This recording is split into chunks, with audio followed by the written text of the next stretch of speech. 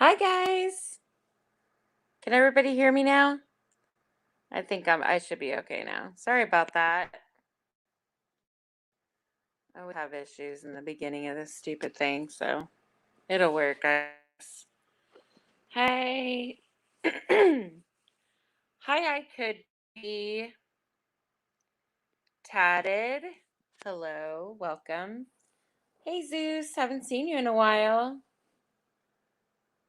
Welcome. Hi, Green Eyes Dragon. Hey, Ed Ramirez. Hello. Hi, where's all the ladies? Hi, some spread lies.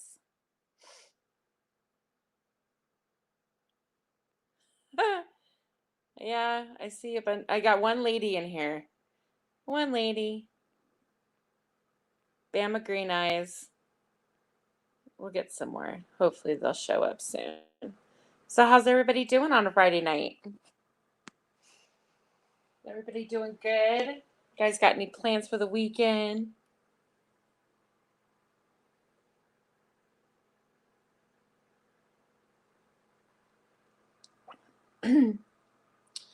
Yeah?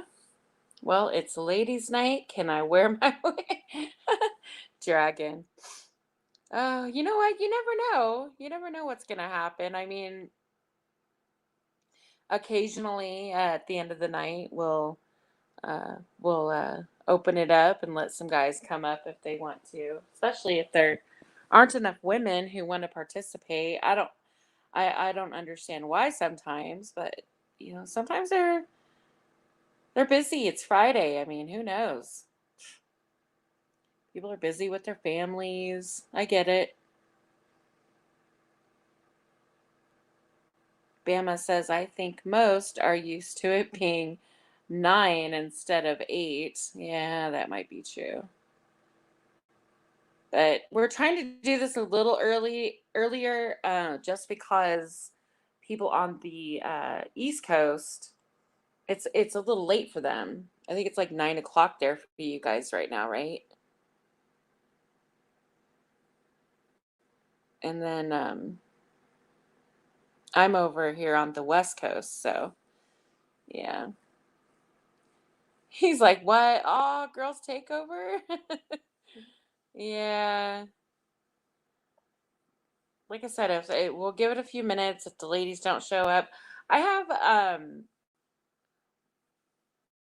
some topics that I want to cover, but hey, that's how it works with this show. It kind of evolves, takes a life of its own, and we end up talking about other things. So we'll see where the conversation goes. But right, okay, that's right. Dragon says he's in Iowa, so it's 8 o'clock there. Um, yeah, Bama likes the earlier streams. She's just wondering how it's gonna work out with summer. Oh yeah. I don't know. I mean, I'm not really thinking about it right now. I I mean, we're not working, so I'm not really on any type of schedule, even though I do need to get my ass back into some type of a schedule because this staying up all night shit, it's got me crazy, crazy tired throughout the day. I mean, I'm getting used to naps and shit. It's like you get up in the morning and you'd have your coffee, and then like it's noon, and then by you're ready to take a nap. It's like what the hell? Hi, Sarah. Okay. How are you? Welcome. Excuse me. I need coffee. Yeah. See what I mean? Hell. This getting up at like 4 o'clock in the morning, and then oh my god. I know I was up at 4 o'clock this morning. I usually see Joni Rotten live already. She wasn't live yet. So I laid there and tried to watch some suck ass videos that were on, but nothing was really playing. So just watch some, yeah, until I fell asleep again. But I really did fall asleep. I just kind of laid there. And then I was like, well, screw it. I guess I might as well get up. Nothing else going on. Okay.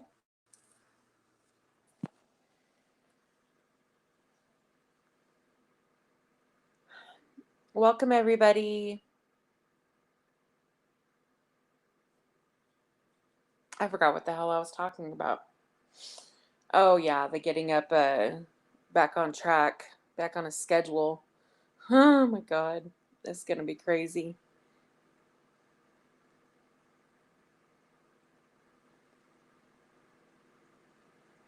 And who know what it's what's it, blah, blah, blah, blah. Who knows what's it going to be like? I mean, they're putting these plexiglass dividers on all of our tables, and to divide, to separate the players at the tables, and they're also putting dividers in between all the slot machines. And I don't know how the hell that's going to work, because they're going to have somebody who, if you sit down and you play, no matter how long, if you sit down and play, then when you get up, somebody's going to have to be responsible for making sure that that slot machine or that table is clean. So how they're going to work that, I don't know. I don't get it.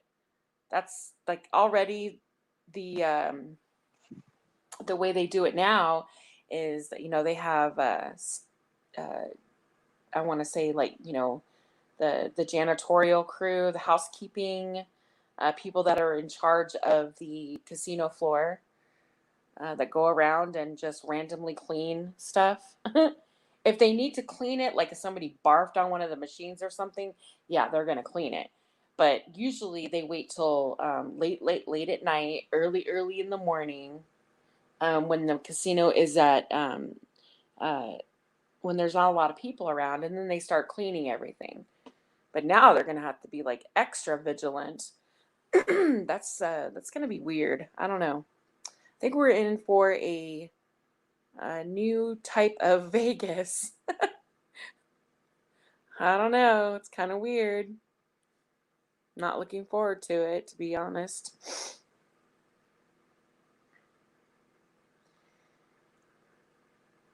Good grief. We have, like, where's all the ladies at? I think they're all over on uh NC Tyrant Hunters. He's live right now. He's got some big name auditors on his panel, so everyone's over there. Right? Well, well, whatever.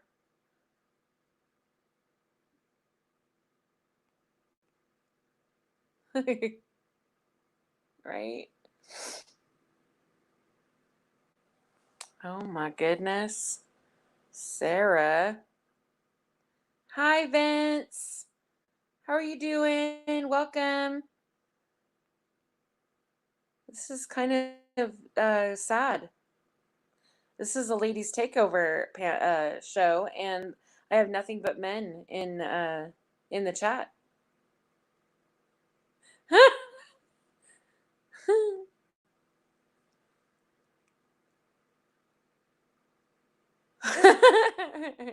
Aw. What's the topic? Okay. Well, I would rather have some ladies up here to discuss it with me. Um, I there was on, I think it was Joni Rotten's. Yeah, it was Joni Rotten on her stream earlier. I wish Cindy was here because she's the one that actually started the conversation. She had asked a question regarding uh, regarding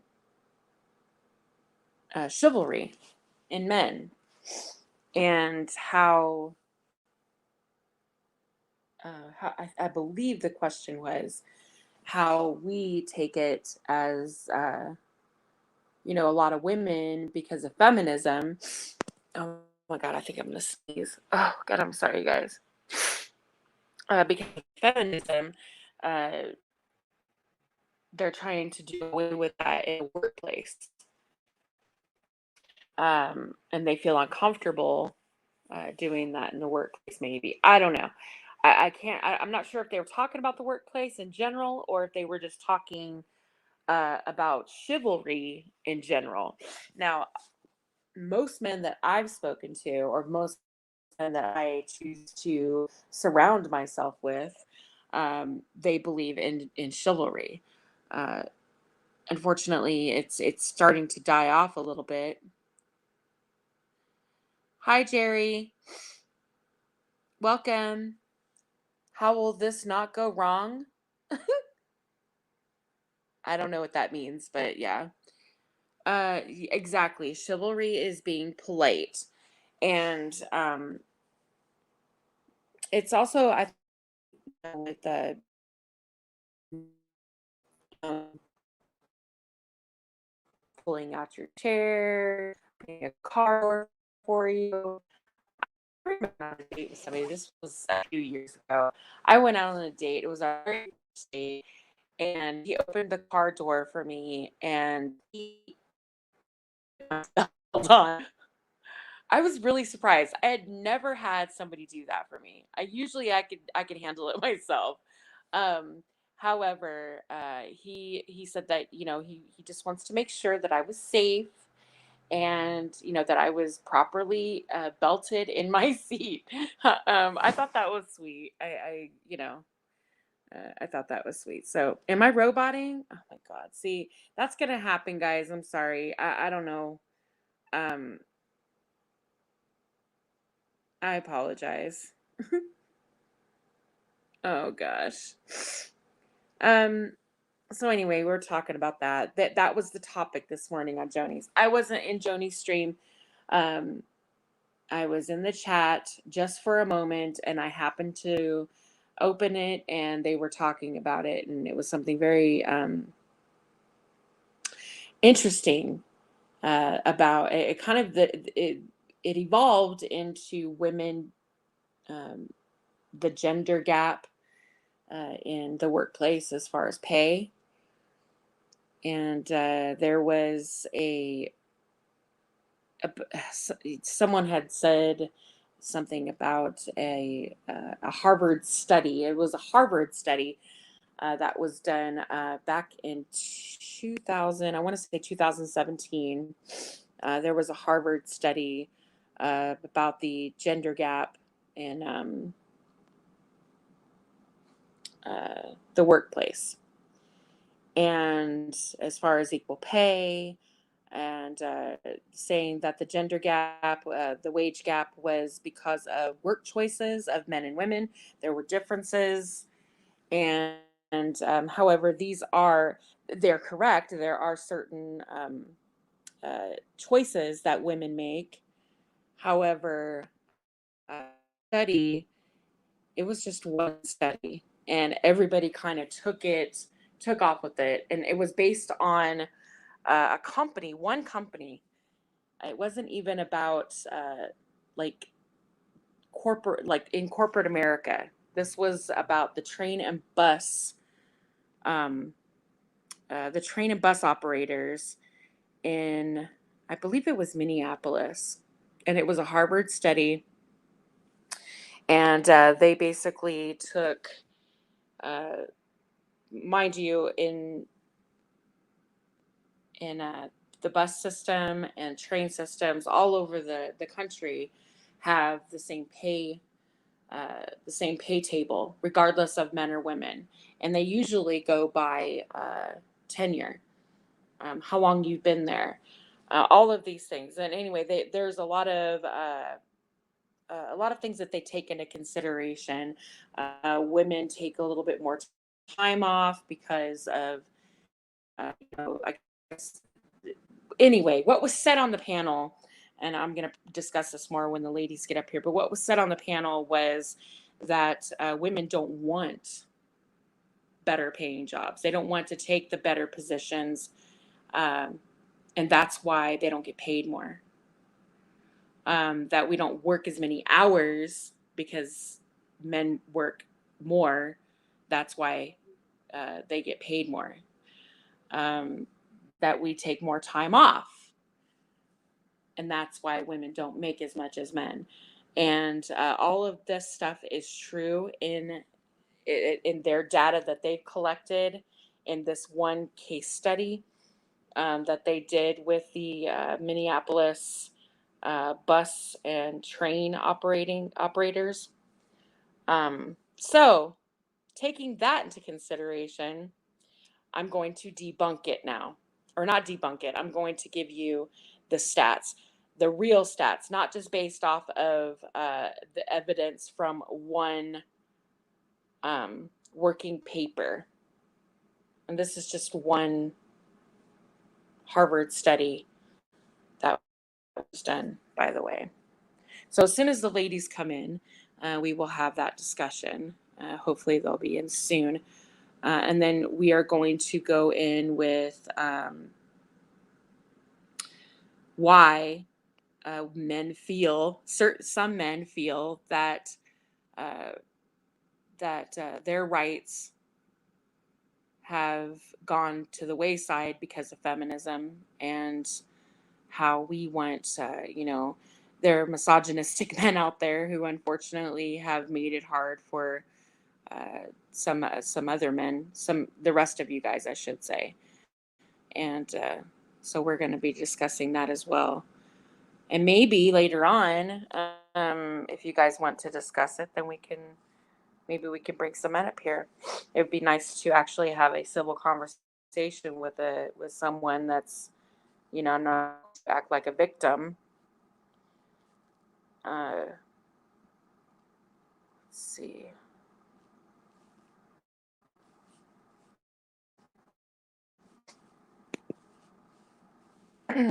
Sorry, I'm not reading chat. I apologize. Hi, Vital Organ. Sorry, I'm not reading chat. I'm going to go back around. What if one identifies for a certain time period to be a woman? Can that person, huh?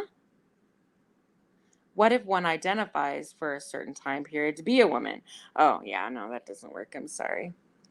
I know the trains, choo choo. Not going to be here for long. I forgot my skirt, Rob. Oh my goodness.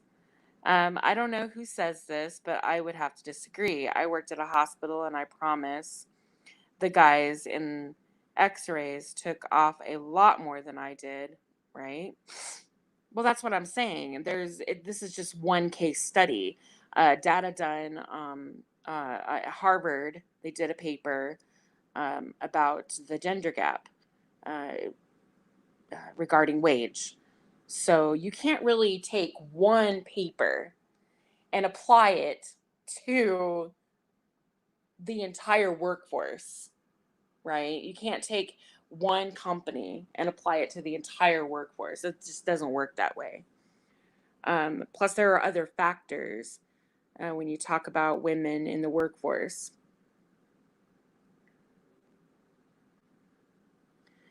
And I have to say this, it just irks me a little bit when I hear a man complaining about women getting equal pay or talking about women's rights. It just bothers me how a man could even have anything to say about women's rights.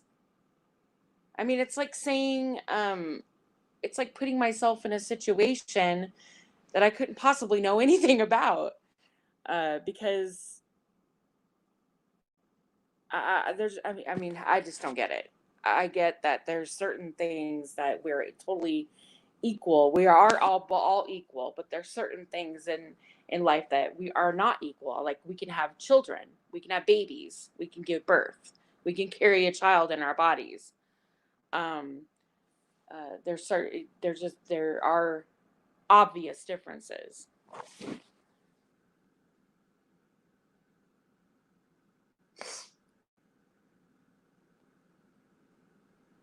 Let's see. Hi, Roadhog.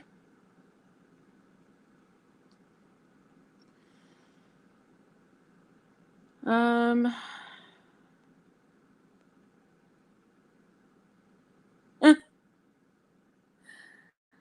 oh my goodness. Bama says, I had a husband and a small child to look after too. Thank you. That's another thing. When you see women in the workplace, there are certain things that are more important to us. Um, we take a lot of time off because it has been all men, but it has been documented that women do take more time off because they tend to be the ones that stay home with the kids when they're sick. They tend to not want to take overtime because they want to be there with their children. We also have childcare that we have to deal with.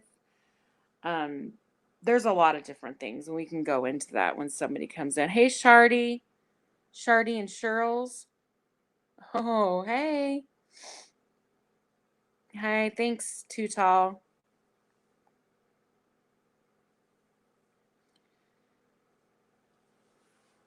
It's a little silly for me to sit up here by myself.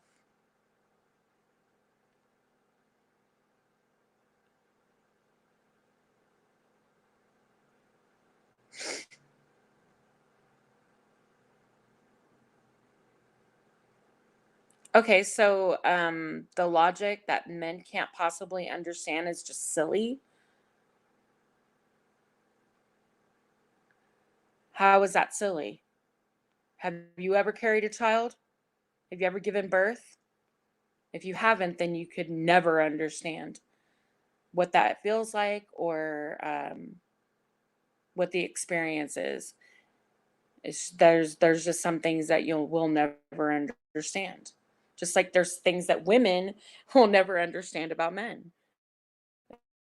It's who we are. There's just certain things that we will never really understand about one another. We can try to, but it doesn't work that way.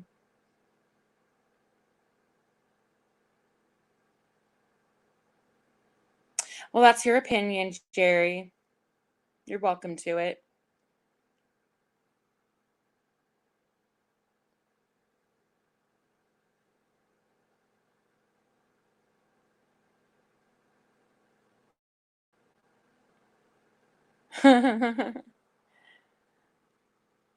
Hey, Bama Green Eyes. Have you ever had a kidney stone? Honestly, that doesn't even equate.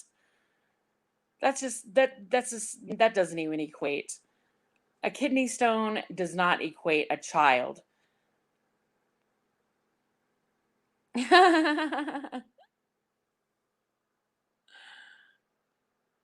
Oh.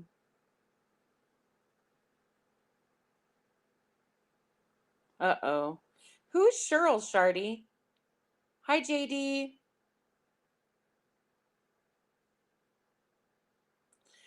Oh, uh, babe, can you help Bama Green Eyes come up if she wants to? Oh, he didn't put the StreamYards in yet. Oh, did you put the StreamYards in yet? I don't think so. Oh, no, yeah, you did. Okay. There we go. There we go. Yeah, that's as close as they're gonna get, but it still doesn't compare.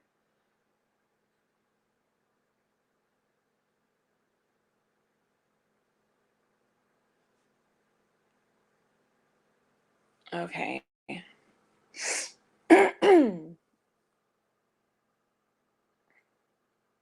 Who's seeing red?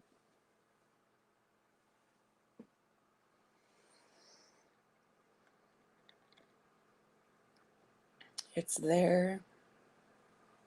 Oh.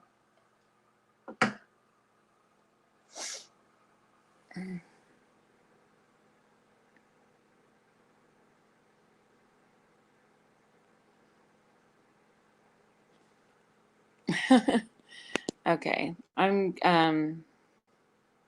going to sit here and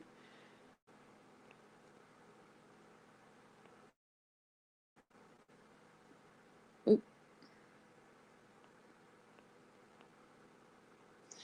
Okay, with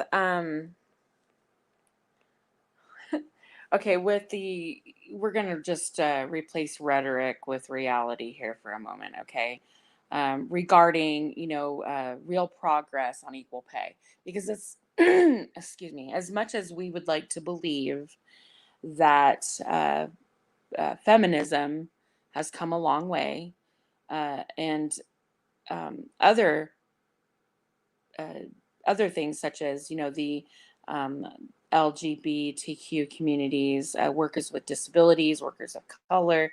I mean, all of these taken into consideration. It's regardless of our gender, race, ethnicity. Um, we should all have equal pay, and it is unfortunate. Hello, I need to know if you can hear me first. I can hear you. Hey, Cindy. I need to know how much background noise I have. I don't hear anything. I just hear you. You sound really good. And I'm using my new headphones. Oh, good. Well, I have tons of things going on in my house. Oh, no, I don't hear anything. Just you. Okay. That's why Yeah, so you're good. I wasn't sure if I could come up because of all the noise in my house. Right? No, Okay. you're absolutely fine. So now that I have you up here, so the question that you asked Joni earlier about chivalry, what was the exact question? How long does it take Cindy to go insane in one morning? No. Right? Okay, let me go back and go through. Oh my gosh, Okay. I was so furious this morning. No, you're fine. Okay, because it was a two-part question and I only got part one out. All right. Is chivalry gotta die before a woman? No. Let me ask the first part, and you answer what you think. What you think? I'm asking you. Okay. Does chivalry have to die before women get equal pay? Hmm. I don't believe so now. I don't believe so. I mean, I wouldn't ask anybody to change who they are, especially if they were raised good, uh, with good manners, with good ethics, with being a gentleman and how to treat women. Um, but that just goes with being polite, right? Like being a good person, not just for women, but I think what Joni was saying about opening doors, like wanting to open a door, whether it's for a woman or with somebody with disabilities, like in a wheelchair or an older Okay, person. okay, let's go with the door. As a woman, do you need a man to open, if you're at the store, do you need a man to open the door? Or, oh, let me rephrase it. Does it make you feel good if a man opens the door for you at the store? Or could you just leave that to your significant other opening the car door for you? Which which makes you feel good? Which do you need? Well, I don't need anyone to open a door for me. I'm perfectly capable of opening my own doors. However, um, it's nice to have somebody who is kind enough to open a door for you. I do it. I open doors all the time. It's something I just don't think about. I just do it.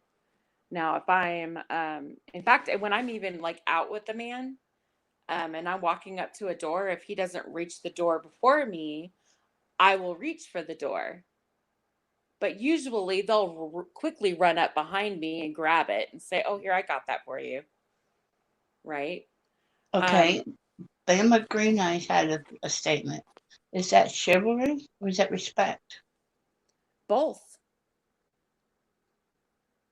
Isn't chivalry part of all of that?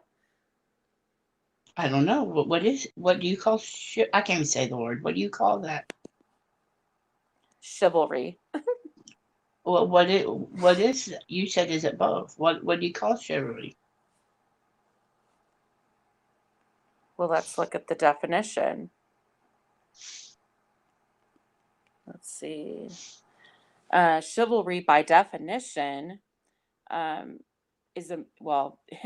To be chivalrous is it goes back to the medieval knightly system with its religious, moral, and social code.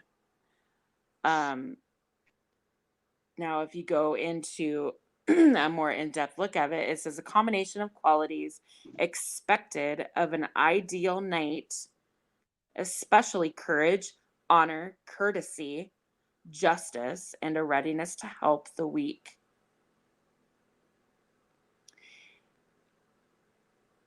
Stop there. What Now, is that? Now now, stop there. Go ahead. yeah, it says a readiness to help the weak. Now, I'm going to tell you right now, I know there's a lot of women that would say that and say, well, we're not weak. And I beg to differ that as a whole, women, and I'm just, it's a fact. Women are the weaker of the two sexes. Correct. Now, I'm not saying mentally, I'm talking about physically. Correct. Okay, we are generally the weaker sex physically. Um, I know a lot of strong women. My mother's one of them, my grandmother, and pretty much every woman I've ever, met in my family have been very strong. Um, but to be chivalrous, obviously, this is something that has been instilled in men since they were boys for centuries. So to tell a man who has learned nothing but, how to respect women, how to treat women, with, being chivalrous, um, to tell them that they can't do that in the workplace because it's considered what it's considered wrong. I don't think so. I don't think so at all.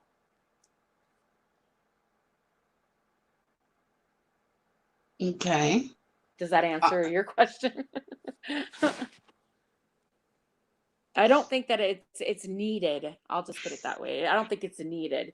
I don't think it needs to be it needs to be rid of completely to for women to excel in the workplace and have equal rights, equal pay. should it stop in the workplace?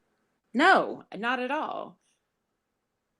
Shouldn't stop anywhere. We should all be kind to one another, and we should all, uh,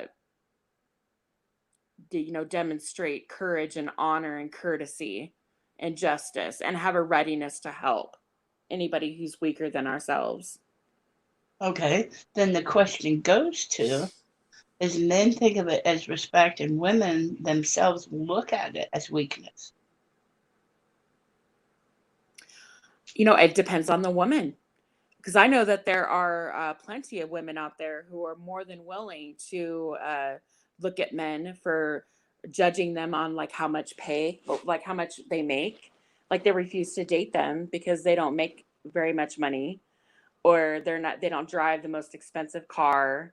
They haven't excelled in a great career, or just the opposite. They're, especially younger women, for some reason they've got this, because of music videos and social media, for some odd reason, I can't tell you why, but they for some reason are attracted to these like thuggish, ruggish dudes. And that's apparently supposed to be sexy. I don't know. I can't see dating a man with his pants hanging around his ass, but hey. I couldn't take a dude seriously like that. I couldn't. Um Have you ever heard a woman say, I can open my own door? Yes, sure have. And I think that's um, where I draw the line with the feminism thing. I'm kind of like in the middle. I know with women's rights and but feminism has it's we've done a lot right in the past 120 years. Um,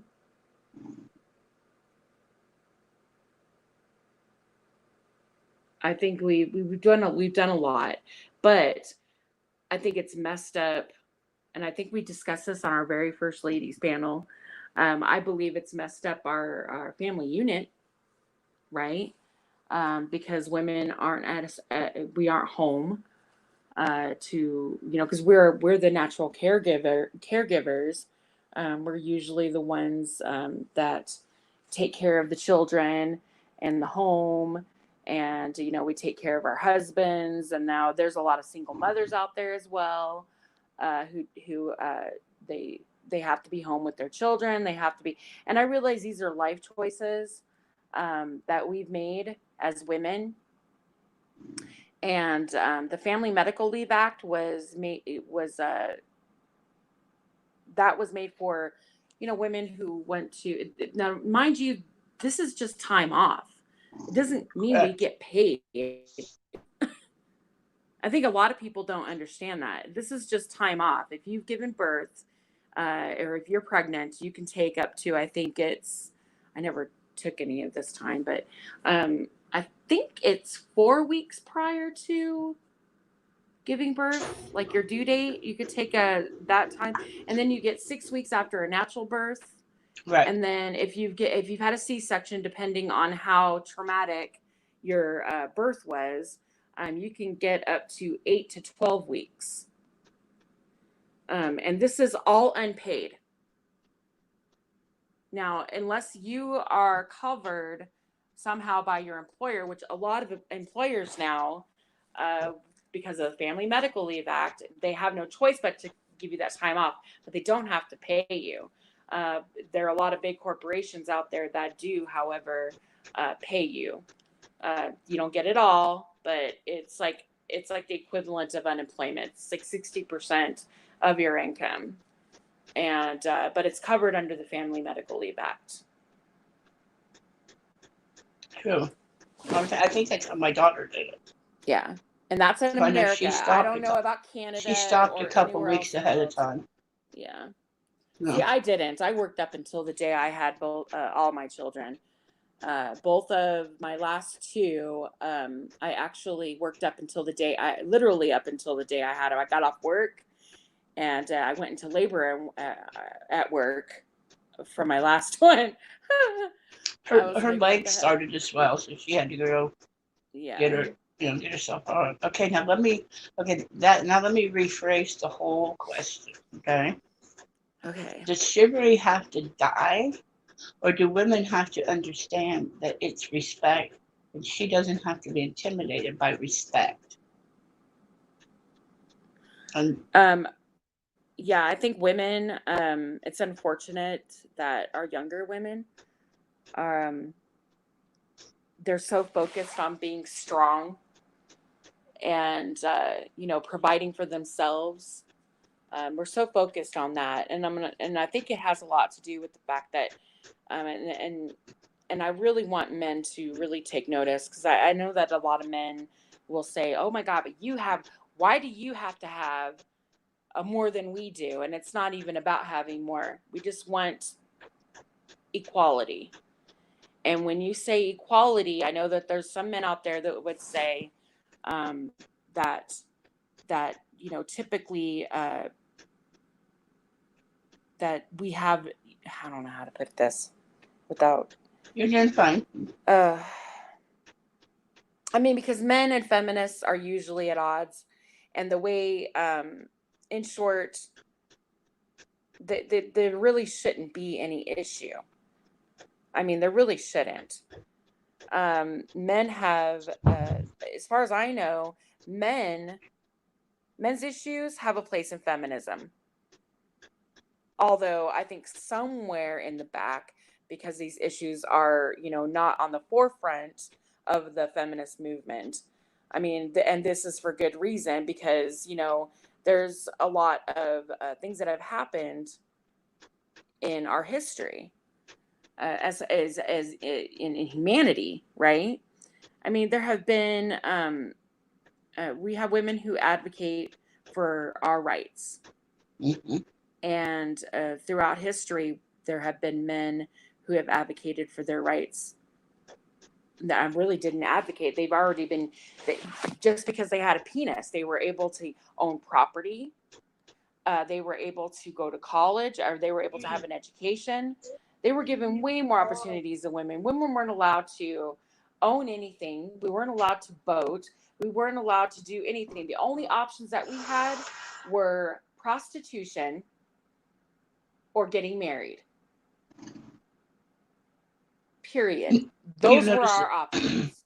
you notice this morning. Hold on. How many men sat there and said, "Well, the women only work 37-hour weeks. The women take off to have babies and all this other stuff, so the pay should be different." Who said that? Joe and Tiffany, they both did. Joe said that?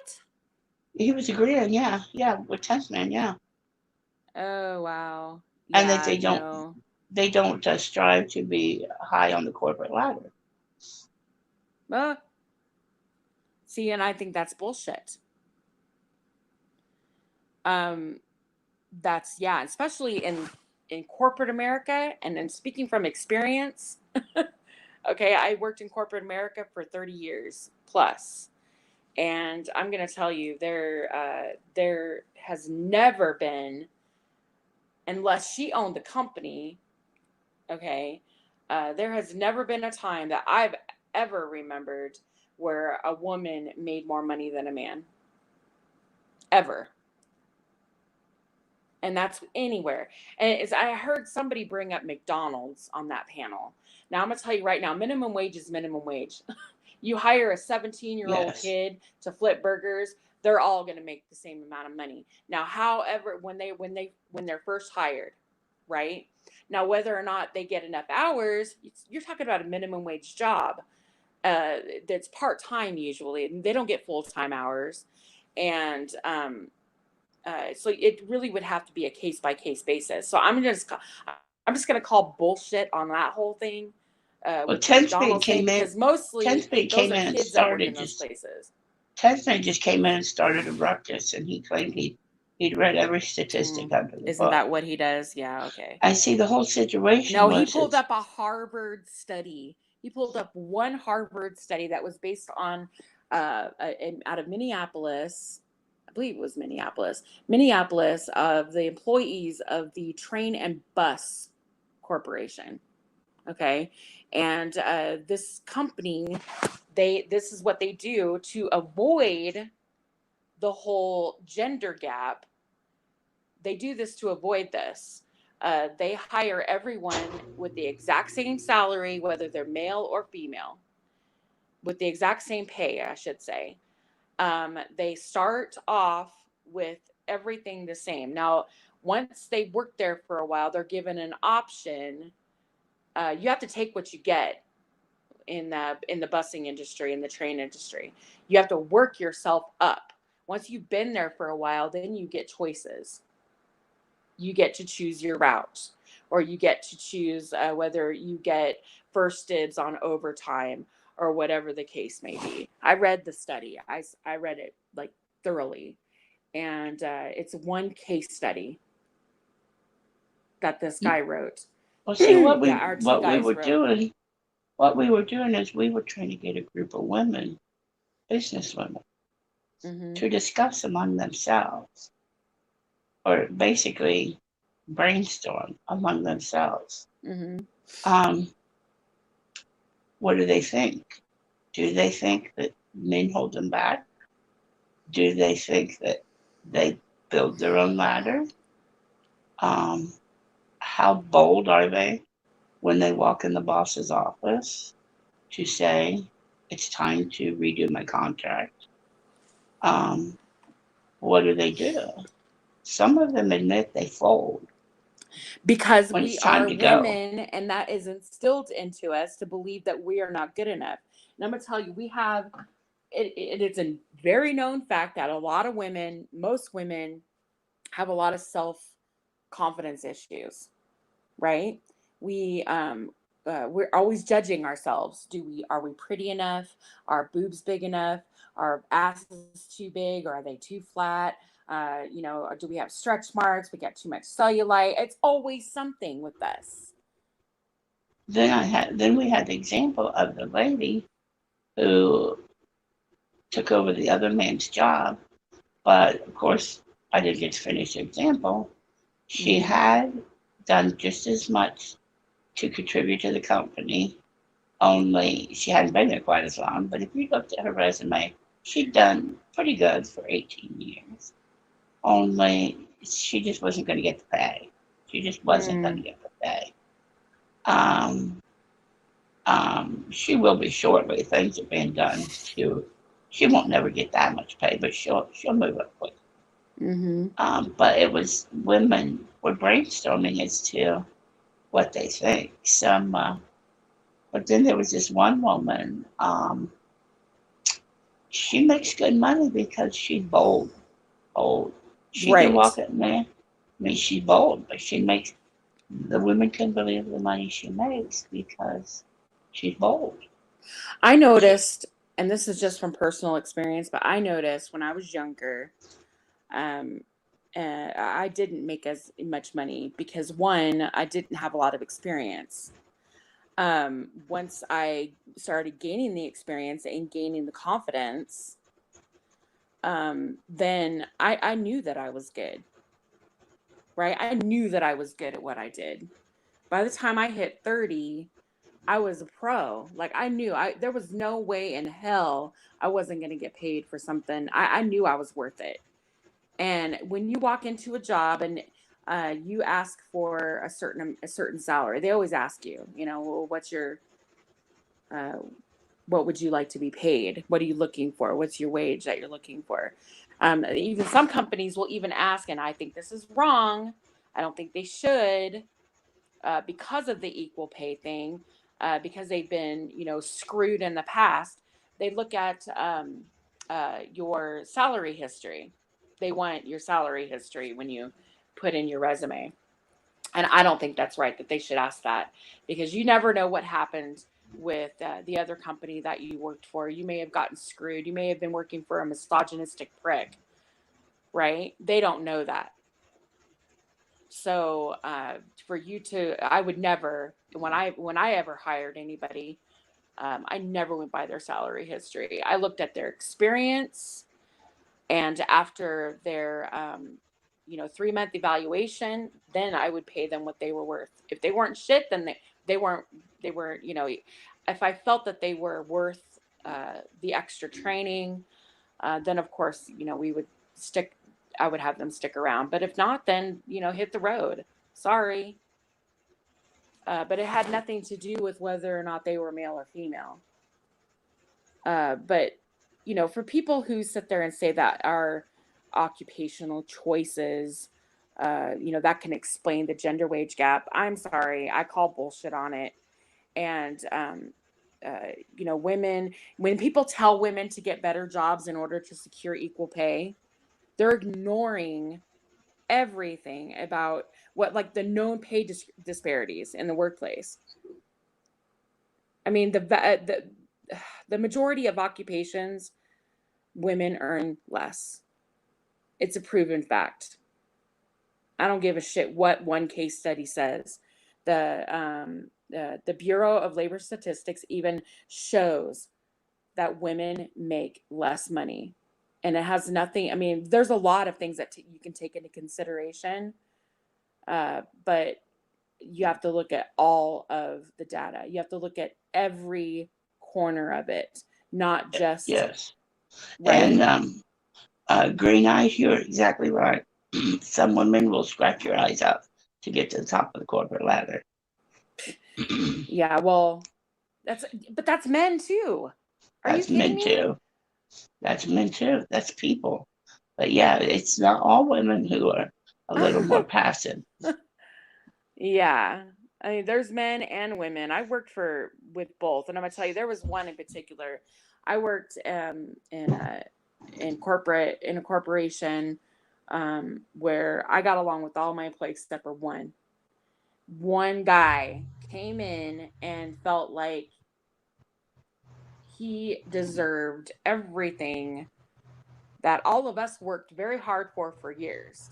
But he felt because, he felt left out and he wasn't getting the accounts that he wasn't getting the big accounts like we were getting. Well, we worked those accounts, right? We put the legwork in. We were busting the streets. We went in. We met all of the engineers and the scientists and the doctors. We did all the legwork on these accounts. So when the orders started rolling in, and the commission checks started rolling in, well, of course, we earned that, right? That's the payday. That's the whole point.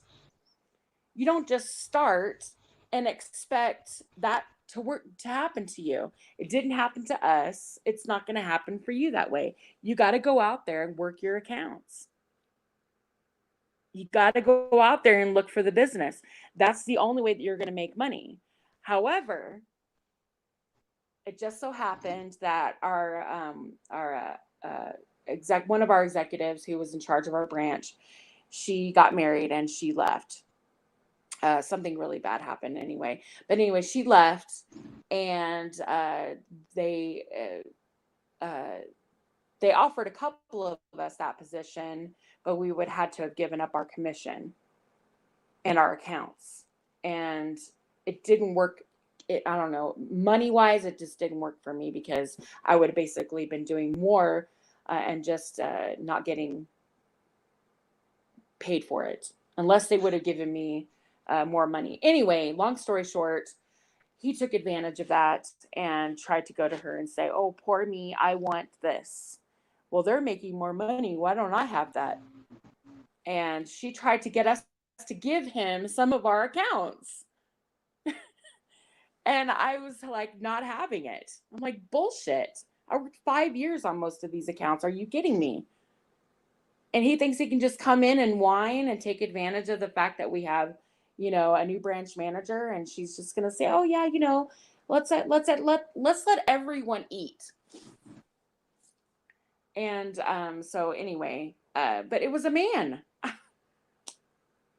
And it, Patriot and it was funny Defense. because in my office it was one, two, three, I think four women, and we had one other man working in my office, and he worked our Mexico accounts. Patriot Defense says his wife made $30,000 less doing the same job as a guy. Mm-hmm. Well, my daughter, about a year ago, just got hired on, and she became the boss and of 6 people. Mm-hmm. And the one guy was throwing a fit. She said he went to her boss because he wasn't going to take orders from a 35-year-old. And I guess What? he was 30, he was 52, and he said he wouldn't take orders from a 35-year-old. Wow. That's And I said, crazy. "Oh," I said, "You have an issue." You know, the, is it because that was he just hired or was he there for a while? She'd just been hired into the company. Oh, and he had been there for a while, and he said that he wasn't going to take orders, or so he was trying to be okay. I think I understand what you're saying. I think I understand what you're saying. Okay. Yeah. So did he get fired? She transferred him to another department because he became a problem.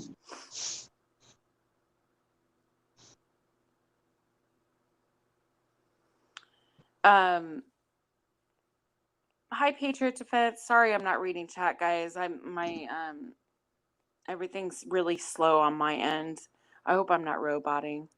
If I No, robot, no, Cindy, will you let me know? I Okay. will. You're doing fine. You're doing Hey, fine. But yeah, DDT. DDT's upset that we're not letting him have a link. I don't Well, understand no. I don't Yeah, understand it's a DDT. ladies' takeover. Yeah, I don't understand his last comment, but Tank can handle it. Um, I'm just going back and reading. Someone says, "Damn women must have it bad. What about us guys? We are good looking enough.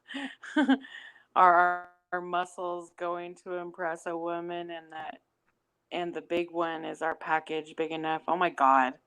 Yeah, Green Eyes, my ex Could it be nephew, a worked at a women? place, was fired because his supervisor was a woman and he couldn't handle it. See, I Oh just don't. shit. Well, these are all valid points. But I'm gonna say this. Um, according to we all know that men earn more than women in about 12 different occupations, and this is according to the Bureau of Labor Statistics. And these are numbers that go back to I think like 2018. Um, accordingly, a woman can move from one occupation to another to seek higher pay, but a job change does not ensure that she will not face a paid disparity. Women deserve to be paid fairly wherever they work, which I completely agree. Right. Um, Furthermore, dismissing the gender wage gap is merely a reflection of women's choices and ignores the gap's underlying causes. Now, discriminatory attitudes can lead to women being pushed out of fields with higher wages or lead them to being underpaid in both high and low wage jobs. Recent studies have found that women in science, technology, engineering, and math, and these are the STEM occupations, which tend to pay more, have higher attrition rates than men in these fields and than women in other occupations. Explicit and implicit gender biases likely factor into their decisions to depart because they feel uncomfortable and they're not getting fair pay. A 2008 study found that 52% of women in STEM quit their jobs by mid career, citing feelings of isolation, unsupportive work environments, unclear rules about advancement and success, and extreme work schedules as a key reasons for leaving. Um, Also, the lack of strong work and family policies, which I've also found in corporate America, all right, contributes to pay disparities because women are frequently expected to handle much of their family's caregiving needs and therefore end up spending more time than men out of the office to shoulder those responsibilities. And we know this to be true. Mothers, Right. especially, are often pushed out of the workforce because of the absence of comprehensive paid leave policies and affordable caregiving policies or options. I mean, this is why we have the Family Medical Leave Act, policies that allow mothers to return to work more quickly after childbirth and work longer hours if desired, if they want to be more productive. But this shouldn't have to be, this shouldn't have to be a prerequisite just to narrow the wage gap. It's It bullshit. shouldn't. It shouldn't need to be. I mean, there's a reason why men move up. There are reasons they say that men move up because men climb the ladder. Well, let's see. Most men don't have the responsibilities that women have. I remember going to work, working 10, 12-hour days. So that whole 37 hours a week shit can kiss my fucking ass. Because I remember working way longer. Okay, even when I was pregnant, I was working those long hours. And I'd have to go home after sitting in traffic for an hour, go home, make dinner, take care of my family, yada yada yada, 6 hours sleep if I was lucky, and then get up and do it all over again. And then if I got sick, I didn't really have a choice. I had to go to work unless I just was on my ass and I couldn't, do it. But if my child was sick, there are really no options with if you have a kid, because you can't take them to childcare if they're sick. They can't go to school if they're sick. So therefore, who's going to stay home? The husband? Probably not. Women usually stay home because they're the nurturers. And That's most right. men, I know my ex-husband was like, well, what the hell? I don't know what to do. Baby throw up? Like, you know how to do all that stuff. I mean, it's true. I mean, we have more nowadays. We have more single fathers than we've ever had, right? Um, Yeah. there are more single fathers out there, and men, are taking more of a role, an active role in parenthood, and I understand that. But the when it comes to gender wage, sorry, wage gap, um, I mean, this isn't bullshit. Nobody's lying to anybody about that. It's happening. It's been happening, and women have been getting the shit end of the deal for centuries. So Was you in if we there? want, Was you in there what? when Bruce tried to say the wage gap quit 25 years ago? No, I wasn't, but I think that's bullshit too. Nothing changed. We have gotten better, but nothing's changed. Not really. I think they found ways to get around things, and uh, you know, um, we're getting better. In some ways, we're not getting better. I think that with a lot of the data that's being the data collection efforts are, you know, I don't know. If it was that much better, we wouldn't need the legislation. Right, right. I mean, changes to the law, are more government enforced. I don't think those are necessary, in my opinion, because private employers, they're pretty proactive, and they can evaluate and modify their pay practices, and they have, like, especially like larger. I'm sorry, smaller businesses. They have. But when you get up into corporate America, like the large paying jobs, um, like CEO positions, CFO positions, account executive positions, especially in business and marketing, which is where I work. Um, I mean, you're talking. I mean, it's a dog eat dog world. Okay, whether you're male or female, and it's unfortunate, but men do get paid more. It's just the way it is. And they're offered the big honcho positions because, one, they they're willing to do whatever it takes, and that if that means stab people in the back, they'll do it. And I mean, I'm not saying women won't because I have met some, but the majority of women will not do that.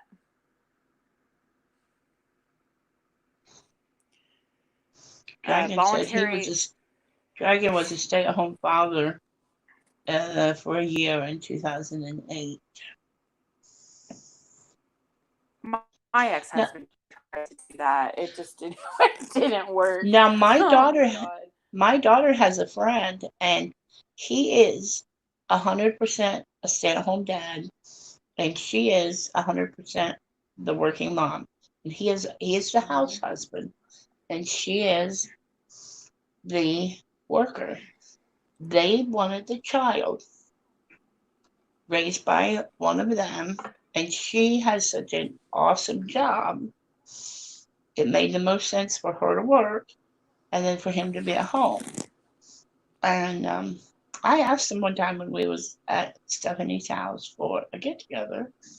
I asked him, I said, this doesn't bother you, to say your friends say anything? He said, you kidding? My friends at the end of the day want to be me. Mm, But right? she's got such an incredible job that it made the most sense for her to be the one working and him to be home with the Oh my kid. God, this is. I'm gonna tell you, my ex husband and I, in my household, I made more money, right? So it only made sense in the beginning. We thought, oh my God, childcare is like super expensive.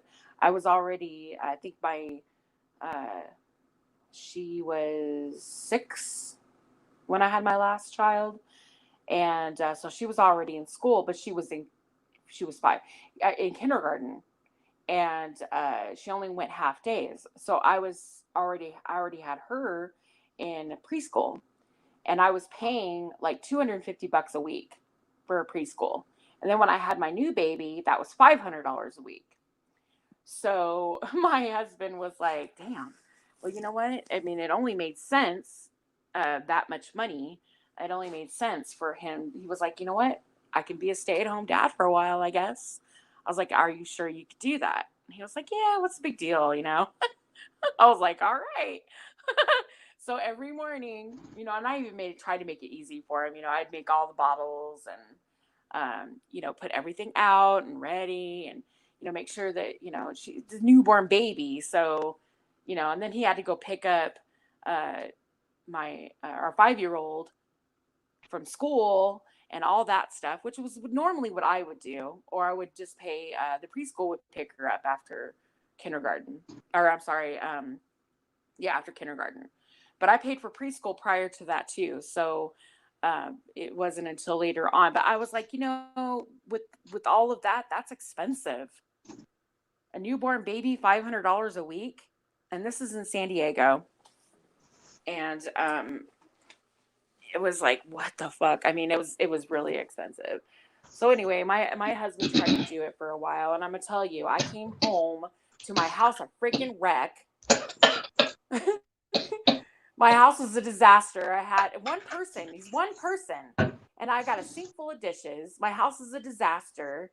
There's dirty diapers. There's one on the kitchen floor, or on the left on the bed in the bedroom.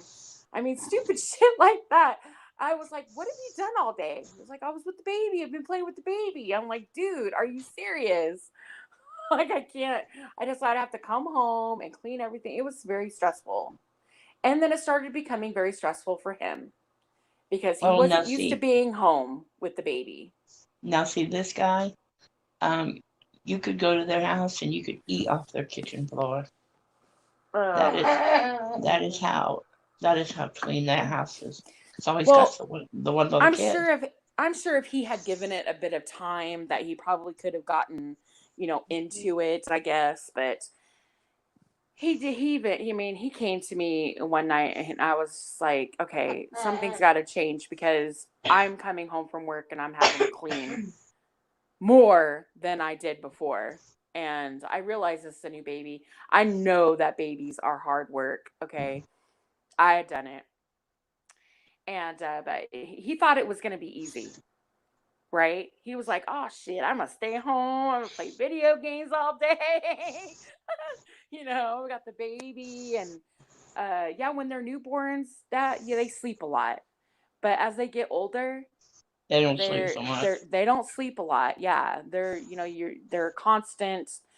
Uh, you have to you're constantly with them. Basically, they're constantly crying. I think maybe if you're lucky, you'll get an hour and a half when they're napping to shower, do some Hmm. housework, maybe some laundry, whatever, Um, but especially, and if you have other children, like when other kids start coming in from school, or you got to pick one up, I mean, then it gets harder because then you got to make sure you can do the after school snacks, and then you got to help kids with homework, and My then you got, husband used to say, I mean, I have to go to work so I can rest. Yeah, that's what. Well, my husband came to me and he was like, "Honey, I'm so sorry." And I was like, "What? Why?" He goes, "I never realized how much you do." He goes, He goes, "I knew you did a lot, but it wasn't until I had to step in those shoes that I was like, damn, wow, how does she keep the house so clean?"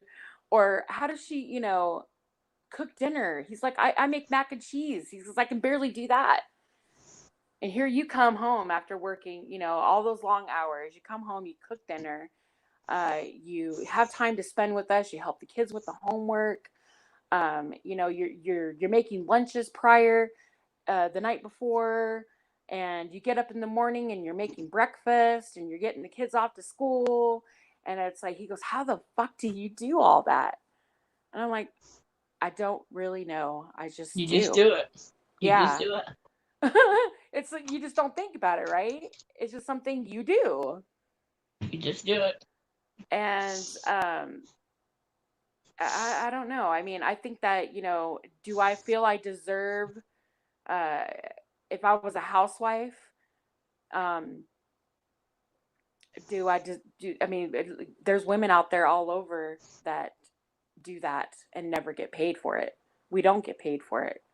So should we stand up and say, no, I think we should get paid for being housewives because that's like the hardest job ever. Um, being at home because you're doing everything. I remember taking my kids to soccer games and cheer practice and dance and just all kinds of stuff. I just When never even. when my grandson was first born, my daughter would say, "Well, how do I know if this happens? And how do I know if this happens?" And I said, "Honey, Mhm. you'll just know. Yeah. How do I know this and how I know this?" I said, "You'll just know." And Yeah. I said, "Trust me, your tummy will tell you. Your gut will tell you. You'll just know. Right? You'll I just think it know." just kind of kicks in when you're a parent, I said, regardless of men and I women. told When her, I you're a said, parent, it as just soon as you kicks have the in. baby, you'll just know. Yeah. Yeah, absolutely. Even I dads, as soon as agree. mom has a baby, dads just know. Right. That's true, I Green mean, I'm Eyes. not. Payment can come in many forms, not just money. She says I would have had a nervous breakdown. I mean, but these are choices we decide. I don't think that we should, as women, have to take less money simply because we choose to have a family, or we should get looked at differently because we choose to have a family. Just like I don't think it's fair that people who don't have children have to work the holidays, That's true. right? Because then I they're I, getting I penalized for never not having a family. exactly. I was like, what But the fuck? I mean, if they want to, that's one thing, but it shouldn't be mandatory because they didn't. exactly. In fact, when I was boss, I used to tell my employees, okay, look, we are going to. We ran a skeleton crew anyway. Our business was super slow because most of our companies were shut down. They take that time to retool. So because it's the holidays, so we didn't have a lot of business anyway. So what I would do is I'd say, look, if Christmas lands on a Thursday, we're gonna get that Friday off anyway. So we are going to draw straws, or just if people can't come to an agreement, we would draw straws or draw numbers or whatever. But for the most part, it was pretty easy. Some people would be like, okay, well, I'll take Monday, Tuesday, and Wednesday. And then I'll say, okay, well, if we're getting Thursday and Friday off, then who wants to take off the following Monday, Tuesday? And then we get another week because it's New Year's, right? And our company wouldn't even know the wiser. We just log everybody in on their computers, act like they were there, enter orders if they came in on their system, go over there and bullshit on their computers every now and then so that they thought that they were there. And everybody benefited from it. You still got paid your time and a half or double time. And, but we worked together as a team, right? But it was I just don't like it when you have companies that make other people say, well, I got, well, just because you don't have kids doesn't mean you should have to work. That's not right. You have families, I'm sure, that you'd like to go spend time with and, you know, uh, go do things with. So it's just like the weekends. Oh, I got the weekends. I think if you, most companies though, they will allow you to switch days with someone or schedules.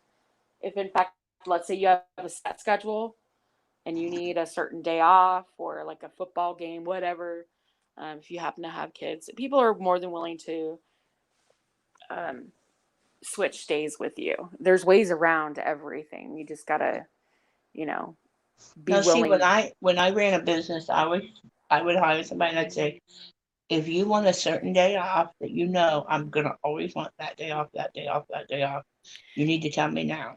I said, Right, if Junior always has Friday football games, you tell me now so that I know you are never gonna work on a Friday. right. I never I worked said, weekends. I hadn't worked weekends in a while. I think I worked for a company, and this was like 20 years ago. And I was required to work weekends, and it was part of it. But there was a time when I wanted to work holidays because I needed the money. um, but there's other.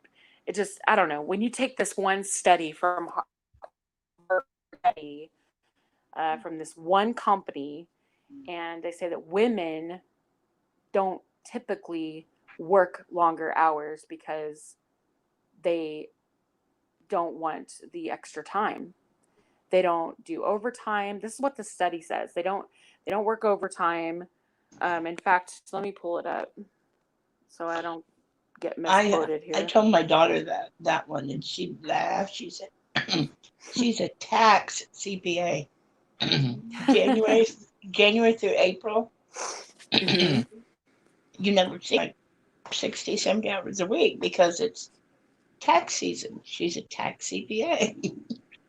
Wow. She said, "Yeah, I never work. I never work." She said, "I never And if see you, my children. I never see my husband. I never see mhm. anybody."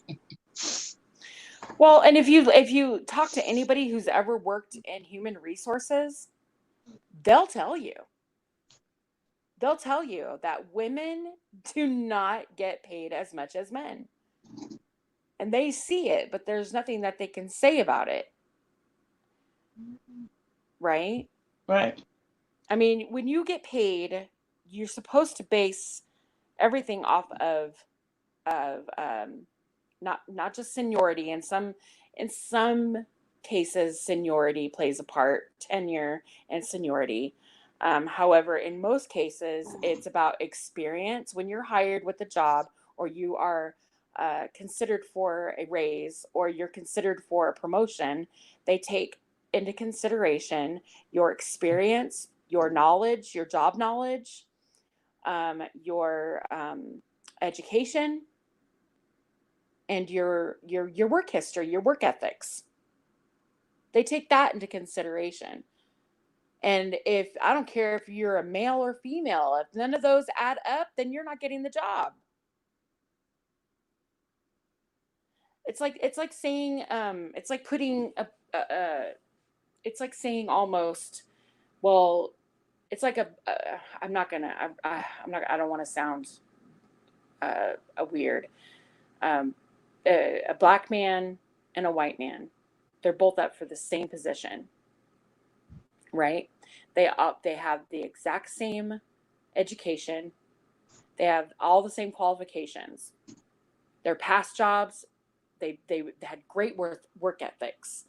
Um, their experience lines up. Everything lines up. They're both on paper perfect for this job. Who gets the job? The Nine white times guy out of does. 10, the white guy does. The white guy does. Absolutely. And there is data that shows that. Okay.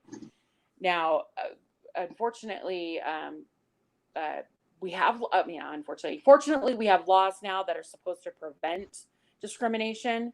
whether it's for race or gender, but or religion or creed, anything. We have things in place, laws in place that are supposed to keep that from happening. Unfortunately, it happens. It happens even when you try to buy a home. It happens when you try to rent an apartment.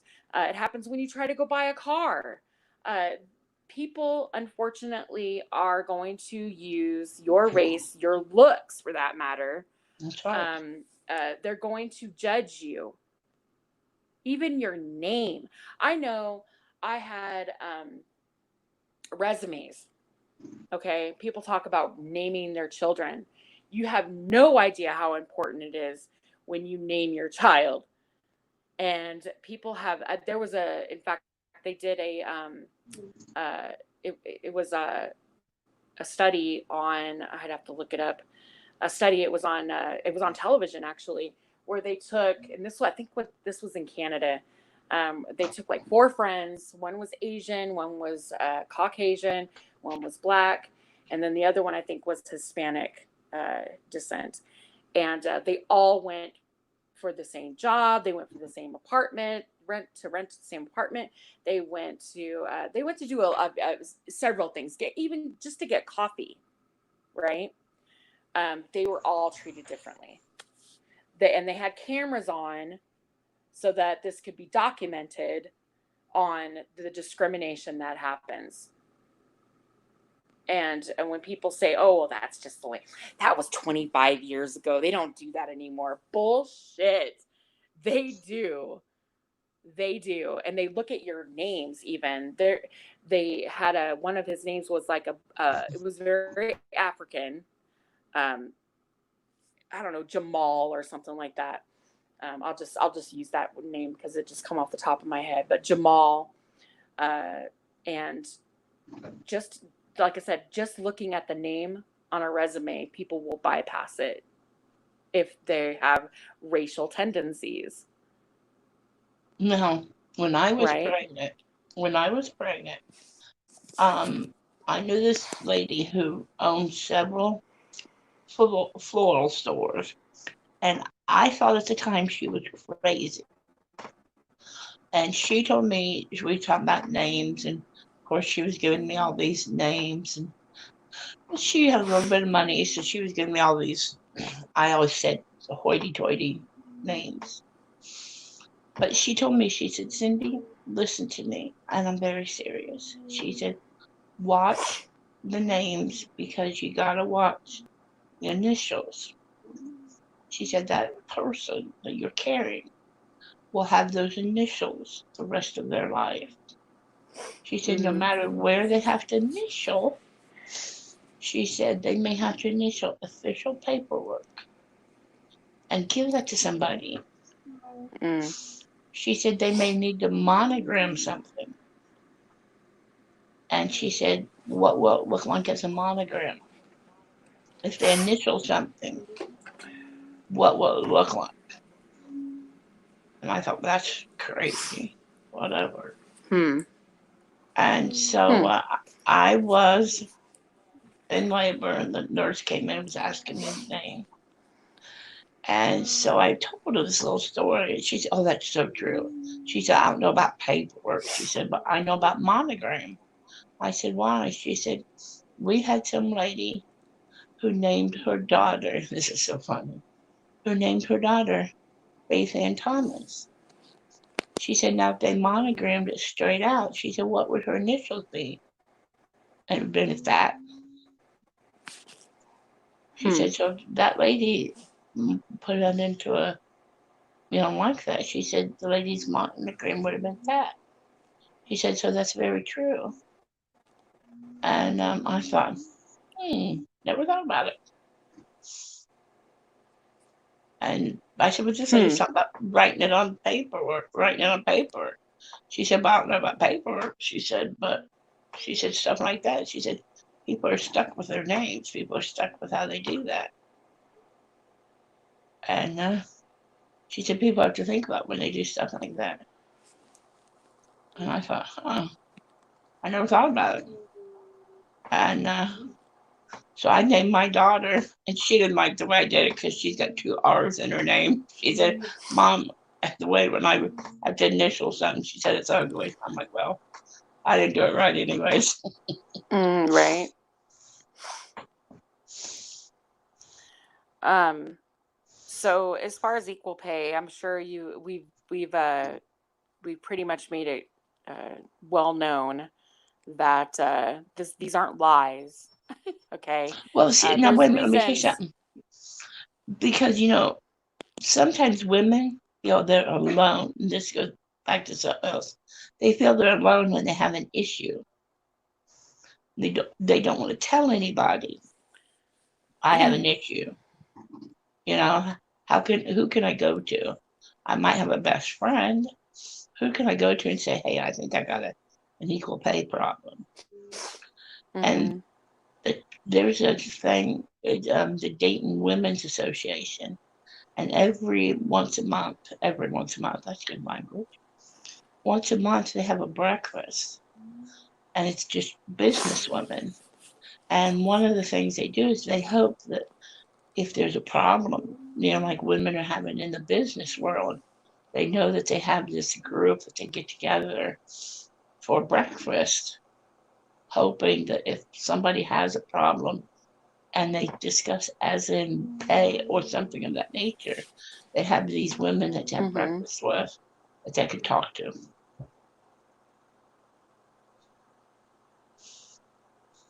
I'll go with you. You know it's a lie. I forgot to And put this that in is there.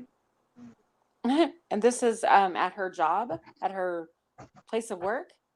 No, it's the whole town. It's the whole city. Oh, It's called. oh, okay. It's the town. They go to They the all get Holiday together Inn. and They go to the Holiday Inn, and it's like what did they say it is? 9 corporations now are involved, and women get together and have breakfast. I think the last. I'm gonna say the hmm. last breakfast had like 50 some women. Oh wow, that's cool. I like that. See, I like that women can be there for other women. We should uh, be, instead of hating on each other and trying to tear somebody down, instead try to empower each other Hmm. and lift one another up. And I think we're getting better at it. I think we're still having issues with it. If we can't expect women, I mean, I'm sorry, if we can't, if we want men to treat us with respect, then we need to learn how to treat each other with respect, That's right. right, and dignity. Not be offended if So a man treats you with respect. I mean, yeah, treats you with no, something. absolutely not. And I'm gonna tell you, I think that's wrong.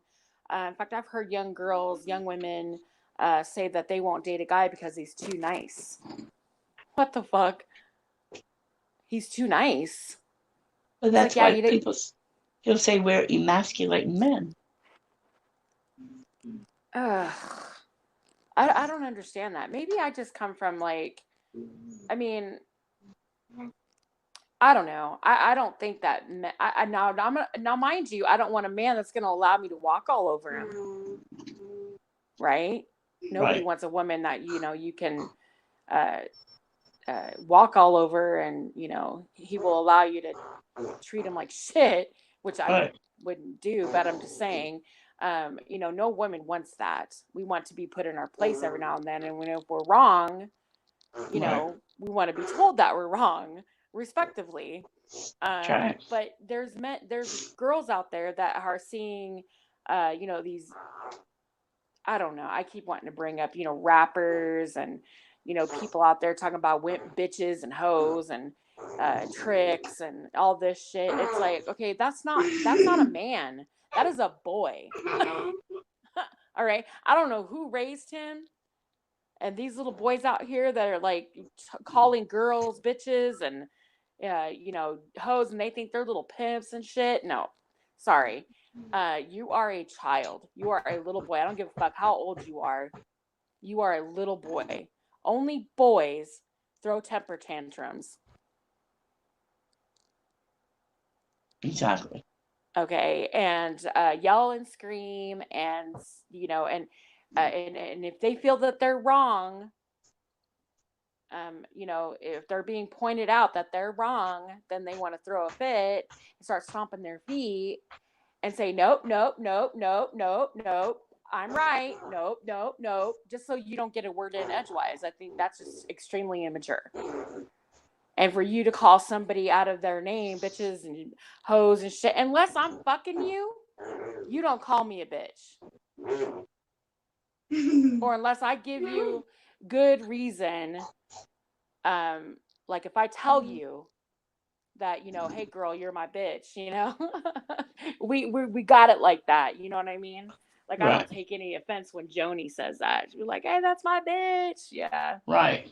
I don't take any offense to that because one, we're women, right? And it's not taken out of context.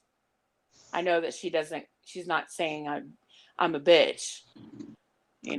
Right. There's no precursor words in there like Two fuck you, two bitch. girls two girls joking is different than somebody being hateful. Right, right. Um, but yeah, when going back to the chivalry thing, um, I think when men treat anyone, for that matter, disrespectfully, who show no signs of being chivalrous, i.e., the definition of chivalry. So the qualities expected would be courage, honor, courtesy. Courtesy is a big one. Courtesy is a huge one for me, and being willing to help. Right, to me that would be like compassion, empathy. Good word. Right. Yeah. No, nobility, fairness, truthfulness, integrity. To me, that's a big one. Integrity. Um, I think if you can lay down every night and go to sleep knowing that you are harming someone for any reason, if you're harming them and you don't feel any guilt, or it doesn't bother you in the slightest, you're a sociopath. Um. Well, I want to know why a woman. Let me see. Make sure I say this right. What would make a woman be so bitter? I don't know if bitter is the right word. That she would have to say, I can get my own door. Why would she care if a man opened her door? Maybe, no, this is just a wild guess, but I'm thinking that maybe she was raised by a hardcore feminists. And what I mean by that is women who don't feel that they need a man for shit. And they'll say that too. I don't need a man for shit. And I can raise my own damn kids. I don't need a baby daddy, whatever the case may be. I can do everything on my own. I could pay my own bills. And yeah, you know what? That may be true. You can. I mean, I do it, right? I mean, I Right. don't have a man and I pay my own bills. I took care of I take care of, well, my kids are older now, but I'm just saying. There was a time when I took care of my own children. There was I do things for myself. Do I need a man? No, I don't. I can take care of myself. I can open my own doors. Okay. I could do things for myself. Um, would I would I would I would I love having a man in my life? Or if I'm going to the store and I happen to reach for a door and a young man or a man reaches for it first and says, "Here, let me get that for you," I look at them politely and say, "Thank you." And it does make me feel good, not just because he's a man, but because, wow, people are polite. And usually when they open a door for you, they're smiling and they say, "Here, let me get that for you. Hey," and when I say thank you, they're like, "You're welcome. Have a good day." Usually, right? People don't But open doors and say, "Oh, here, fuck off. Let me open this door for you." It doesn't work that way. Usually they're good people and it's just instilled in them. They don't think about it. They just genuinely Betty, what do you have mean? that, What's chivalrous bone in their body. Betty? What do you mean? What's the matter with that? Ain't bother no one. What do you mean? Oh no, there you go. You mean you ain't bothered no one by not having a man? No, you don't need a man. I don't need a man. If something Yeah. happened to my husband, I can't picture me getting another man. So being independent. No, there's nothing wrong with being independent. Yeah. Golden's independent. I mean, I'm independent because I have to be. It's not, well, I guess it's a bit of a choice too. I mean, if I wanted okay, let me go back. If I wanted a man to take care of me, and that's really all that mattered to me, hell, I could name a few right now that I could just call and I could, maybe I don't care about them really. I may not love him, but I just want to be in a relationship for the sake of saying I'm in a relationship and I'm not alone. But that's not what I want. That's not what I need. I So, therefore, I will be alone until I find the person that that I choose to make me happy, right? And then I will decide. And when it happens for me, that's great. I mean, if we choose to be together and live together and work together towards a better life together, and we help one another, that's wonderful. But I don't need that. I choose to have a man in my life, but I don't need it. Betty, are you saying that it's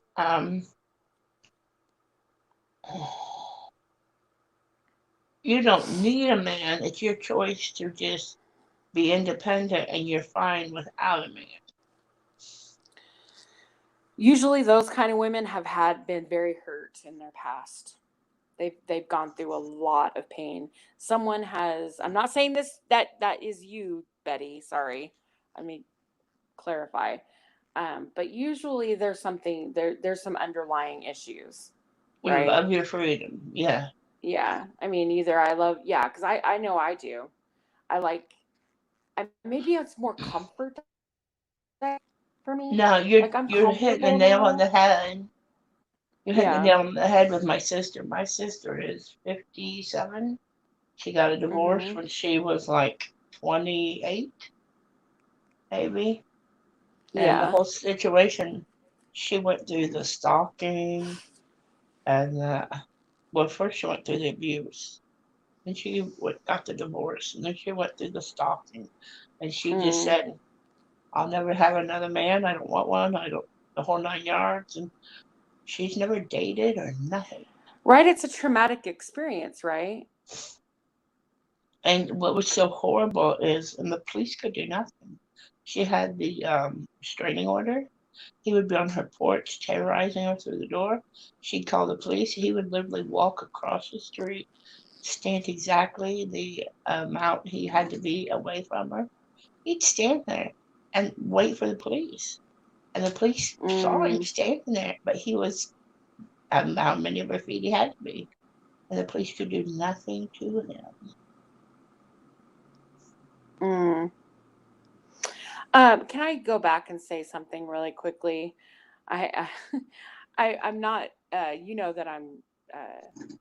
That me and Tank are together. Everybody knows this now, I think. No, Um, everybody does not. Okay, well, everybody should know by now. Okay, me and Tank are together. Tank and I are together, and I just want to go back and say that if I choose to live with him, it's because I've made my choice. Right? We're together, and I've made my choice. He's who makes me happy, and if like, who knows what the future holds? Well, let's say we right now I'm okay. Living by myself, I can take care of myself. Everything's good. But I would not be opposed to letting a man take care of me if, in fact, that's what he wants to do. And I feel comfortable with that, which I have no problems with that.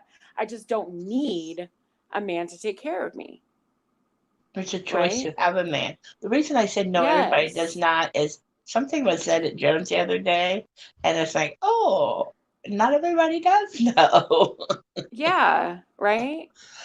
I'm Yes. just saying, yeah, I just don't want anybody to think like, oh, well, she doesn't have a boyfriend or anything. Yes, I do, but that's beside the point. Uh, I don't need anybody to take care of me. Do I want someone eventually in my life and take care of each other and build a life with someone? Absolutely. Um, I could be, hey, Debian. I could be says I need a woman to take care of me if she wants to. Okay, um, that's funny. I could wait a But minute. I could have a woman anytime he wanted if he would take that silly I avatar down. maybe he doesn't want to. Maybe he's I could be. comfortable. I could be. Are you going back to work this weekend?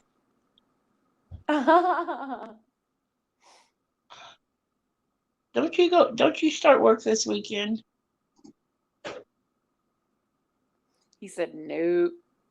He said he's Oh no, not I think taking away no his said avatar. he's not taking away his avatar, but I think he starts work this weekend, doesn't he? He started back this Monday. Oh, But when you say you're talking about a woman who has gone through some abuse, and if she hasn't taken care of that, if she hasn't sought the help to get past that, come here, baby. Hold on a minute. um, Nini's got to that say. that's Hold on a going minute. Hold on a minute, Gold. Nini's got to say okay, what. okay. What, baby? What's the matter? It's What are you punching? this. What's it say? But then you read what it's telling you. Uh, quit. And, oh, hold on, I got this. Okay. Okay, Nini's back. Let's see. Okay, Nini's back. Okay, what were you saying? Did I make you lose your train of thought? No, just that when someone has gone through a There traumatic we go. experience, whether This is it's flying car simulator. abuse, It's where cars fly. um, They have wings that come out. Yeah, the it abuse could, makes it traumatic, and they decide they just don't. yeah. I mean, it could have been domestic violence. It could have been abuse as a child. Abuse, emotional, verbal, physical. It can have an effect on your psyche, obviously. And if you aren't seeking the proper help, Yay. um, to help with the underlying issues, you may never get past it, but uh, you can move forward, right? I mean, you'll still have those fears. A lot of people do, and those memories will never really truly go away.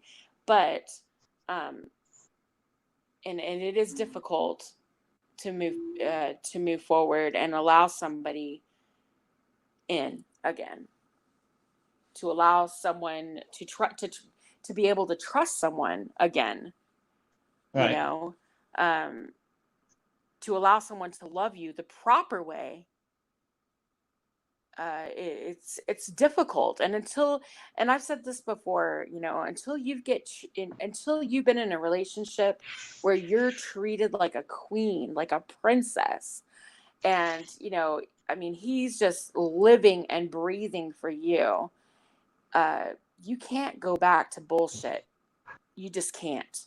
It's if you can, I mean, I don't know how you do it, really. If there's somebody out there that has, I always say this: if you've had a shitty ass relationship and you all of a sudden your next one is just with, oh my god, this guy, like, he just treats you he does everything that you've ever thought a man should, or a man's See, supposed to do. you just Once you've said, been treated that way, you can't go back to bullshit. You just can't do it. what my other sister and I've always told my sisters. You don't ever say never, because the right guy may walk in and you won't even realize that he's the right guy when he walks in. Until, yeah, that is true. That is true too, right? Um, that is true, because there are men that a lot of women would immediately bypass because they don't drive. They drive a Prius instead of you know uh, the fancy Mercedes Benz, or they don't work they don't make a lot of money, um, or they judge them off their looks, the way they Mm-hmm. dress. um, and I know that I'm guilty of it. I've done it before. I have a thing with shoes. Right? I cannot. I just can't. Like, oh God. I mean, if I'm dating somebody and I'm like, but as I got older, I noticed and I realized that these are things I can change. I can take it. Hey, I'll take you shopping, honey. We'll go shopping, shit. I'll make sure your shoes are clean. I mean, and you got, Oh, you look fresh every day. see, you But know what I'm. attitudes and personalities, you can't change that shit. But see, you know what I'm bad about? It's a What? suit. It's a suit. If a man is Oh. supposed to be in a suit, and say his suit jacket looks like it belongs to his son Or his dad, or his who is dad, like 2 sizes too big. if it's 2 sizes too small or 2 sizes too big, I'm like, Oh no. Oh I'm married God. and I can still look at a man with a suit jacket problem, and I'm like, it's like you have no respect for yourself. It's like Oh no. I see a man Oh. with a suit jacket issue, and I'm sorry, I'm human. I immediately have a bad thought about it. If Oh. it's a suit jacket issue, because when a man puts on a suit, to me, that's when they're dressing up. And to me, they should have some respect to make sure they look decent when they dress up. And Well, most men if have. you have a I mean, suit jacket issue, there's mhm. an issue. I I don't don't know know. why. I mean, I, a suit jacket. I don't know so why. I think most men, if they're adults, young men, I don't know, but most men, they reach adulthood, um, they have a suit in their closet, right? At least one, I think. Um, and you get fitted for said suit, and your body's changed, just like women. I mean, not as often usually, but I mean, they change, and you should go get fitted for a suit if in fact obviously, if you don't work in the corporate Night world, night. you're not going to wear a suit every single day. But and there's men that have blue collar jobs and they just never wear a suit. I get it. But you should be able to get fit. Just go get fitted for a suit. You're going to be called to a wedding at some point. You might as well go get fit. Even dress shirts. I know a lot of men just buy them off the rack or off the table. They don't even measure. There's a guy in the department store that does that for you. I mean, they'll take your neck Well, measurements, your sleeve you gotta have. measurements, your You should chest, always have a everything. decent. You should always have a decent suit. Somebody somewhere's gonna die. Yeah. Oh, that's sad to even think about. I'm sorry. It's sad to. I'm sorry. It's sad to think about, but it's gonna Yeah. happen. Hi, Joe Public. Welcome back, Jerry. Um, right. I get it. Yeah, I just look at these things though and think, okay, well, these are things I can change. I can take you shopping. We can go shopping. We can hook you up with a wardrobe, get you a decent haircut, whatever. I mean, if these are things that can change, but personalities and uh, just, yeah, you can't, those things you can't change, right? I don't know I, why. I don't know why it's a suit jacket thing, but it's like.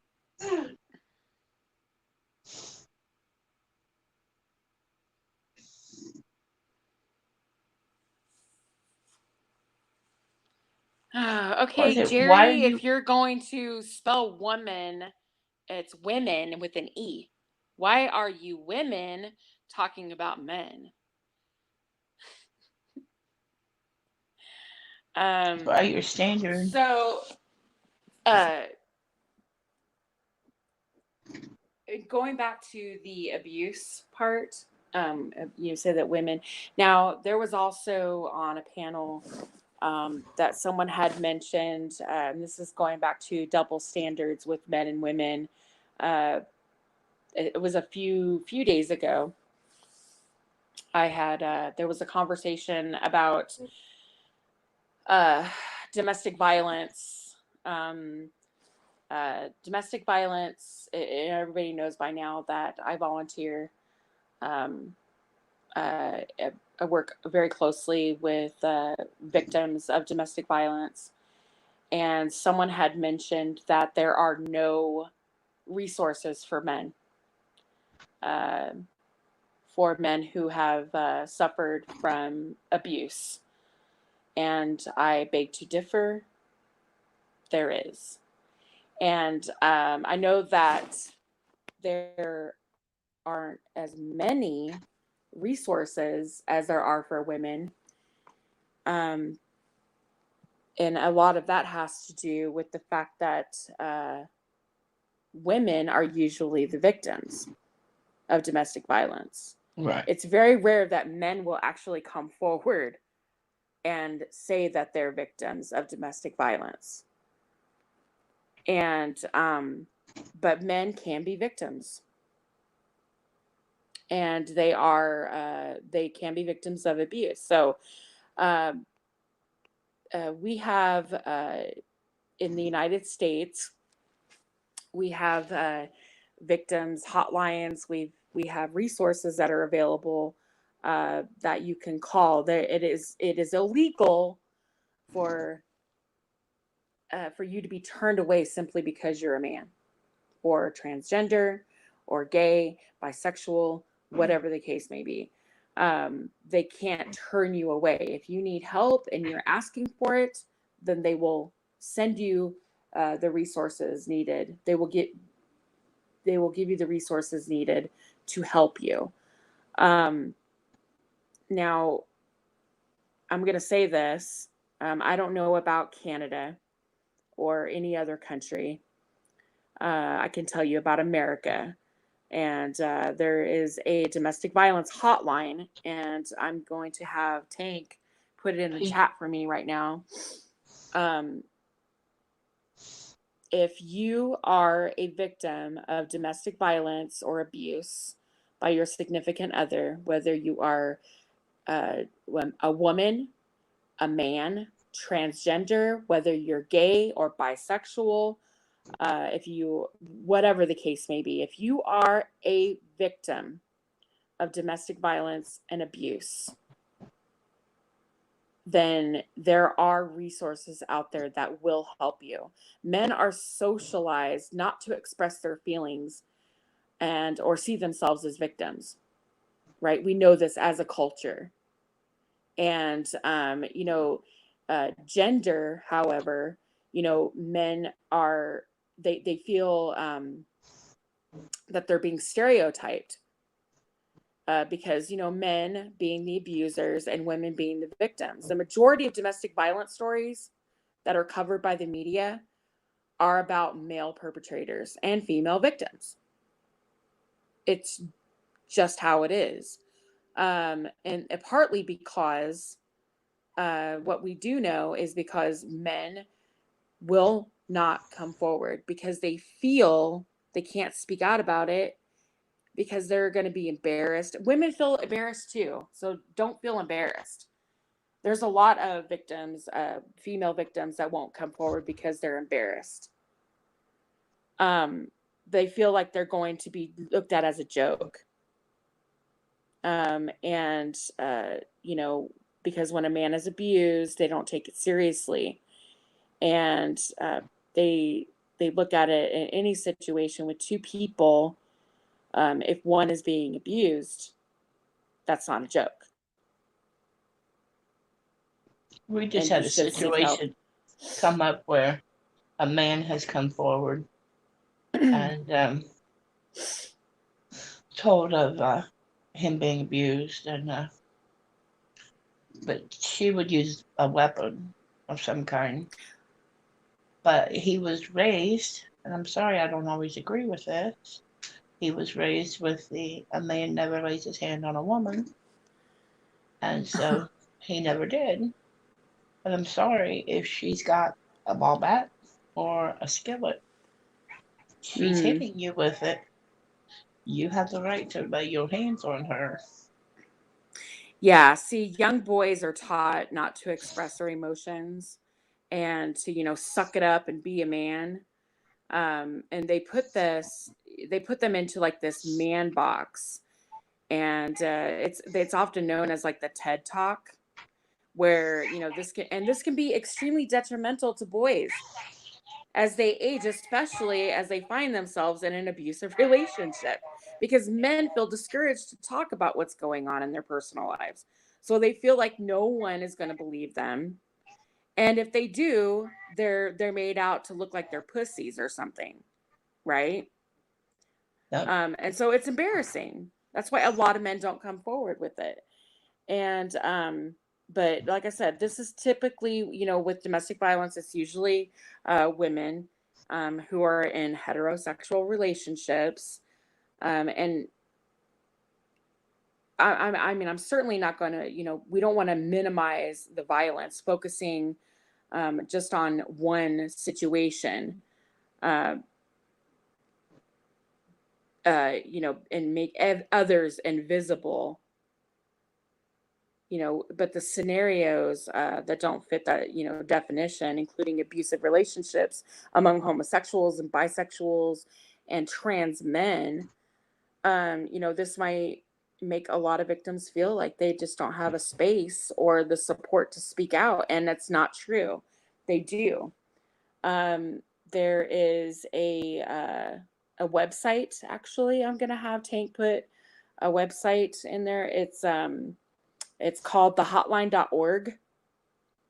And it's specifically for men. Um, it has a In my bunch of daughter's second information. marriage, in my daughter's second marriage, she was abused, and I didn't know until after the divorce Hmm. because she was embarrassed. Right. Yeah. That's what happens. They're embarrassed. They don't want to come forward, or they feel like um, in abusive relationships, they're gonna have, if they don't get help because nobody believes them, because you often call the police and the police don't believe you unless there's marks.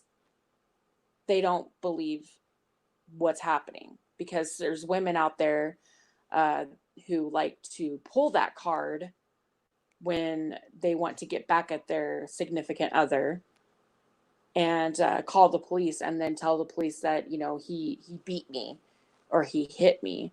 And so police are, and it's sad to say, but the police are less apt to believe somebody who's constantly crying wolf.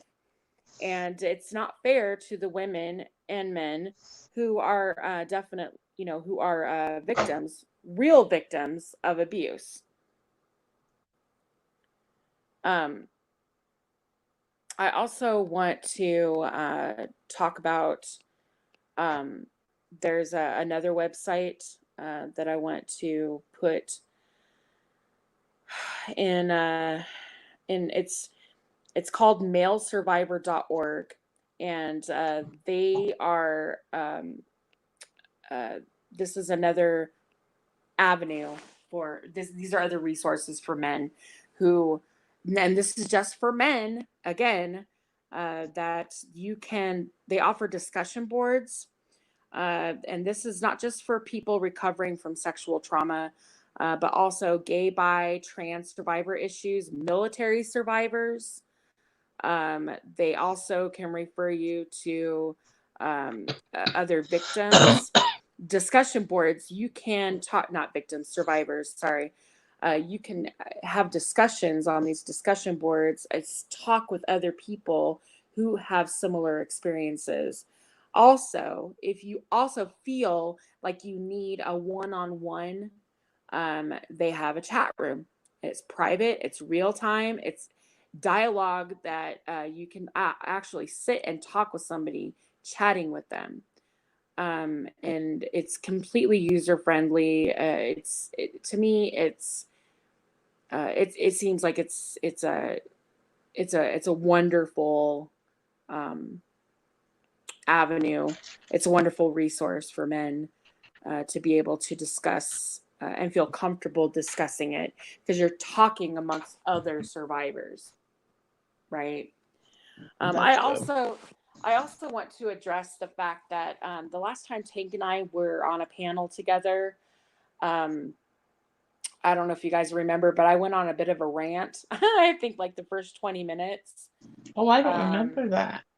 yeah, oh my God. Okay, well, there was an issue with, I had said something about 10th man had mentioned something about being bullied and on one of his panels, and how he was bullied and that we were all the bullies because, you know, he felt like he was, like, it took him back when he was a kid, and he was being bullied for not having the clothes that everybody wore, or that, you know, he didn't fit in, or whatever the case may be. um, so I kind of went on my little rant and said, well, you know what, bad things happen, people get bullied all the time, right? Kids get bullied all the time. They don't grow up. Not all of them grow up to be assholes, right? Um, Not all of them grow up to shoot up their school. There's underlying mental issues usually when that happens. But being bullied and being sexually abused are completely two different things. And when I said that bad things happen, bad shit happens to a lot of people, but we get past it and move on. And when I told you to suck it up and sack up, I didn't mean, I wasn't referring to somebody who was sexually abused as a child. I No, was that talking about somebody being bullied as a child by other kids. Being bullied is not the same thing as being sexually abused or being abused. yeah, So that I don't like when people take someone's words, twist them around to, you know, to fit the little story that's going on inside their deep, dark head. It doesn't make any sense to me. Why on earth someone would say that, knowing that I'm very passionate about domestic violence issues. I volunteer a lot of my time and dedicate a lot of my time to helping people, especially women. Um, so for somebody to say that, it really pissed me off because that would never come out of my mouth ever. Are there people out there that have been bullied even as adults? Yes, but as you get older, you deal with it. Usually, you seek help. But kids, usually you get past it. I mean, shit, bad things happen when you get bullied at school. I mean, we don't all, get liked by everybody, right? But we all grow up and we move forward with our lives. We get married, we have families, we have careers. I mean, it's like that's what I meant by that. Being bullied as a child He was is not the changing it same to his thing. own narrative. Yeah. So I just wanted to reiterate that and just kind of clarify. I'm sure people knew what I was talking about who were there. But for, Golden Eyes said this and Golden Eyes says that I should just, no. And there are resources out there for men. There are. You just have to look for them and you need to be willing to seek that help. So thanks, Tank Boy, for putting that information in there. Also, I also have a book that I found. It's called When Males Have Been Sexually Abused as Children, A Guide for Men. I don't know. Can we put PDF files in chat? Can we post PDF files? Or no? I mean, if not, I can give you the link for the, this is actually a Government of Canada website where I found this. And they have resources. God, you guys in Canada, man, you got tons of resources. I mean, you've got your Stop Family Violence. You've got Family Violence Prevention Resource Center, the Family Violence Prevention Resources for Children. Wow, you guys have a lot available to you. But anyway, it's a PDF booklet you can print out or just read. But it defines and describes the impact of childhood sexual abuse. It explains why males may have difficulty admitting they have been abused. Basically, it just says everything that I just said. It discusses issues such as shame and fears about sexuality. It goes on with the pros and cons of making a complaint that could result in charges being laid against the abuser.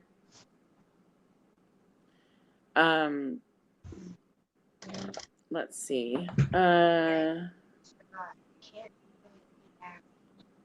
There are lots of resources here. Ooh. So I'm going to copy this.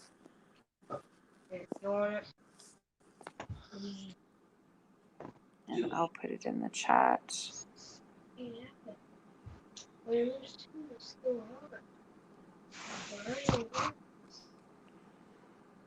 Anyway, there's tons of resources there if you live in Canada. Thank you, hun. Thank you, babe. So, anyway, they are, and this hotline, this domestic violence hotline, is for everyone. And you can also dial 211 here in the States. I'm not sure about Canada or anywhere else, but here in the States, if you dial 211, they will refer you to any resources that are available in your area. So whether that be a battered women's shelter, any homeless shelters, any resources that you're looking for. Food, if you need help with food, shelter, anything. They'll help you with that. Yep. There you go. So just wanted to get that out there so that everybody has that information. Thank you, babe. I appreciate it. Yep. Malesurvivor.org. That's actually a really good website. Hey, Ras. So on to lighter issues. Sorry. I know we were getting pretty heavy there for a minute, weren't we?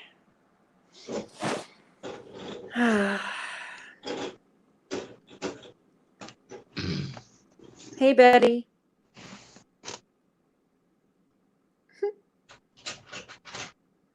Daddy, why don't you jump up here and talk to Golden? I'm going to have to jump off here in a few minutes.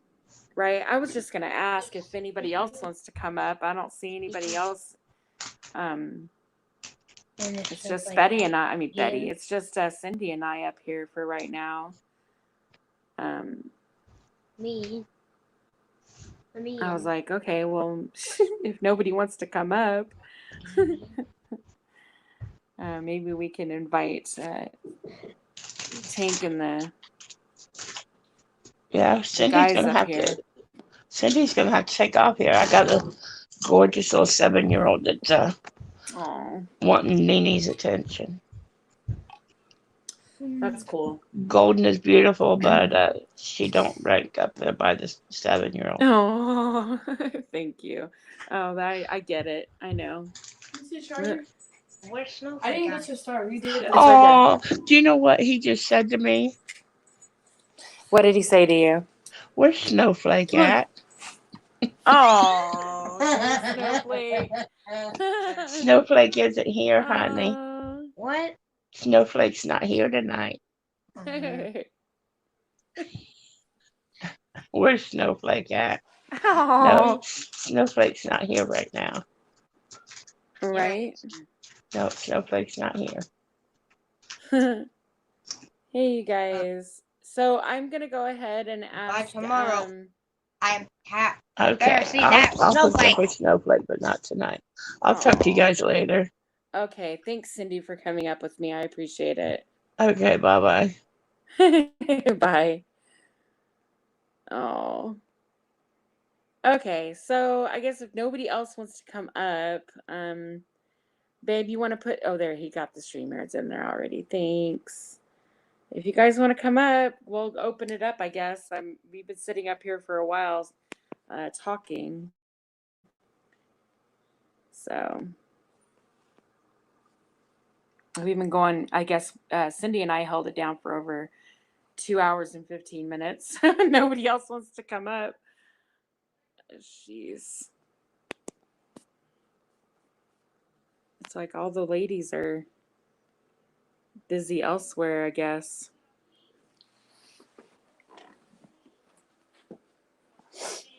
I mean, usually there's like, a bunch of women up here and I can say excuse me for a moment while I go pee. I can't even do that now, or I'll leave you guys up here all by yourselves. I can't even sneak away. Go pee.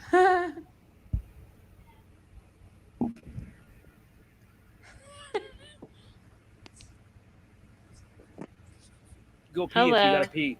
Hey. Hi, babe. Hey. Aw. Good show. Oh, God. Should I leave my makeup and wig on? Sure. I'm really curious to know what that looks like. Oh my in a weird, goodness. creepy way. Right? So, come on, guys. Fuck, wrong It's button. open. At least that's what it says on the banner. Yeah, it's open. You guys can come up. Are you going to change the background or no? No, it's still your show. It's still good. I'm sorry, what'd you say? It's still your show. Like, it's still the same. Okay. All right. All right, baby. I'll be right back. I'm going to go get something to drink and then I'm going to Go to the Okay. ladies' room. Hurry back, dude. Okay.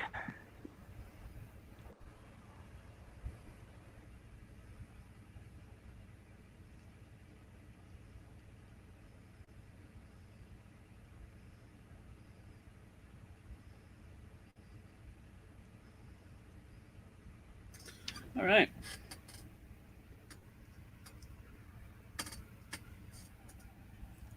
How's everybody doing? Living the dream or dreaming to live?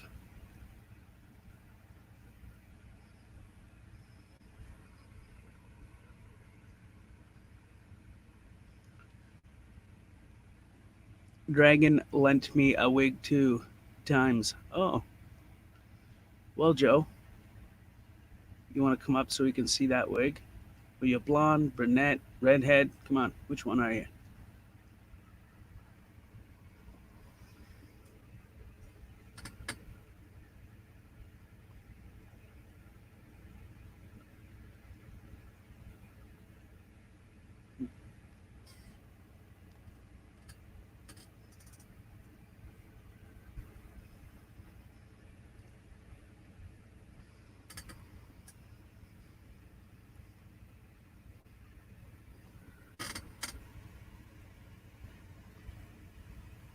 I'm wasted as usual. Was that my best wig?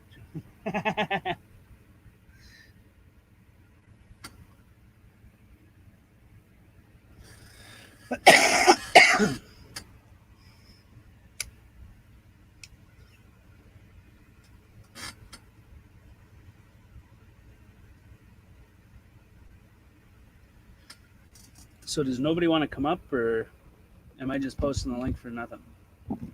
Out of curiosity. Fuck, Raz is still here. Raz, come on up. Shit, where the fuck the link go? I just put it in there. Where'd it go? Oh, there it is. Shit.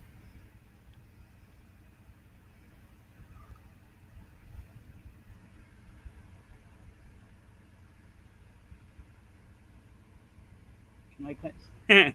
Yes, you can. Yo, what's up, everybody? You are one ugly female.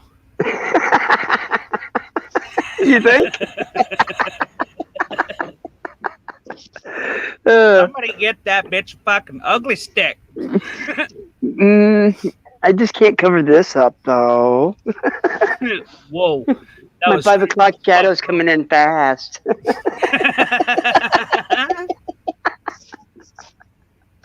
How's it going, Take? Oh, fuck.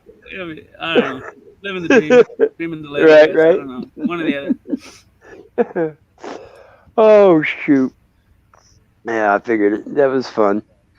I was trying to make a bunch of comments in the thing to get people laughing, but they were just going and going.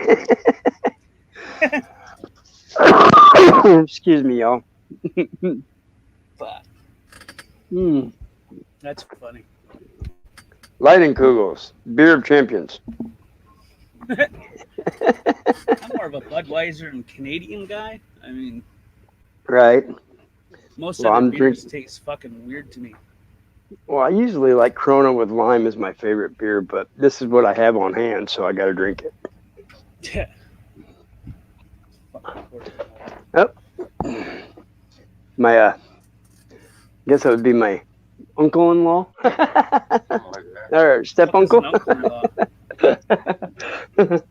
I don't know how you'd say that. He's oh, hey Jill, I've had 3. Can I have one more? Oh, did you really? Is that your old lady? No. Huh? Oh, I'm 48. I think I can decide when I'm had enough. So no. Okay. Whatever.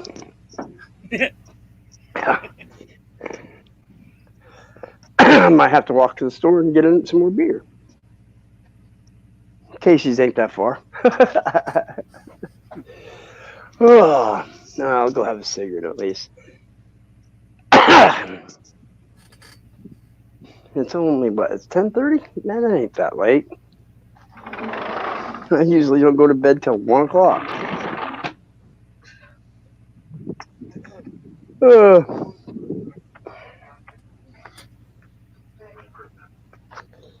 So, what's the topic, Tank? Are we losing hosts or people? I don't know. Trying to figure out how many people are in the chat. Live comments. Oh, he's grounded. Betty said, "Oh, I'm grounded." I don't know why, but I guess my dad told my aunt not to let me drink any more beer. I'm grounded. I thought that was your old lady. No, it's my aunt. I don't have an old lady, dude. Oh. I was divorced years ago.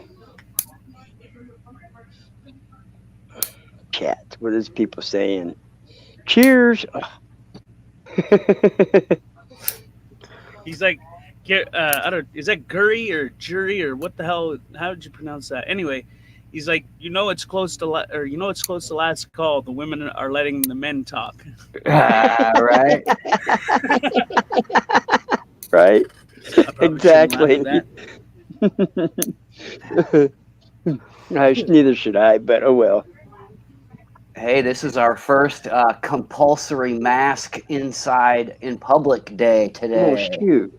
I'm gonna close my video off so people can't see my face either. Yeah. Betsy Peeler, welcome. Yeah. What do you say, Betsy? Hey, I always Betsy. I was going to tell Dragon, I always show the skin.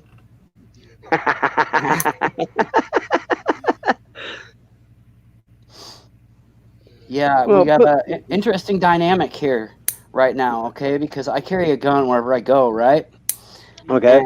And well, starting today, anywhere you're going to go, Walmart, the drive-through at Chick-fil-A, anywhere you're going to go, like, let's say I'm going to go to a Walmart to get medicine, right? I have to wear a mask. The governor said I have to wear a mask. Yet if I go armed while I'm carrying a gun, or I mean, if I wear a mask while I'm carrying a gun, then I'm committing a felony. So the governor is essentially either disarming me against my Second Amendment rights, or he is compelling me to commit a felony. I don't know. This is the dumbest. For the state that has sent many governors to jail, we got one dumber right now than we've had before. Right. I gotta ask, did anybody see the Good Citizen earlier today that had the, I think it was Badass something bar or something like that, was trying to open her doors, and they served her a court order stating that if she has people on her premises or music and she serves food and beer, that she's going to be arrested by court order. I thought to myself, that is such bullshit. Yeah, I seen a gal that was been stepping up last couple days. Mm-hmm. They ain't arrested her yet, as far as I seen. I didn't know what happened today, though. Right. Hey guys. Sorry. Hey, Hello. Hi. Hey Yeah, Dragon. hey, Betsy. Max. Golden, I had the icon with you earlier when I was watching, and now you're Bear. You're just white. Oh, You and Dragon's the same. Yeah, Dragon has nothing either. Ah. That's weird. Gosh. That's the ugliest woman I ever seen. Hi, Sarah. What? The ugliest woman you ever seen? I took my makeup and wig off, guys. Come on. It's not girls' night anymore. I don't know what the deal is. Like, we couldn't get any women up here tonight, so yeah. But it's Friday. What are you gonna do? We had a bunch of people partying tonight, though, that's for sure. And I said that's the way it should be. People having fun and partying, not scared right now. They had next door neighbors at my aunt's had a bunch of people show up with a party bus. I'm like, man, I want to go. Oh wow, yeah, right. Tuck your junk. What was that? That Betsy said, "Tuck your junk." Tuck my Right? junk. Who's she Sure. talking to? That way it's You. women's night. Yeah, women's night. Tuck my. Hey, I think Betsy. I just now caught that, Betsy. Yeah, Tuck Oh Bet- your my junk. goodness. Betty, I watched an interesting movie about is it Dolce? Is that how you pronounce it? It could be Dulce? dulce. Is it Dulce? It could be it could be dulce or it could be dolce. It does it either way is correct. Yeah, on the movie it One's was kind of Italian and one's Spanish. yeah. They was talking depending on who they were talking, they said it differently. So I was like, man, I want to ask Betty what that's supposed to be. Mm-hmm. And the aliens in that neck of the woods evidently play around there, spaceships and Are we talking about Dulce, New Mexico? yeah, Yep. man, that's You know, big time. Okay, there is a guy, and I can't think of his name right off the top of my head. Give me a minute; it'll eventually come to me. But he was digging or building an underground base in Dulce, Mexico. He was an civil engineer, Yep. and they said that he broke through a wall, and in the wall there was like several different tall type aliens. And he said they do die. He shot one with his Walter P-38, whatever I think he had at the time. Mm. And Pretty crazy, wasn't it? yeah, one of them lit him up with some kind of light ray that came out of his chest or something, seared off 3 of his fingers and split his chest wide open. And I'm trying to think of his freaking name right off the top of my head. I can't remember. But- I just watched it a couple nights ago. But a year after that happened, they found him dead, strangled in his apartment. After he went live. Yeah, Yeah, that guy's dead. A And year it was- later. It was go just his autopsy was kind of like, you know, the people with a broken ankle, but they die of COVID. You know, now how Right. they're lying Oh, about. wow. Yeah, they like found a piece of his catheter like 3 days later. You know, and What? yeah, Wow. it was crazy. Right. It was. I do know who you're talking about now. God, Schneider, isn't that his name? Something Schneider. Could be. God. I forget. But I was like, I think I lost track of his name on that note because I was so trying to commit the memory, man. Next time I see Betty, I gotta ask Betty. Uh-oh. That I don't know. My memories work funky like that. I remember all kinds of shit, but I never remember what I want to remember. I Right. want to remember it. Yeah. Yeah. Phil Schneider. Phil Schneider is his name. Okay. Does that sound right? Yeah, and I think so. And he was like in the early '90s. He was really Yep. telling massive IQ that they overdrugged him, and gee, where have I heard that before? If you really want to research on that, there, buddy, Raz, Yeah. look up on Netflix right now. It's called Acknowledgeable, Okay. and it's I can't think of the guy's name, but he's a avid UFO guy, and they had a press conference with several generals, several high officials in the government on panel on what do you call it? Live news broadcast, and they came out and told everybody what the situation was, and it kind of got tucked under the rug for some reason. I forget what it was. I can't imagine why. You're right. You know, I kind of play that terrorism stuff back at them on that one. You know, they always say Right. they gotta be right 100% of the time. Well, you know, only one person has to be telling the actual truth for that to Right. be real. Only one, right? Oh, And God. one story What's of his name? every story has to be true. That's it. There's another guy that said that he's a scientist, a civil engineer or an engineer, and he was in charge of reverse engineering a lot of the stuff from the crashes, and trying to think of his name. And I don't know if that's true or not, but you know, it'd be cool if it was. Well, dude, the things he was just, describing, that they had and reverse engineered and everything. Oh, there's nothing like that. Well, all of a sudden, there's exactly the stuff that he was talking about showing up later on, like, and somebody sent him a thing, and it was like had little pins that stuck up, and you stick your hand in it, and it was a hand bio sensor reader that reads your bio sensors on your hands before in order to open doors and stuff. They was talking about having those, and guess what? A few years later, they're all over the place now. Oh wow. Yeah, so that and he's like the director of Lockheed Martin, the people that Right. built the stealth bomber, the SR-71 Blackbird. He said before on his deathbed that we now have the technology to take ET home. Well, I'd like to see it. I think that I would like to see it. Another scientist said that if you look at the sky and you see something that's not unidentified, he goes 50% are ours and 50% are theirs. Of course, I'm sure. Right. So It would be cool. It would be cool. right now, Yeah, I think yeah, But it would be. Okay, Now in I've seen 2020, if any of that was real and they knew about it, they in do know 2020, about it, dude. why wouldn't they just cop to it now? Why wouldn't they just Because okay, admit it? have you heard about the guy that is in? I think he's in England, and he hacked NASA's uh, website and stuff, or hacked their computers, or hacked their whatever their system. And he went in and he found a bunch of stuff that said like there was like a USSS, not just like United States. It was like a USS spaceship type thing.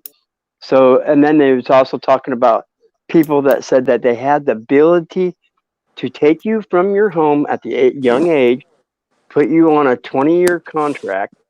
You go and you work for this, work on off planet for 20 years, and then they regress you back to the age you were and put you back in your home after 20 years. Whoa. Yeah, I don't know. that they Who have knows? age. They say that there's supposedly age regression technology where we have bases on the backside of the moon, we have bases on Mars. You know, well, dude, Well, there's another guy that said that he went into the thing that cat was talking about that enticed me the most was the money. right. That was the thing that got me interested in it the most. Because who Well, knows about aliens? Who knows? Who knows? Nobody really knows, but somebody No. knows, but we don't well, know. I'll tell you what. But here's the one thing, and this is what one thing that had me steaming the last couple days with this census garbage. The video I just did about the whole shittery. They have spent not only every dollar and every dime they've ever took from anybody, but they've spent $20 trillion more than that. And they owe ungodly trillions more than that. How is that possible? Right. If you think about the amount of dollar bills that is, trillions. They toss around trillions right now like it's nothing, and they're working on talking about quadrillions that way. And that's an come on now, y'all. That's a lot of money. That's All a right. lot Well, of penny. I mean, Yeah. right. I mean, I, am I lying there, Golden Eyes? Come on now. I'll Yeah, tell that's a you lot what, of money. Rez. Just kind of makes you wonder. Where did You all go?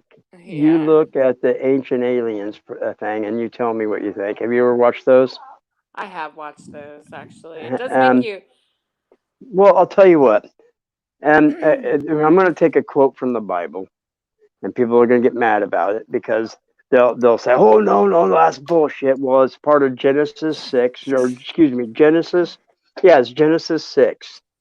It states that it says the sons of God, the gods, thought the daughters of man were beautiful, and they married whichever they chose, whichever one they chose, and the sons of those gods and women became the men of renown and heroes of old. Basically, that's not an exact quote, but if you look it up, it's exactly what it's basically that what it says.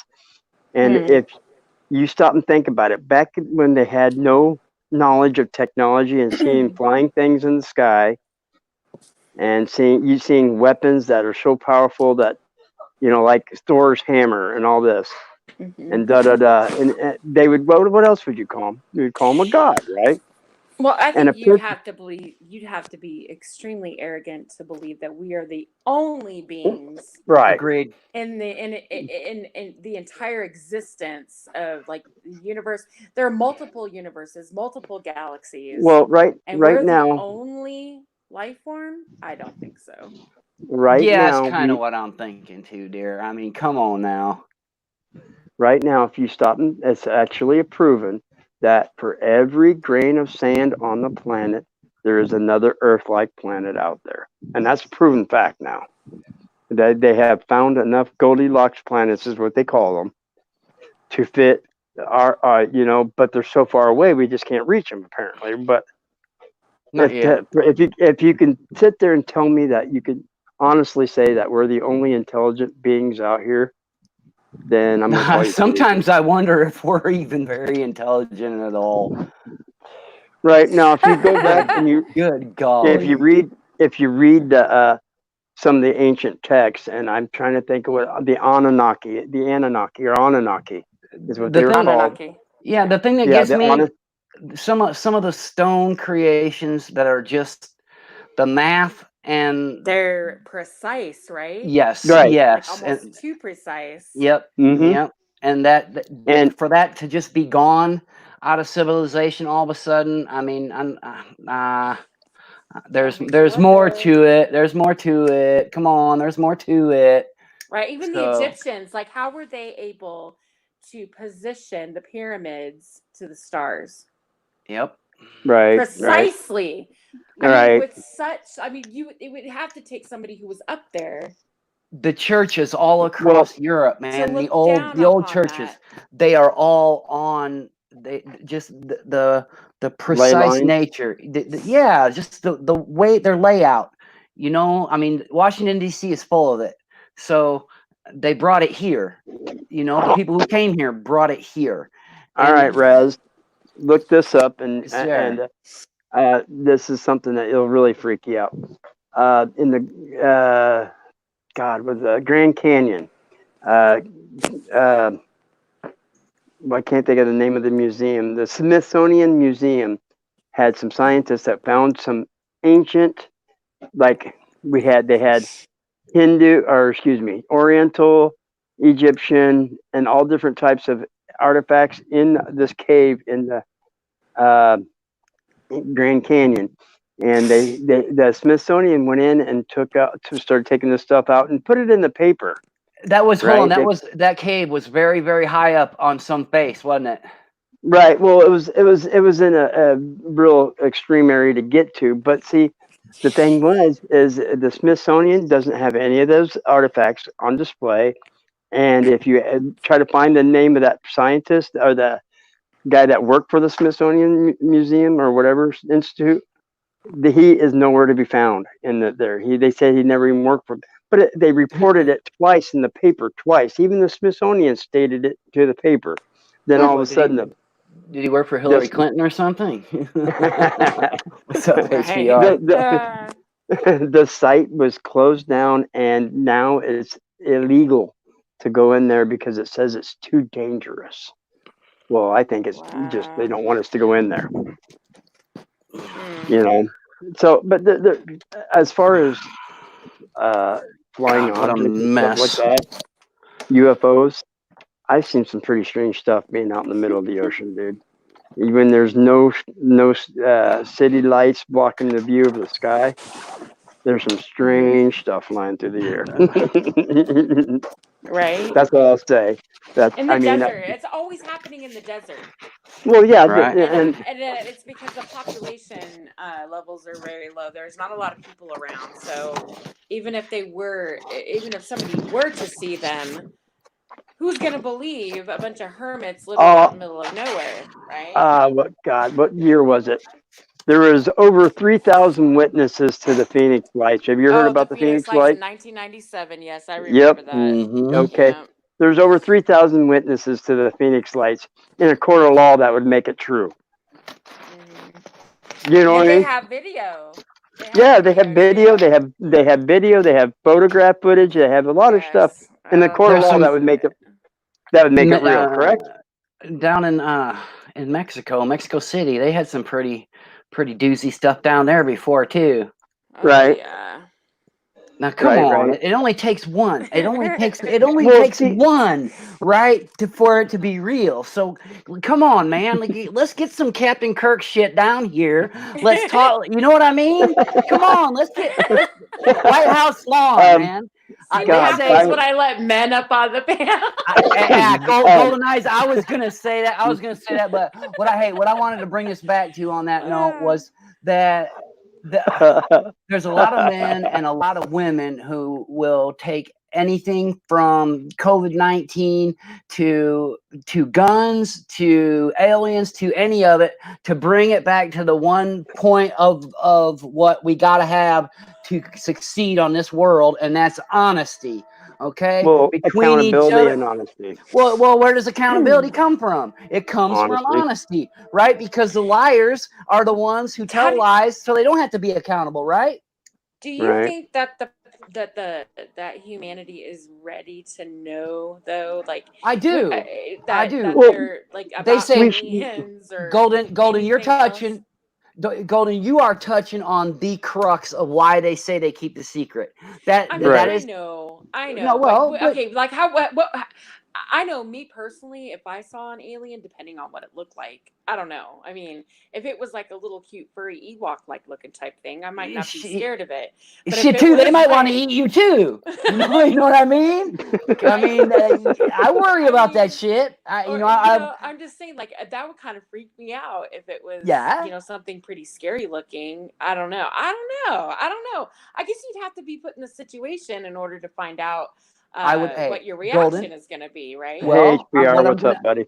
What I'm going to tell you on that note, Golden, is that some humans are pretty damn scary. Looking and acting, right? Scary, right? Just here on YouTube, I can show you a few. Exactly. And so it's hard, hey, I get it. I'm an ugly old man. Hey, come on. We all get wrinkles going on. We've had hard You're not lives. ugly.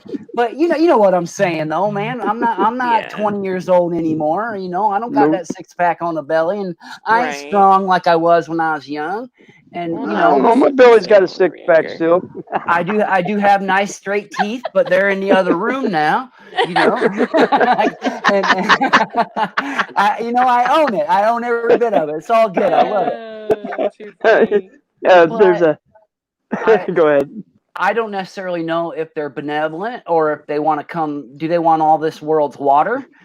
Do they just want to mine some shit here that we don't even need because we have a bunch of it? And hey, if it's all good, we can trade it. They might just be curious about us because we're so stupid. Well, sure. Yeah, right. Right. Hey, Rez, do you like gold? Well, sure. Gold Eyes, do you like gold?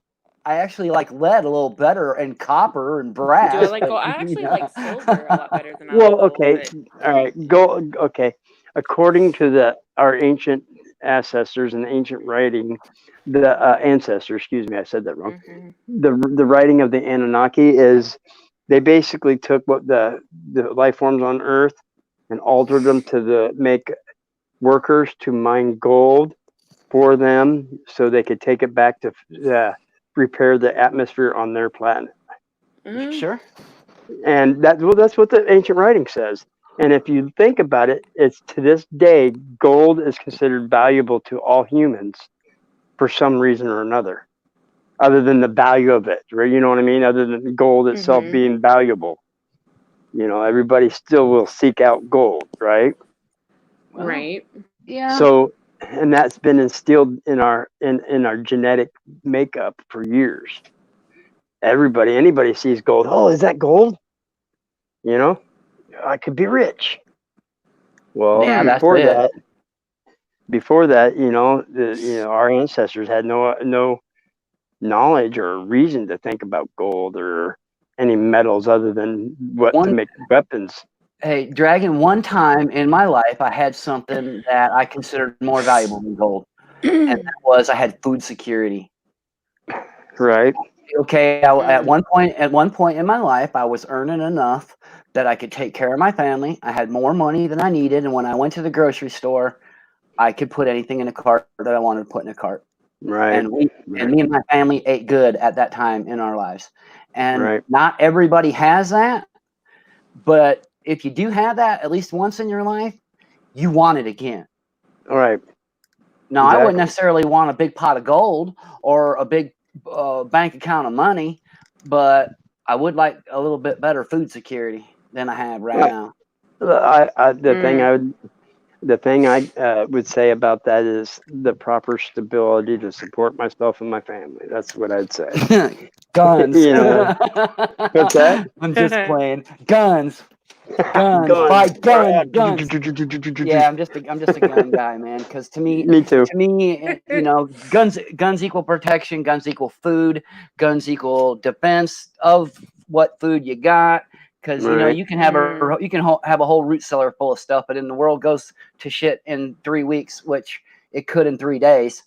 You know, we saw that Hurricane Sandy. I will go back to Hurricane Sandy. There's been other ones worse. There's been other ones more vicious, but Hurricane Sandy proved to me that in the cities it takes 3 days. It literally takes 3 days for everything to shut down and for humans to show just how ugly we can be to one another. Right. We call Just think about- society hiding it. Okay, we just call it a nice word. Think about the show Walking Dead. I do. Oh, God. Look at that. You know, remember you got the governor that basically killed anybody that was going to possibly take the chance of taking over or was stronger That's a guy than who what wanted they to be were. boss. He wanted to be boss. He wanted to be Then boss. you got and that's where it Negan. was. Yeah. And then the Negan, and then all Negan. the, huh? Well, I like the actor that plays Negan. Right. Yeah, you just think he's sexy, golden eyes. Come on now. Have you guys seen Jeffrey Dean Morgan's hot. He's been around for a while too. Who? Right. Jeffrey Dean Morgan. That's who plays Negan. Yeah. He knows it too. Yeah, he's got a beautiful smile too. Right. Well, and that Irish accent. Have you watched all the shows on that yet? I mean, I'm not all up to season 10 yet. Yeah, but I haven't gotten through all of them. I think the last season I still need to watch. Yeah, we're a little bit behind. I was ordered on Sunday nights by my daughter. Dad, get in here. At 5 years old, man, she was all about.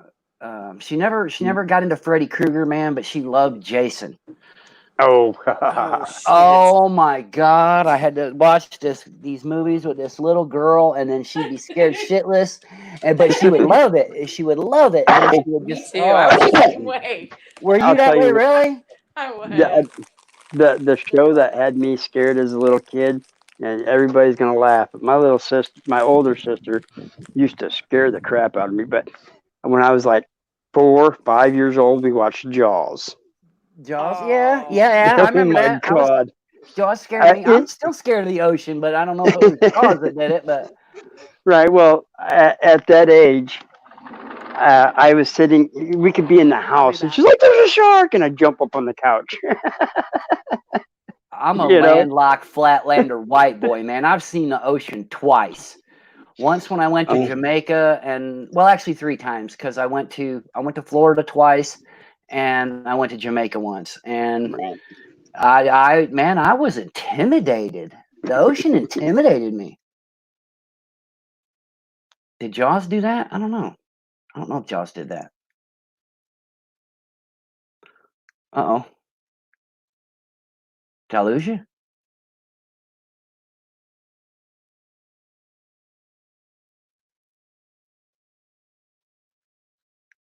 Maybe I must have locked up. No, you didn't lock up. I'm still here. Oh, my bad. Just going to go off mic and headset for a second so you don't hear me going to the restroom. That's all. Oh well, yeah, you'll have that. That's a good thing. It's, Golden Eyes, jump in there and take over for me. Jaws. Jaws was a wild ride, man, and that's TV was different then. Movies were different then. I don't know, man. We've come a long ways. I wonder if every generation feels that way. I think we've had the biggest technological jump, for sure. Of course we have. We've had since 1947 and the crash in Roswell. In the last 100 years, we've technologically advanced so fast. It's just theoretically impossible to advance that fast without some kind of help. It seems so. It seems so. But we've had. By the same Excuse token, me. we've had. Sorry, guys. I gotta run down to my car and get my charger. I forgot it. Uh-oh. That ain't good. my shit's about ready to die. I didn't even notice it. Well, I'll be right back. Okay. Sorry. When it comes to, have you ever heard of the movie Fire in the Sky? Have you heard of that one? No, I know Firestarter. Firestarter kind of freaked me out when I was a kid because I kind of thought that I was young enough to think that shit was kind of real, which hey, it might be. Who knows? Yeah, it could be. You never know. Fire, telekinesis, and all those. I mean, somebody had to be able to have it in order for it to be, something to think about that. I like them little green fucking lasers that pop balloons, man. I'd like to have some of that shit. I like that. Right. I might get in trouble with them, man. No shoot. Right. I got some little play toy lasers, man. Right. Man, I just wanna take them outside and play with them. You want to piss your neighbors off, man. Play with lasers at their house, middle of the night. That make people nervous. Gotta watch that shit, right? Right. Well, can you? Because I'll call the cops. I think there's a guy out there with a gun. There's a laser pointing around there. That's the way. Hey, that's the way they look at it in Chicago. You can't even have a laser in Chicago. Really? Oh, buddy, no, sir. No, that's a bad idea. Really? And they got a lot of stupid rules up there, but it's stuff that takes away our constitutional rights to do whatever we want. If it didn't want us to have it, they wouldn't sell it on the fucking market, right? No, kind of seems that way. That's like, man. Every time I think I got an idea of how things are, and I get a good handle on why they are the way they are, I learn something new, and right. I got to step back and I got to see how that fits into what I've learned already, and see if that conflicts with anything I've learned already, and right. We're in a lot of trouble. Well, if you look up the movie Fire in the Sky, I forget what his name is right off the top of my head, because names aren't important. It's the experience that they. But that was the guy that he was in the woods with him and five other lumberers. I don't know, like 5 or 6 guys in the truck, and they were leaving the woods. God, I want to say in Arizona. But I know that might be wrong. But he was hit with a bright light from the craft, and after he was hit with a bright light, they said that he hit the ground. They took off because they were scared. The guys in the trucks, they were actually almost charged with the murder of him. And then 5 days later, he reappeared 100 miles away, naked. Now, he said, according to what he said, is when he got hit by that light, it actually killed him. And they took him up in the craft and brought home back to life, and then sent him home. And I'm trying to think of his name. Man, you know what? I'm going to have to look that up right now. I just thought of something here relating to the conversation that we're having that comes down to what Tank Boy said about 1 mile leads to 2, leads to 3, and when's it end? Well, It ends with media having the whole world shut down over what really is just normal life on this planet. What if Right. we don't have normal interaction with aliens on this planet because they can't necessarily just walk around on the planet here among us because they ain't earned the right to live here like we have. Okay? Well, they I started life think here. this. What are you talking about? Well, that might be true too, but on this side of it, we Yeah. we live on this planet that is teeming with life everywhere. We have all Well, kinds of bacteria on our skin. I might have some bacteria on my skin that'll make you sicker than fuck. Or, well, I'm right. sorry there. My bad. I didn't mean that. You might have bacteria on your skin that would put me out. Right. That Exactly. that's what we all live. I mean, we all live that way on, and we earn our what do they call it? Our immune system. We earn the right to live on this planet. That's what is Right. our humanity, and I don't want to underplay a sickness that is real, but by the same token, I don't want to scare people into their homes. This is ridiculous. Right. Well, I don't know if there's a video, and I'm not sure if a high impact blogs put it out or not. And I can't remember who put it out, but a guy went out and he bought 3 pounds of rice, and he poured that rice out on the ground, and he's like, let's put this into perspective so little minded people can understand it. Here, this huge pile of rice, and he's like, this represents the 8 billion people on the planet. And he went over to the right, and he said, this is cardiovascular disease. And there's like a number there that I forget what it was. I think it was like 15 million, or don't quote me on that because I could be wrong, and my numbers are always off. And then it went down to diarrhea, which was like 1.2 million. Something else was 1.5 million. And each one of these things had a little pile of grain of rice. And then he got down to the COVID-19. And according to the John Hopkins fear porn death map, according to Brian, there was 1 grain of rice in the pile. 1 grain of rice next to the COVID-19. And that's according to their John Hopkins disease death map, or whatever you call it. Yeah, you know who I'm talking about, don't you? I don't know.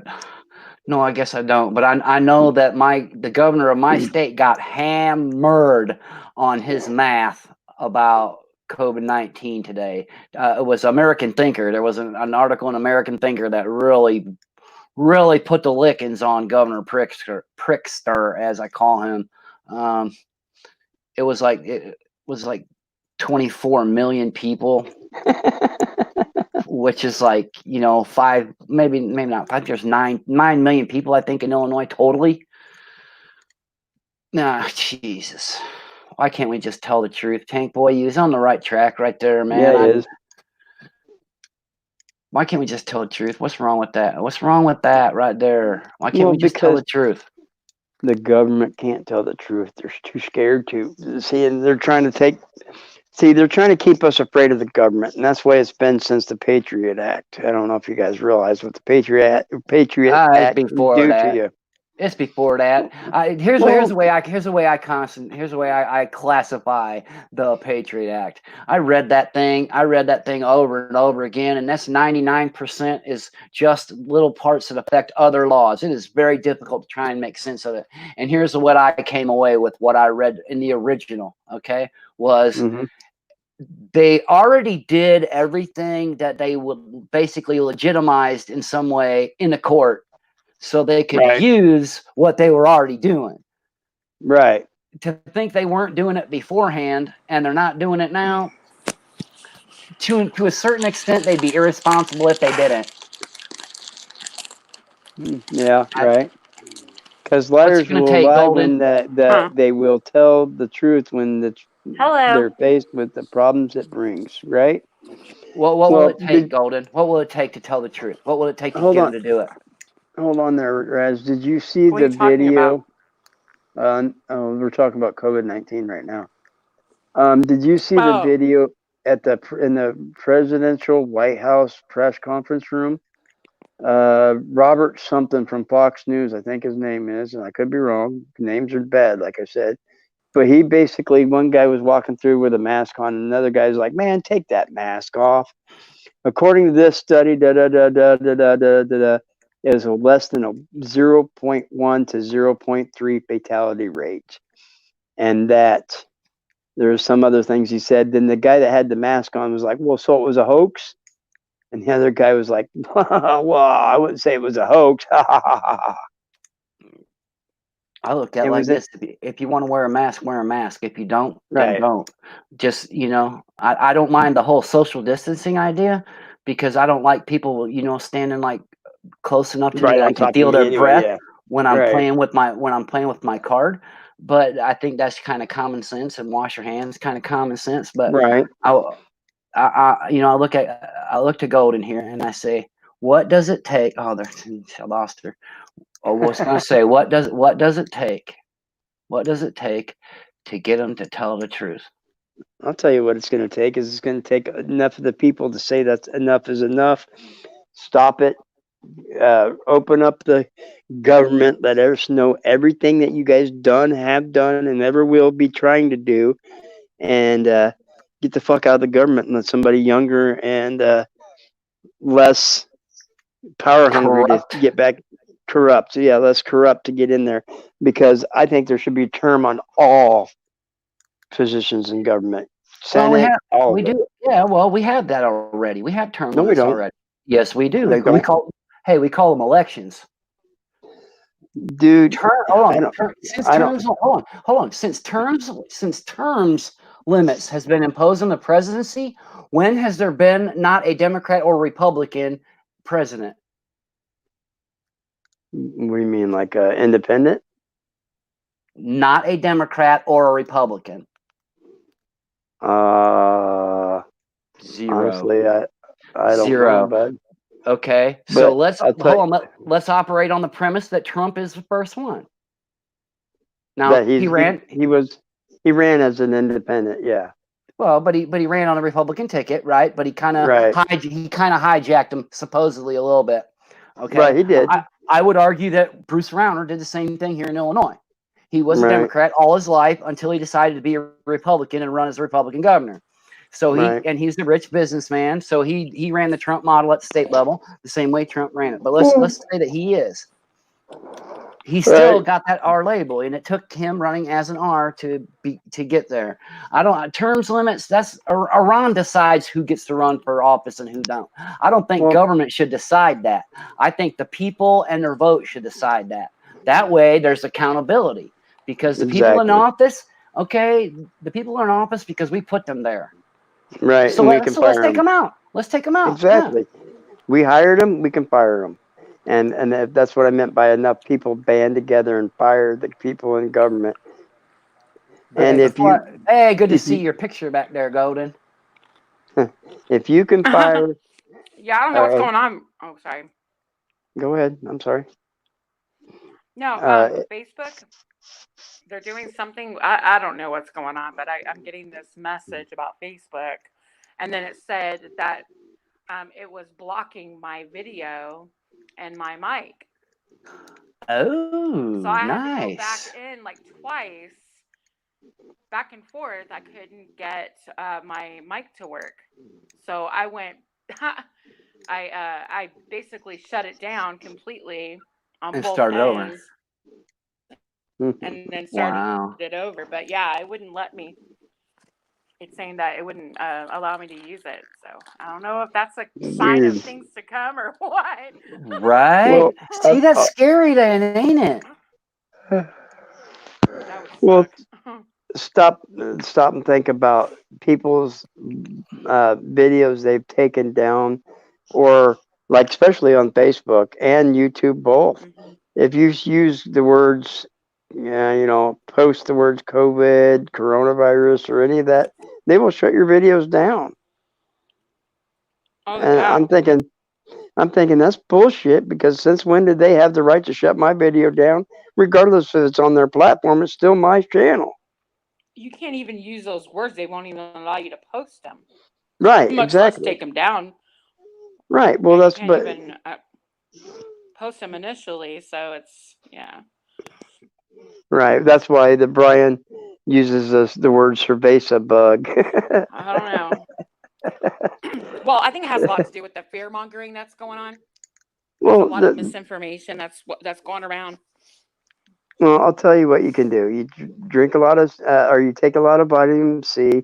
You take some zinc and tonic water, and your immune system will be boosted. I'm not saying it's going to keep you from getting sick, but it will help boost your immune system.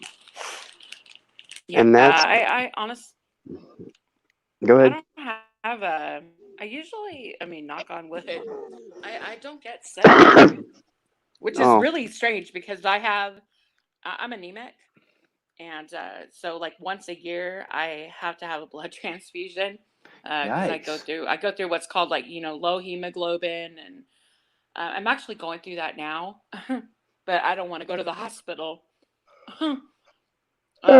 well, the hospitals are deserted everywhere you go. They're deserted. I know, and Go you ahead. can right now with the pandemic. I don't know if that's the safest place for me. So, being that I Right. have asthma and my immune system is pretty sturdy. So, like I said, knock on wood. I so far I'm dealing with it, but if it gets to the point where uh, I can really tell that my body is, yeah, like I mean, I already can feel it, but I'm moving past it. I'm taking a lot of iron, and I'm trying to get it in other ways to kind of Mm-hmm. boost my hemoglobin.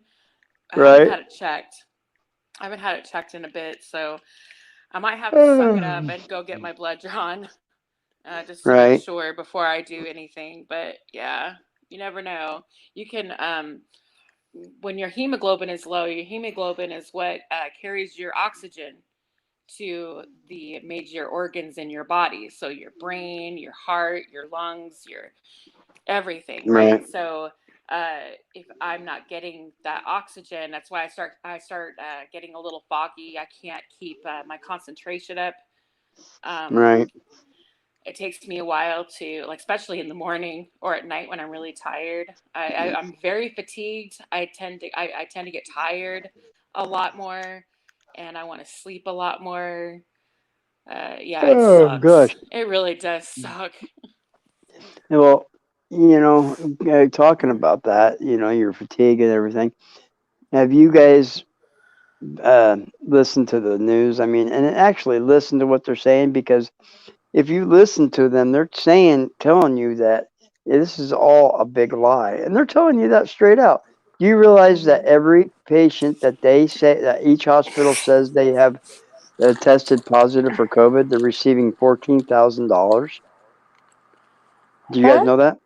I've seen something Every in New hospital. York talking like $36,000 for each one that dies or something. No, no, no, no, I no, don't know. no, I no, didn't know no. what the heck that was. They receive $14,000 for every person that they have a positive COVID virus, and then they're getting 40 some $1,000 for everyone they put on a ventilator from the God. government. Hmm. So they're getting Wow. incentives to lie and say, right now they'll say a person admitted to hospice with less than 2 weeks left to live, if they're tested with the antibody of COVID, is listed as a COVID death. Yeah, Mm. there's all kinds of chicanery going on with Well, that. this is the shit that I This don't says understand. Like, I live there's in a tourist city in Vegas, and last week our governor said that he was going to start uh, the first phase of four. There's four phases of mm-hmm, the lift on the lockdown, right? mm-hmm, Now, Of the opening first up, is that phase, what you're talking about? yes, mm-hmm. yes, Okay. but only uh, the next after the next 2 weeks, we have to maintain no new cases, and we have to keep See, that this is flat. Now Right, no today new we cases after in 2 weeks, so we have one more week to go. We're not doing good. So the we got governor, told we're getting worse. Okay, yeah. yep, but he opened that's up. what we were just told. So you were told the same thing. Okay, so that but we were told now we can go outside. where we couldn't go outside before. We were supposed to stay in our homes. That was the order: stay at home. So they locked down the parks and the lakes and everything.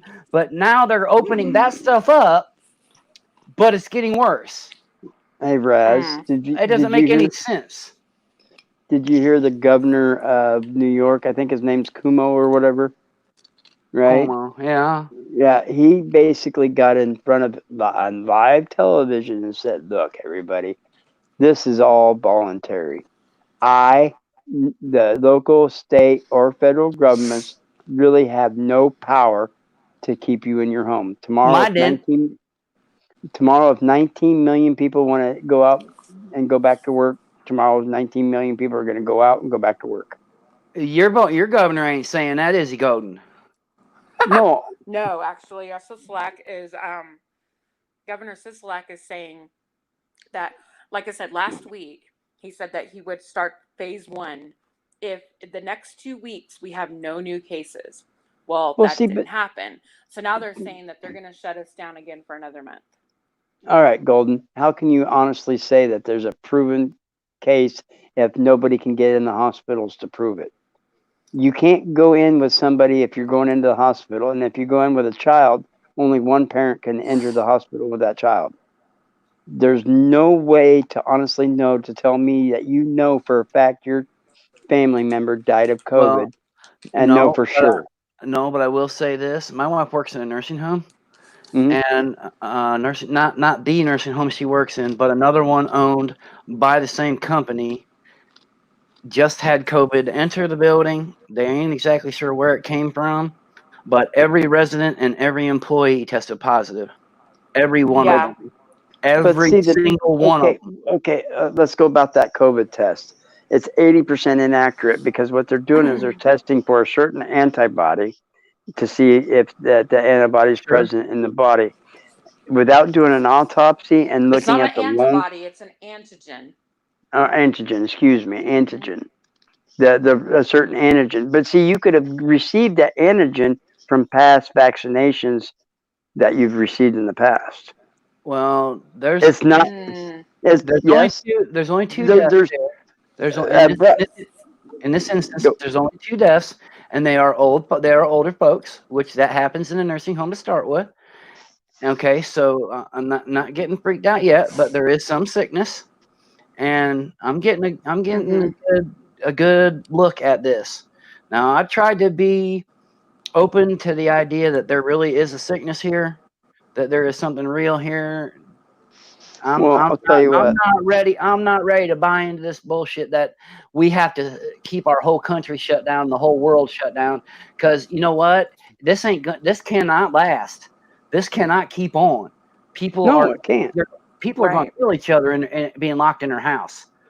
Well, domestic violence is on the rise, and suicides have been on the rise since the lockdown because people are going stir crazy. And in the Constitution, what is the straight and narrow path to controlling people via force of arms? Suppressing domestic violence. Now, that type of domestic violence is treasonous insurrection, and they've been bastardizing the words for a long time. Right.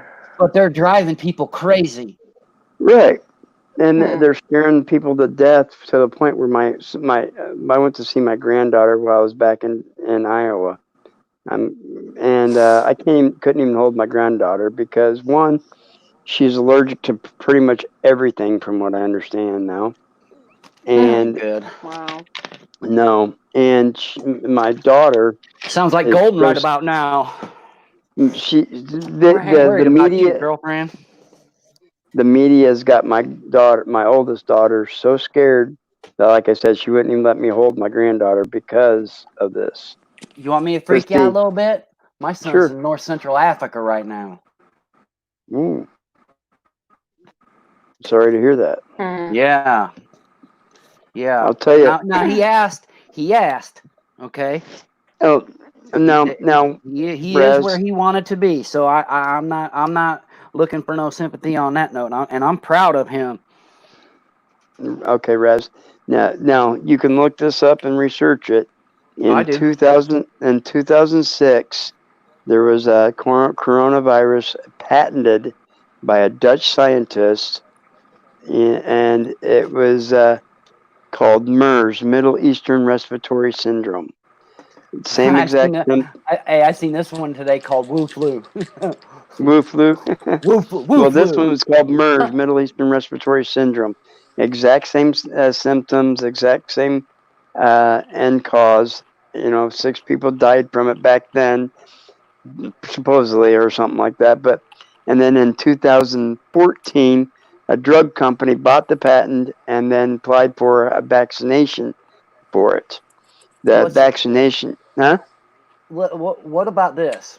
Let's Hold set on. this. They're Let's constantly working on vaccinations for diseases that have everything. already been, well, Right. But everything, see because what? nothing's been eradicated. These diseases, these viruses will always be around.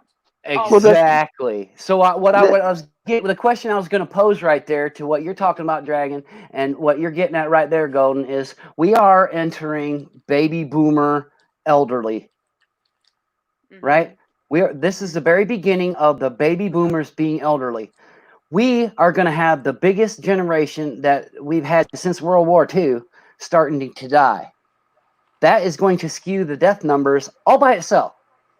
Well, see, that's what I was Right. getting to, and you didn't let me finish. But what I was saying is the virus is real.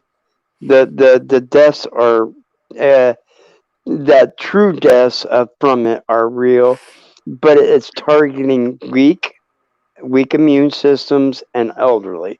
Now, China got hit so bad and Italy got hit so bad is because of their elderly population. Their Well, elderly, and they also weren't prepared. Like Italy, their medical system just collapsed. right? I mean, Overrun. they were not prepared for that. Yeah, Well, people neither. were Are we? left dead in their homes. They locked people in their homes dead with their dead relatives. I mean, it was that bad. They didn't know what to do. It spread so Well, quickly. How right. close to that are we, Golden? How close to that are we? Are we in Here? danger of that? We're here. No way. No. I No mean, way. the only Because the only way that would happen to us is if our medical system collapsed, and that would be like the only way that would happen is if it the virus mutated and it spread so rapidly, um, to the point where we couldn't catch it. And Could I that be think well, what that's they were why afraid of and that's why we're probably shut down? why and that's well, probably why we're shut down. And not probably, I know for a fact that's the reason why we're shut down. Because had China, right, had China came forward and been honest about the virus, Right. right, well. I know it would have for been caught dead in its tracks. They would have been able to isolate it, probably right there in Wuhan, and it would have been taken care of. It wouldn't have gone as far as it did. But because they There are lied those, and didn't tell right? anybody for over a fucking month, it was able no. to You got that wrong. travel Hold past, on. The same thing you is know. being said about Tehran right now, because evidently they did the same thing China did. Mm, They just All right. covered it up, covered it yep, up. Okay. yep. This And they're gonna virus pay has for that been shit, by the way. Right, okay. They're gonna right. pay for Use it. They're it. gonna be held accountable. It Okay. has to This be. this virus has been in China for over a year now. Over a year. And we didn't find out about it Uh, until January. And I know Well, this for now. I read. Let me see if this is where you're going with that, because I read a little bit that some things were going on in Hong Kong that the Chinese did not like at all, and they were afraid of it. They were afraid of another Tiananmen Square type situation, and they decided to put the kibosh on it, and that they basically instituted a biological attack, thinking they could keep it right there in Hong Kong. Well, see, what they did was Is that where you're? what I think it is a form of population control. because Yeah, but they tried that. They tried that. They went to one child, and they found out that they fucked up the nuclear family entirely because once they they did. realized nobody had any cousins, you would think that No, they there would were have no thought of. girls. They were getting rid of all the baby girls. I know it. Because It's in crazy. their culture, men. Oh my God, we're going back to this again. It's funny how this conversation. In their culture, that's what I love in about their you, Golden, culture, because you see in it. their You culture, see it. though, right? Yeah, in their culture, men are considered more valuable. Right. Right. Everybody wants a son. A man wants a son. Therefore, sons are more valuable. So baby girls were being murdered because of the only one child law. Cold. It's actually Now, two all of a children. sudden, there's a whole generation It's of a boys two-child with no clause. girls. It's a Now two-child clause. Now it is. It Yeah, has now been. it They is. just did it 2 years ago. They found out they actually realized they had a problem when they had an entire generation with no cousins. Right. That too. What Right? What I was getting to is yes, it is a targeted virus because it targets the weak. So if you and the elderly, and you know, get what I'm coming from here. China I think has it targets everybody. We just fight back, and that's like no other. Well, they say people that are fully healthy and have no underlying causes might not even realize they have it. You know, had it and it gone. But I don't know of any virus except for one that has longer than a 72-hour incubation period. There might be some out there, but I've done some research, and the only one that I found that has a longer than 72-hour incubation period is HIV, and it don't really kill you. It attacks your immune system, and then you get sick from something else and die from that. That just kills you in slow motion, man. Right. So that's the only virus that I've been able to find that has less than a 72 or more than a 72-hour incubation period. But after 72 hours, usually you'll start feeling some kind of symptom. Get what I mean? Have you checked out the rash situation? Have you checked that out? They say that 1 in 5 have a rash. 1 in 5 infected, whether they show other symptoms or not. 1 in 5, up to 20%, have rashes. Whole body. Yeah, they're coming out with new symptoms all the time. Yeah. See, I haven't heard that one yet. Yeah, there's something about this virus that there's a lot that they don't know about it still, and that's I'm just keeping it real. Most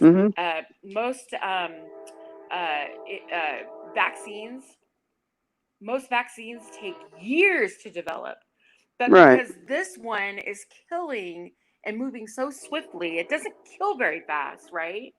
But it moves swiftly. So it's moving from person to person so quickly. They have to do something. So they've got people from all over the globe looking for a vaccine for this shit, trying to develop a vaccine.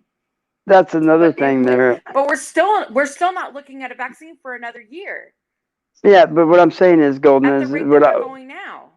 There was a doctor from New York City that put out a post on YouTube not too long ago and said, "Look, I've been dealing with this from the beginning, and it takes from what he says, for you to be able to literally contract this virus, it can't spread that quickly. If you have to be within." It said exposed period of time longer than 5 minutes, and then you have to go from hand to face. You have to touch some opening on your face, mouth, nose to contract it. You can't just get it from your hands. But this virus lives on surfaces, many different surfaces, for hours. No way. That's ridiculous, because there's no way.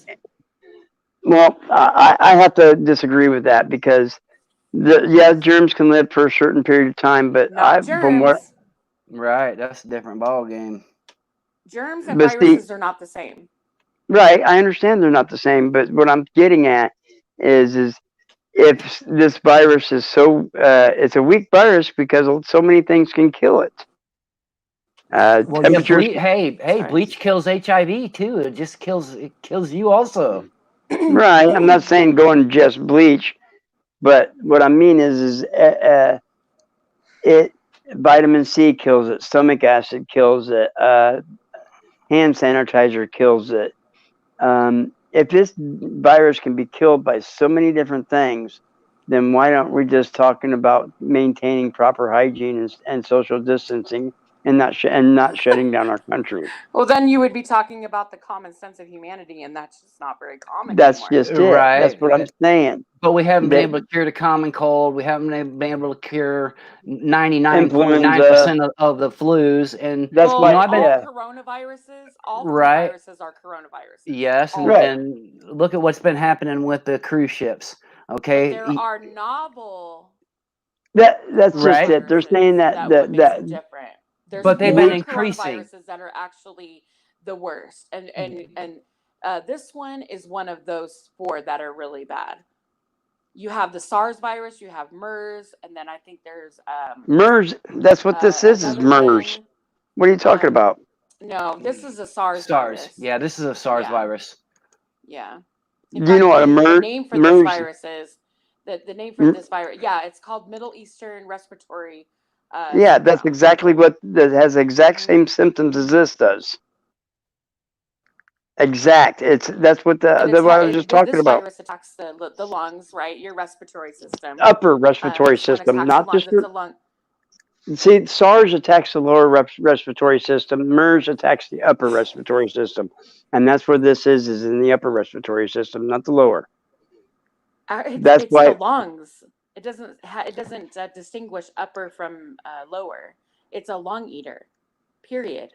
Yeah, I'm buying the altitude sickness angle. I think that's hitting it the right direction because I think that explains the failures of some of the ventilators because they had better success here than they did in Italy. Because man, Mm-hmm. they did get overrun. They did get overrun, and they just kept throwing ventilators at the problem, and we haven't been doing that. Well, see, that's Well, just in New it. York, Ventilators are going to make you more sick. what? The ventilators will it will make the problem more worse. If you're up to Okay. the See, point no, where you, I'm going to if disagree you're with up that to the because I'm point where thinking you get Yeah. put on no, I'm a thinking ventilator, that depends on the person. I think right? that depends on the person, and I think that to me that is the angle of this virus that I worry All about. right. How many people Yeah. in this chat right now have any kind of medical background? Any? Well, my wife's been in a nursing home for pretty Okay. close to 30 years. Well, All right. Well, I you. took 1 year of nursing school. I never did All right. medical Well, I was a school. medic in the Navy, so, and Well, what I'm trying to say That's it. is, huh? we'll cure I said, that but shit, that's it. man. And I'm not. No, I can't cure it because well, I'm not a. I've had asthma my entire life though, and I can tell you what it feels like to be having to be put on a ventilator or Right, but when they put you on that ventilator, what happens? It They helps me knock you breathe out. because I They can't have to move the put you in a oxygen. coma, Yeah, they have to. Yeah, and in order to be put in absolutely. a If I coma, don't pass out first from oxygen deprivation. right? But what I'm trying to say is when you get put into a coma, everything pretty much kind of goes on a different cycle in your system. So now your body's trying to figure out how to cope with the fact that you're being put in a coma on top of the situation. So your immune system's freaking out. Okay, I'm gonna tell you something, and just this is just from experience, from somebody who's experienced it. Okay. I got COPD Now, and asthma both. yeah, I've had it my entire life. I've been on a ventilator a few times. Okay, so I've been through all of this, and I've had a major. Once was because I had an allergic reaction to something, and so I went into Hmm. anaphylactic shock. The other 3 times, it was because I had a major asthma attack, and I couldn't recover from it, no matter what Mm. medication I was taking. Now, when you can't breathe, you freak out, your adrenaline's pumping, you're panicking, so that makes it even worse. Your lungs start filling with fluid. You can't move. Even though you try to cough to get it out, it feels like it's making it worse because you're coughing. And it does make Right. it worse because you're coughing. Your Yep. throat starts getting constricted. and you're freaking out even more because you can't take a breath. You're not getting it in. You start feeling dizzy. You start feeling like you're going to pass out, and then you feel like you're drowning. Yeah, well, And that's that's the not. scary part. You're not in any liquid, you're not in any water, but you feel like you're physically drowning. And that is the scariest shit that you will ever experience as an asthmatic or somebody with a lung disease. Well, you're When you can't breathe and move any oxygen and you're freaking out, they've given me some anti-anxiety medication to help me calm down because I'm freaking out because I can't breathe. Well, at that point, it's too late. That I need help. I can't move any oxygen. If uh, I don't get any oxygen, I'm going to die. Therefore, yeah, because I'm freaking out, they have no choice but to put it in. Because see, if you can be put on a ventilator awake, your body will reject it. You will fight it because you want to breathe and fight the machine. So they right. put you out for that reason Yeah, I know. I've and been for on the no ventilator other. 3 times Yeah, in my and life. when you I know wake what you're up with talking that about. motherfucker in your throat and you're trying to Eh, breathe with that thing inside of you, believe me, I've done that too. You Yeah, that's pulled not tried to fun. pull the tubes out. Yeah, Yeah, and I, then they got to put you back under again. But I'm just saying, yep. no, it doesn't make it worse. In fact, it makes it a lot easier. For that, let the respirator do its work. That's what But it's see, there what I'm for. saying If it didn't is, help, they wouldn't do it. hmm. Well, that's not what I'm hearing from Well, it's either the. that or die. So I would Well, rather be put on a respirator. what I'm getting at is the ventilators. Once you put to that point, you're in bad shape. You're in such bad shape that your Exactly. It's a percentage, last resort. right, and that's Yeah, what I'm your getting at. pulse It's ox not is really it's low. You're not moving oxygen. so Yeah. it's one of those things that if you're at that point where you're on a respirator, you're not any good. It's not any good for you.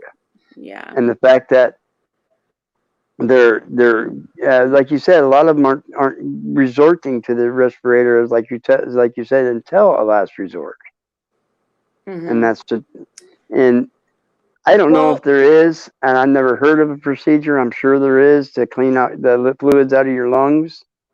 mhm. But these fluids don't just it ain't just liquid. This is the liquid solidify, get to be like jello, and that's why it's killing you. It's not just the fluids are jellifying, they're solidifying. Yeah, your bronchioles, it's mucus. Yeah, the mucus So is it's getting like a solid. thick, yeah, it's a thick mucus. Right. That's your But bronchioles are they're constricted, and hmm then the virus causes it causes your lungs to fill with this gelatinous mucus. I've coughed that shit up before, so I know exactly what it looks like. same here. But yeah, it's like a gelatinous mucus. It's disgusting, and that's why it's And so hard to cough up because it is. yeah, and it's sticky as hell. If it was more liquid, clear. That's why they test you. If you ever get sick, if anybody's ever gotten the flu or a lung infection, um, that's why they look at your mucus. They take a sputum sample, is what it's called, and they look at the color. And there's a reason why they look at the color and they look at the consistency, is because if it's clear or if it's green, a lot of people freak out when they see green. It's like, oh my god, it's green. Okay, well, green's not that bad. Green, okay, I you have an infection. yellow. It can be, yeah, it's yellow. That's the worst. And if Right. it's like super chunky and disgusting, I know this is even gross to even talk. I'll tell you. If Hey, it's have really you ever chunky and disgusting, then that's bad. went to blow your nose and had bright yellow snot come out? I mean, like almost fluorescent, That's a nasal fluorescent yellow infection. Yeah. snot. Huh? Yeah. Well, I've had Yes. that so many freaking times, and the last time I had it, I had to go on the ventilator because it would have killed me if I wouldn't have took.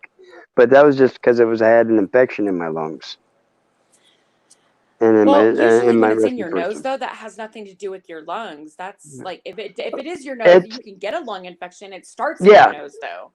yeah Yeah. well yeah, but It it doesn't got go into from my your lungs lungs. to your nose. Yeah. No, I know, but I get but what I'm saying is at that point when it was to the point where I wasn't just blowing it out Yeah. my nose. I was coughing it up too. Yeah. But you know what I mean. Usually when But that happens though, it's your nose. It starts at your nose. If you ever get a right, nasal infection, if anybody's ever gotten a nasal infection or an ear infection, because your ear, nose, and throat are all connected. So let's right, say if you got a nasal infection, then that if you don't take care of that nasal infection, you and go to the doctor and get if you need some antibiotics or whatever, then it's yeah, going to go to your throat, and then from your throat it will get into your lungs. It's and just your a matter ears. of time. Yep. Yeah, it will happen. And Yeah. that's why I always make sure that if I ever, like I said, I don't get sick, knock on wood. But the last time I got sick, it started out as a nasal infection. That's exactly what it was. Yep. And I was like, oh shit, so I went to work and I did what I was supposed to do. Hmm. But then it turned into something worse. And I should have just taken care of it when I did. Right. And if you've noticed too that a lot of has anybody? I have to look at the numbers. I'm asking if maybe if you guys have noticed, are most of the victims of this virus are men, and you want to know why? Because men never go to the fucking doctor when they're sick. Ever. You guys, it's like Right. you will wait until like the last minute to do something. It's like you just refuse to go to the doctor for anything. Anything. Hmm. That's So me. I hate the doctors. yeah. I, I've had too many of them lie to me about stupid shit. I've had too many of them try to get deeper into my wallet and charge me more money for than what they need. And that's to the point where it's like, fuck you. Oh And then no. anymore, I don't have insurance right now because of this shit. And I can't go to the doctor. Oh.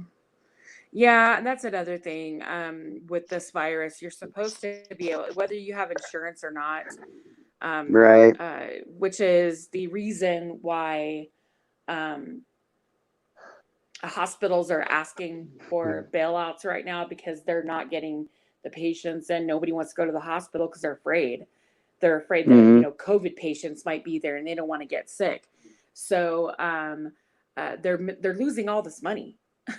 They don't have insurance companies to bill outrageous, bills for. So Now, they're now I have heard that people are going in and they're saying that they're being charged like outrageous prices for ER visits just to get a test. And yep. like I think one guy went in and he said he was being billed $9,000 and he didn't even get his test results back. So, and he was sick and he feared that he didn't want to get, he was around a bunch of people and he was afraid that he might have gotten some of his coworkers and family members sick. So he wanted to just Um, make sure, double check that he wasn't infected. And but yeah, they told him that they couldn't get him the test because he didn't pay, uh, or I thought I they heard. had a turnaround or some shit. So yeah, so then, and I think Beaver said too that in his area, they're charging people for the test. Like, Right. I think whether because they don't have insurance, they're not giving him the test. That's illegal. Carolina, That's not true. Carolina and Fort Worth did a audit, and they was telling her it was like $149 without insurance Well, for the. bullshit. That COVID is supposed to be covered by your insurance, and if you don't have insurance, it's free. Well, that's what he was saying. Is if you don't have Yep. insurance, they're gonna charge you $150, $149 for the test. Nope. Not supposed to. Well, that's what they told Carolina when she did I her think they're trying video. to I'm get just, over. Yeah, they're trying to oh get yeah. over. They're trying to get people to Well, pay, and okay. they're not supposed to. That's fucked All up. right. Another topic. We're gonna switch off. It's still part of this thing, the CARES Act. I know a lot of people are on unemployment right now. Well, before this all started, I lost my job for a conversation. And that's Mm. exactly what happened. That conversation. I had a talk. I was talking to somebody. And apparently the higher ups didn't like my conversation and had me banned from the building. Well, Mm. when I got banned from the building, I lost my job because we were subcontractors in the building. We weren't, I didn't work in the building all the time. It was just, So that in turn made me lose my job. Well, my unemployment benefits lapsed or exhausted in Oh no. February, right? In February. I think it was February 29th, right? Now, according to the CARES Act, they're supposed to start paying everybody from, and they're not supposed to receive any benefits and back benefits except from the date of, I believe, March 29th on. And the Mm. CARES Act is supposed to give you an additional 13 weeks. Now, what Iowa is doing with with them is they're retro paying people back to the time when they, uh, or they're telling me this is what they're doing. They're going to retro pay Mhm. me back to the time when my benefits were exhausted, and only pay me what I was should receive, and then till up until the 29th of March, and then after that, I would receive the additional 600 instead of giving me the additional 600 for 13 weeks, like everybody else is going to get. Oh wow. So basically, what Hmm. that tells me is they're lining their the state's lining their pockets with the money that's supposed to go to me. You know what I mean? Hmm.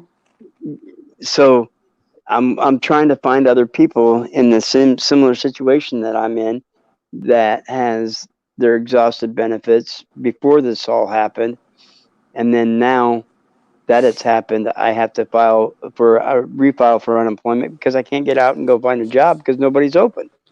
Right. Right. Yeah. Depending So on what you're, that's the thing about being this, a necessity. you know, right, uh, it's like those who are uh, necessary workers.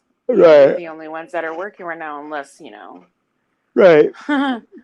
So you want to work under that the table somewhere. I don't know, but that being I don't said, get it. how is that? I'm just at a loss on how they can do that and get away with it. So I Yeah, was I gonna don't get write. that either. I don't know. That's Hmm. now I know for no. Okay, I can't say I know for a fact, but from what I've been told by a few people I know in other states, that some of the people that had exhausted benefits are already starting to receive their benefits. They told me that I'm going to have to wait another 2 weeks from this last week, from this week, another 2 weeks from now, Mm-hmm. because right now I can't go online and file my weekly claim. I got to call them every time because it still says my benefits are exhausted and that I don't have no more benefits. And then Oh if you wow. if you look at the federal website, states that all the states have received the money for the CARES Act. But if you look at the Iowa website, it says that they still haven't received the funds for that yet. I'm like, what do you mean you haven't received the Hmm. funds for it yet? People have already been getting paid for it. What you're doing is you're dicking around, taking your time to get the system changed, and you're lining your pockets. Because if they stuck that much money into your account, you're not only collecting interest on it, you're trying to figure out another way of Right. keeping some of it too. And exactly what I Right. just said. Allocating it elsewhere. Yeah, allocating it elsewhere. No, like I just said, I'm supposed to get 13 weeks of uh, the CARES Act benefits, and that includes the extra 600 for all 13 weeks because I researched it. It said I'm Hmm. supposed to receive it for the whole 13 weeks, Huh. right? Well, that's And just like. the, Oh, they're said they're going to retro pay me back to my time when my benefits were exhausted without the extra 600, and then on from March 29th on, or however whatever it is, I'll be receiving the mhm. 600 extra. I'm like, how's Huh. that even right? How can you do that? And there's like, well, that's just the way it's supposed to work out. And I was like, no, not according to the website. I honestly, I don't know. I guess it would depend on your state. Every state It's is different. responsible for Yes. their own, yeah, for their own unemployment benefits. Now, Right. um, I, I hmm. We have a lot of See, independent contractors here, so a lot of the people that are applying now, usually, unless you've put money back as an independent contractor, you're pretty screwed. You're not eligible for unemployment because right. you don't pay into that fund, right? Mm-hmm. So, but right now, the state of Nevada is aware that there are a lot of independent contractors, and Right. it's called it's called the COVID-19. Um, During this time, if you are unable to work as an independent contractor The because of this CUA virus, or whatever it is. that they're allowing people to apply for benefits.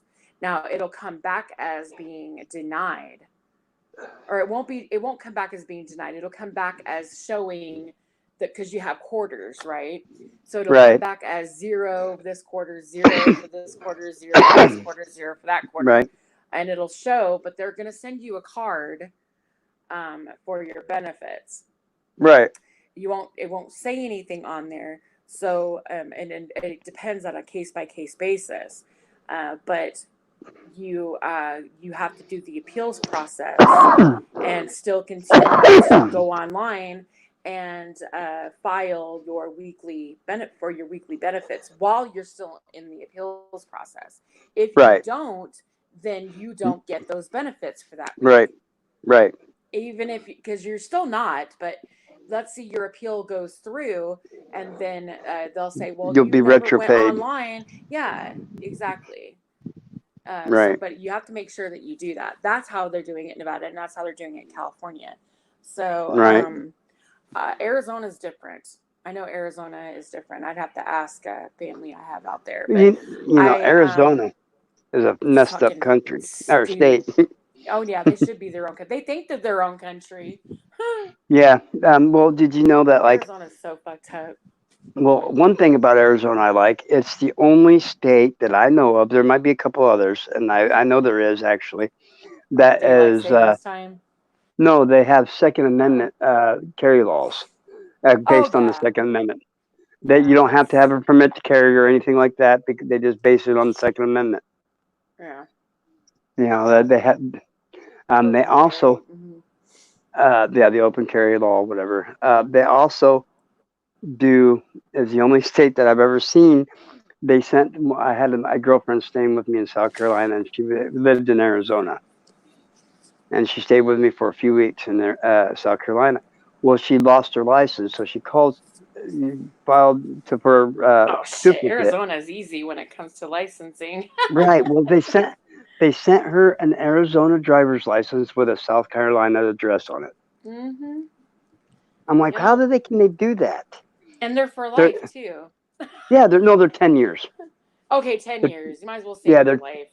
Yeah, they're 10-year licenses. Every 10 years, and then you can do you don't need a smog for your car.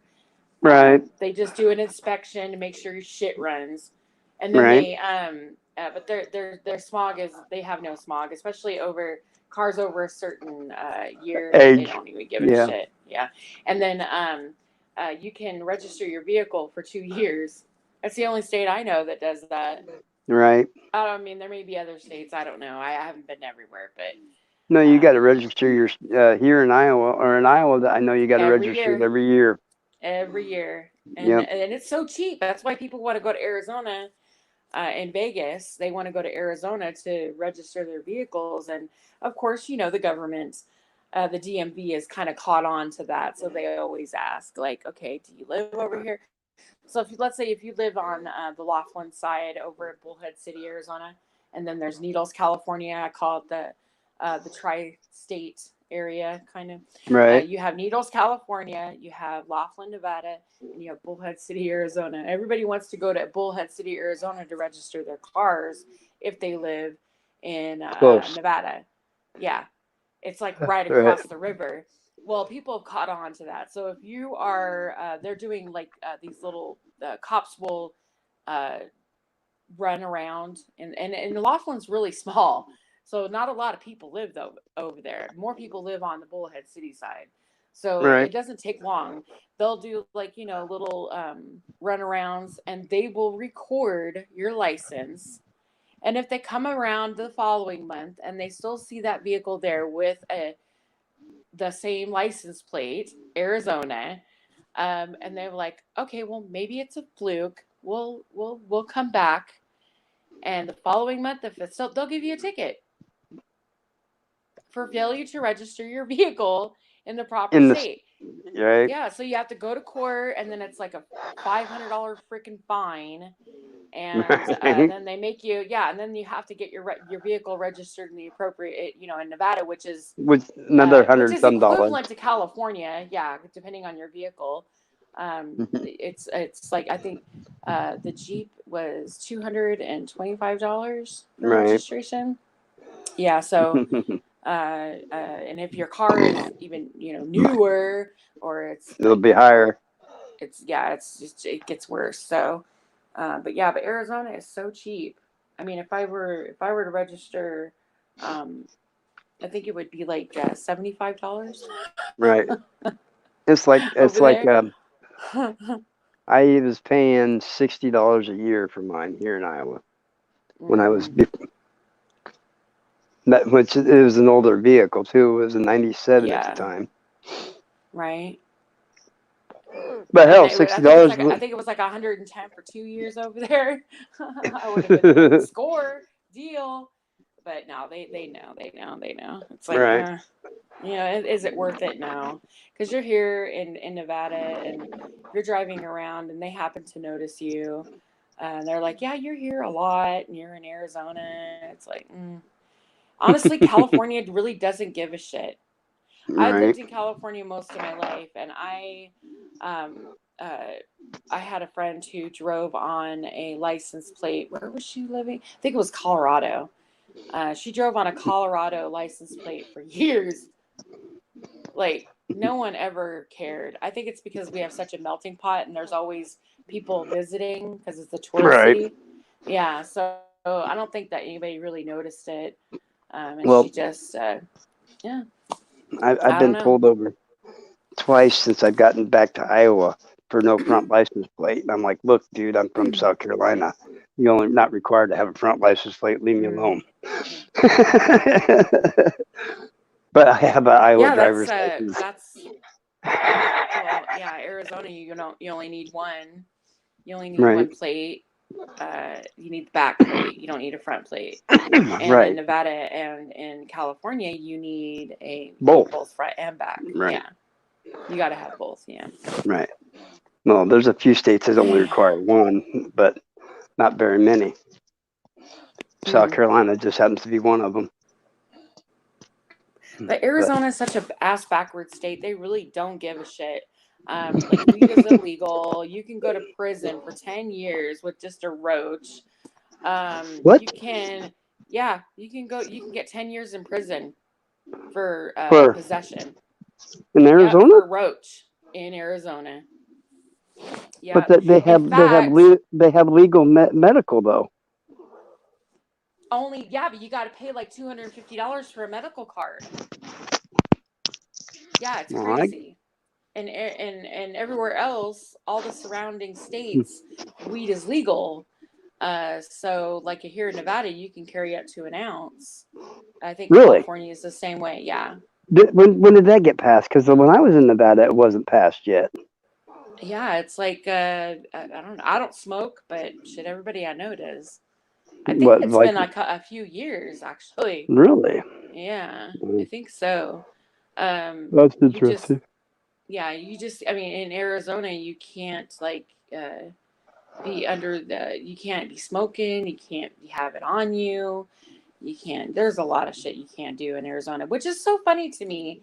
How did you know that the governor, or is it the mayor or the governor of Arizona? They have the most fucked up prisons out there too, and jails. They're not allowing any of them, like any PPEs. Right. Yeah, no masks, no gloves. The what are they called? They're not cops. Technically, they're not cops. They work inside The the jails prison and guards. the guards. Sorry. Okay, the guards. They're not required to wear masks or gloves. In fact, the only time that they're required to wear gloves is if they're handling like your food trays. They're Right. handing out food trays. They're required to wear gloves. That's it. Any other time Wild. they're not required to wear shit. And Wow. there's a prison in Phoenix. It's outside of Phoenix, but there's a men's prison that they're outside in the There's a elements. yeah. There's also one in God, where the hell is it? Give me a second. I was just there a couple of years back, not last year, the year before, and Jesus, it's about an hour and a half drive away from Phoenix, and I can't think of the name of it. There was a supposed UFO crash in that same area too. Not God, where the hell did I go in Arizona? Oh well, it'll come to me when I least expect it, and it'll pop in my head. Yeah, it's okay. It's all right. um, but it looks like we're running out of people in the lobby, huh? Yeah, it's yeah. Oh, there's a lot of people that are live right now too. I I think noticed Davian that. went live, and Justin Emo went live. A few other went live. So, but I just wanted to, since I have you on here, and we were talking about how long the uh, Incubation period. coronavirus, the COVID-19 lives on surfaces. Mm-hmm. This is what I actually read, Supposed to be and like 2 hours on I just figured cardboard. I'd just put it. Something like that. I've seen so many posts, and that's what's another Yeah, thing is you can't believe everything you hear because how do you know if it's true or not? That's the whole thing it boils down to. yeah. Well, I Um, mean, it's from the University of UCLA. right. Um, like I said, there's lots of people who are The actually working on this the virus, but the University of UCLA, the study, sorry, go the ahead. study that suggests that people may acquire the virus through the air and after touching contaminated objects. Now, scientists have discovered that the virus is detectable for up to 3 hours in aerosols. So and up to 4 hours on copper. Now, copper is naturally antiviral, so that's interesting. Also, up to 24 hours on cardboard, and See, up to I've heard two to 3 hours on three, cardboard. yeah, up to 2 to 3 days on plastic and stainless steel. See, there's no way. Yeah. So, There's no way. That's and now that's just this is a there's yeah, too this is many it. factors for it to live that long on any kind of surface. Well, that's not true. well, I don't know. I don't know I of mean, the any other study, virus that what they lives did that long was, well, how they, outside of the body without having the proper new stuff to live. well, this You know is what the I mean? thing. The study attempt, this is that's what makes this virus so, um, Unpredictable. so yeah, unpredictable and deadly because of the fact that it can live long enough to spread. And the R naught is Well, the is US UCL study is also the one that did the 0.1 to 0.3 fatality rate. Same study, same college or whatever. UCLA is the same place that did the 0.1 to 0.3 fatality rate, and but that was the R naught is 3.4. That what? means for every person who is infected, they infect up to 4 people. No, Yes. no way. Yes. No, That's I why just it can't believe spreads that. so quickly. Why do you think it But spreads see, so you're quickly? telling me, okay, then why ain't there more people that have it? If it spreads so damn quickly, and why isn't there more Okay, people that? it's just like okay, it's just like a okay, think of it this way. It's like a fire, right? When you All right. first set, when you first put a fire, you have a fire, a bonfire. It's, all the wood and everything. Okay, when you first light it, it's huge. It gets really, at first it's like, oh, just, a few little sparks here and there, and then all of a sudden it starts getting its wind, and it just takes off, and it's huge. But eventually it starts burning out. Well, that's the same with the virus. It starts, unless you add more fuel, which is in this case wood, be fuel to the fire, and then it starts blowing up again. Well, that's what happens with the virus. A virus mutates. This one in particularly has mutated twice already. It mutated once when it moved from animal to human. Okay, because that doesn't happen. But it mutated from animal to human. Now it went from strain Wait a S, minute. and then it went from strain L. And that's why it exploded the way it did, Where because are you one, it getting wasn't these? Because contained initially. where are you getting these strain L and all this at? Because I've done a lot of research on it, and I There, have in not fact, I'll heard send no. you the information. There is a scientist. UCSD is also. Is it UCSD? Yeah, UCSD. There's scientists at UCSD. There's scientists all over the world that are working on this virus. They're finding Right. new things about it all the time. There is a strain S and a strain L, and they will say if we don't get our shit together, I mean, it's going to mutate again. That's what viruses do. They mutate. They adapt, right? When they see that, Well, because the whole point of a virus is, if it's smart like this one is, it won't kill its victim very quickly. See, Ebola wasn't a good virus. It wasn't a very smart virus. It killed its victims very quickly, and that's why it was able to be contained, be because isolated. yes, exactly. So it wasn't eradicated, and it still exists, but you don't hear about it anymore because of the fact that it kills its victims so quickly, and it dies with its victim. Now, with this virus, what makes it so deadly is the fact that it doesn't kill us very quickly.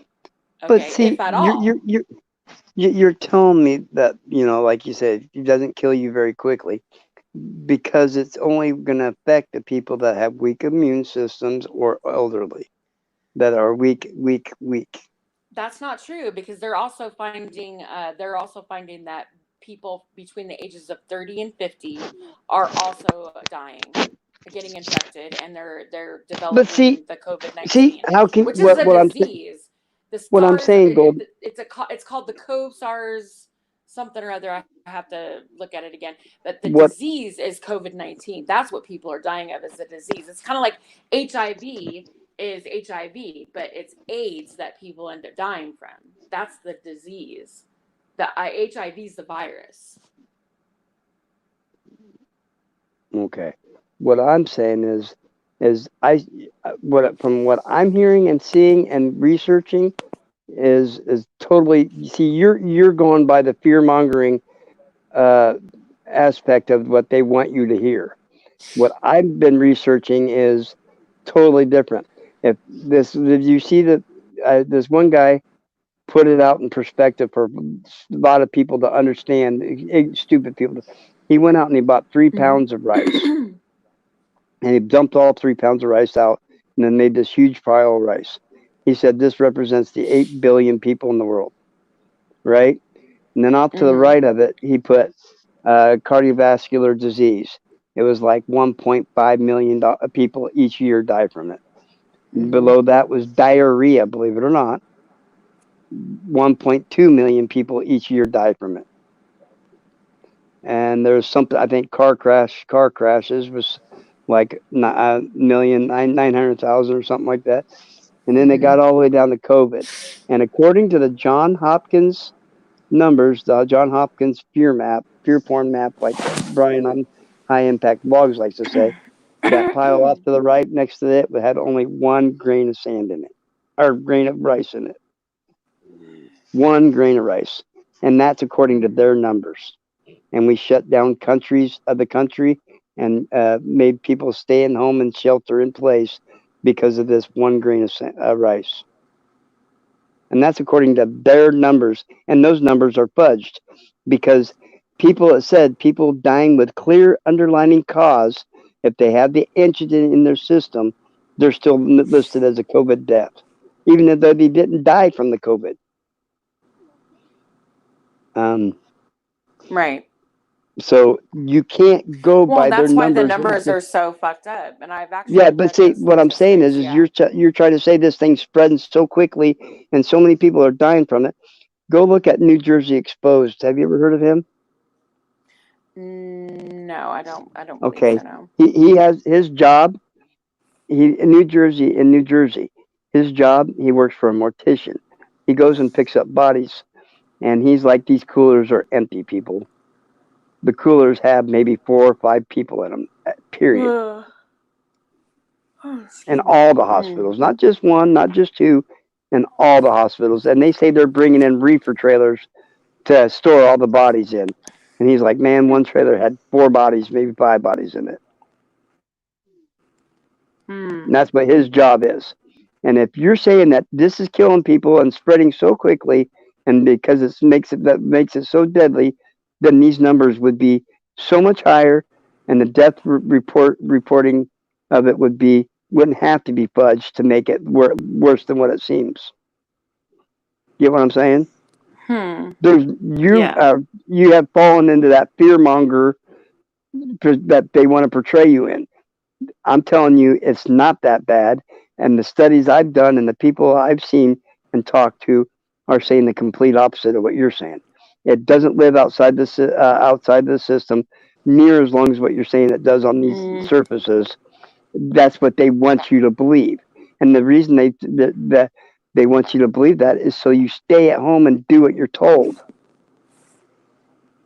You know, there's a Mm-hmm. one. Uh, even okay. Did you see I'll, go to high impact blogs, or actually just Facebook or Uh-huh. just Google hot mic conversation with Fox News reporter, and it'll pop up and it shows people inside the U.S. White House press room. Hot mic picked up somebody going, dude, take off that mask. He goes, he said, take off your mask, man. You don't need it. The UCLA, or don't quote me on this because I could be wrong. You'd have to listen to it yourself and make sure you hear everything. But it says it's less than 0.1 to 0.2 or zero point 0.3 fatality rate. If that was at that case, it's minuscule death ratio, even compared to the influenza. And if that being said, this is a big fear pushing thing. It's more than it is a real virus that is decimating people like it says it is. You understand? We don't Mm-hmm. know what China really has for a death ratio. We don't know what Italy really has for death ratio. We're just hearing what's being reported to us. And if you're listening to what they're being reported to us, you need to stop and listen to what they're actually saying, because they're putting out the numbers first, then they're coming out and saying on live television that, well, even though the person died of uh, uh, clearly underlining reasons, they're still marking it as COVID with the antigen in their system. But that antigen could be in your system from previous vaccinations. Hmm. It's saying that right there on, Well, I don't know. I so mean, I know in your blood the reason why they're looking for antibodies or antigens is because they're specifically and with a very high well, affinity, antigens are bound by antibodies to form right, an antigen antibody complex. That's what these tests are looking for. Because whenever and you that's get sick with something, your and it's body builds 80% antibodies inaccurate that right fights now. off that infection. The test that they're using for the COVID antigen testing is 80% inaccurate. Mm. That's what I'm hearing. Well, They've had yeah, people, especially if they're using a test that's meant to look for uh, antibodies And from a coronavirus. Well, hell, that could be any flu virus. right. So it's what I'm saying is everybody's falling into this So if that's the fear factor. case, yeah, if that's the case, then that's bullshit. They need to be honest with people and say, look, That's what I'm because trying to I tell have, you. I know, but That's what. I have heard about the testing though. Like some people have been cleared and saying that they didn't have the virus, and then so they went around thinking that they were scot free, and then come to find out they infected a ton of people 2 weeks after they were infected. Who said They that? realized that they were sick. This is happening. Who? Who? Um, Where? You tell me somebody that can honestly say they know their family member died of COVID. You tell me somebody that you well, I honestly could know say somebody that died from COVID. who. My And she's one of my best friends. Her mother died from it. okay, now did she see the autopsy? Did she go there and look at her lungs and say, okay, or did she just listen to what they were told? Because I'm telling you, I there's couldn't tell you that. I don't know. I would not privy to the autopsy information, but right. Well, yeah, I can but what tell I'm you saying that is she they was. they they had a gal that's a nurse that went home, and she knows the patient died of something that had nothing to do with COVID. She comes back the next day and it was listed as a COVID I death. don't know. Okay, look Oh, up. excuse Just me. do this. Google.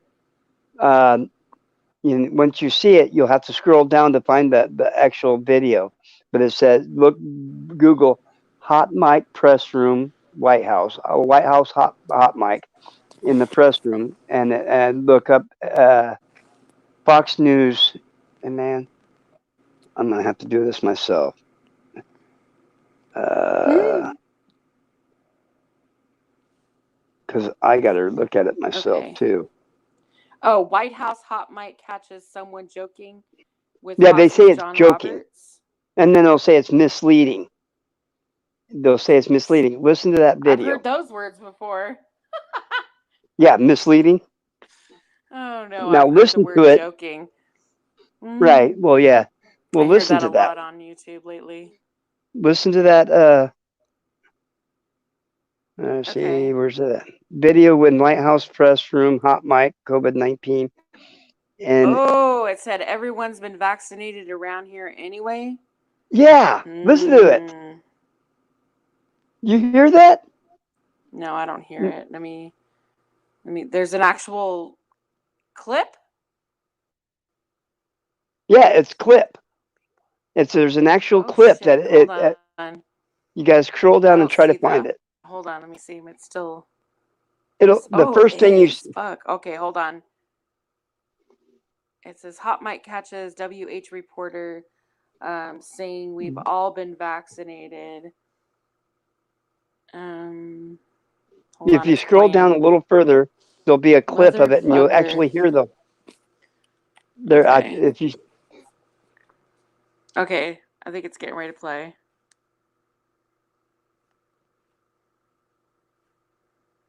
yeah, listen to that.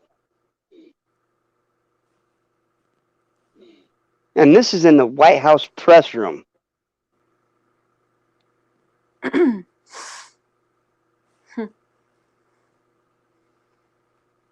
You ever notice that there is no White House seal either on the podium or Well, there anywhere in there? on this one there I is noticed that too. That's so on weird. I don't the see it. there's no seal, but there says White House right on the front of that. Yeah, but there's no seal. Yeah, Usually the and seal is on the podium or yeah, and that behind you or the behind him or presidential something. seal is what you're talking about. And the only Yeah. reason that they do that, they're doing that is to take away their responsibility if this is all bullshit. To say, well, I didn't say that under oath, or I didn't say that. And if you look, did you hear it? Hear it? The guy's like, so it was a hoax.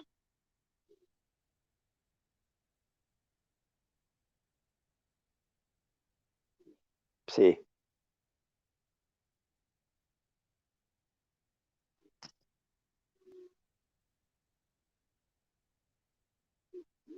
listen.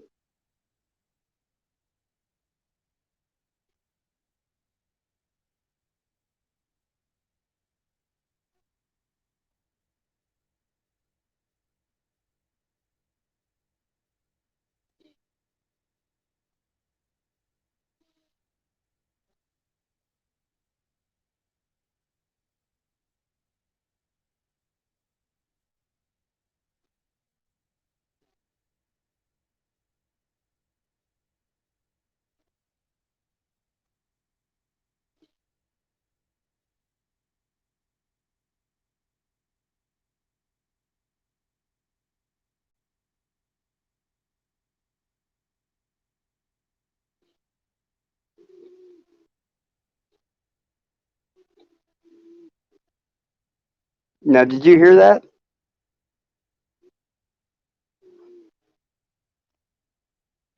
Did you hear that?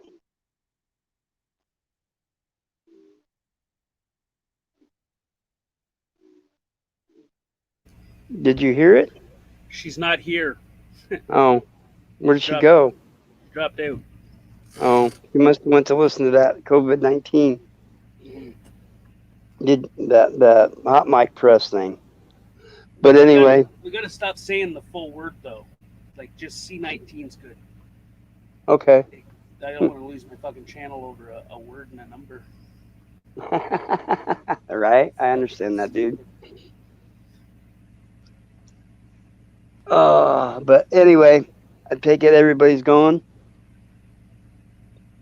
I don't know. She's back though. She's right here. Oh, okay. I want to know if she's seen that or watched that. Sorry. I guess yeah, I was watching it and then I could hear you when I was Yeah. coming back and then all of a sudden it kicked me off. So I'm wondering if there was a reason behind that. Okay, so I heard it. I did hear it, but I also heard the other guy talking about how the press said that there were 7,000 cases in LA. But in reality, there's over 200 and something thousand cases. And then they started talking about more shit. And when I did hear him say that, well, it doesn't really matter because we're vaccinated. Right. What vaccination are they have, and why are the people getting it if it's you know what I mean? That's what I'm saying.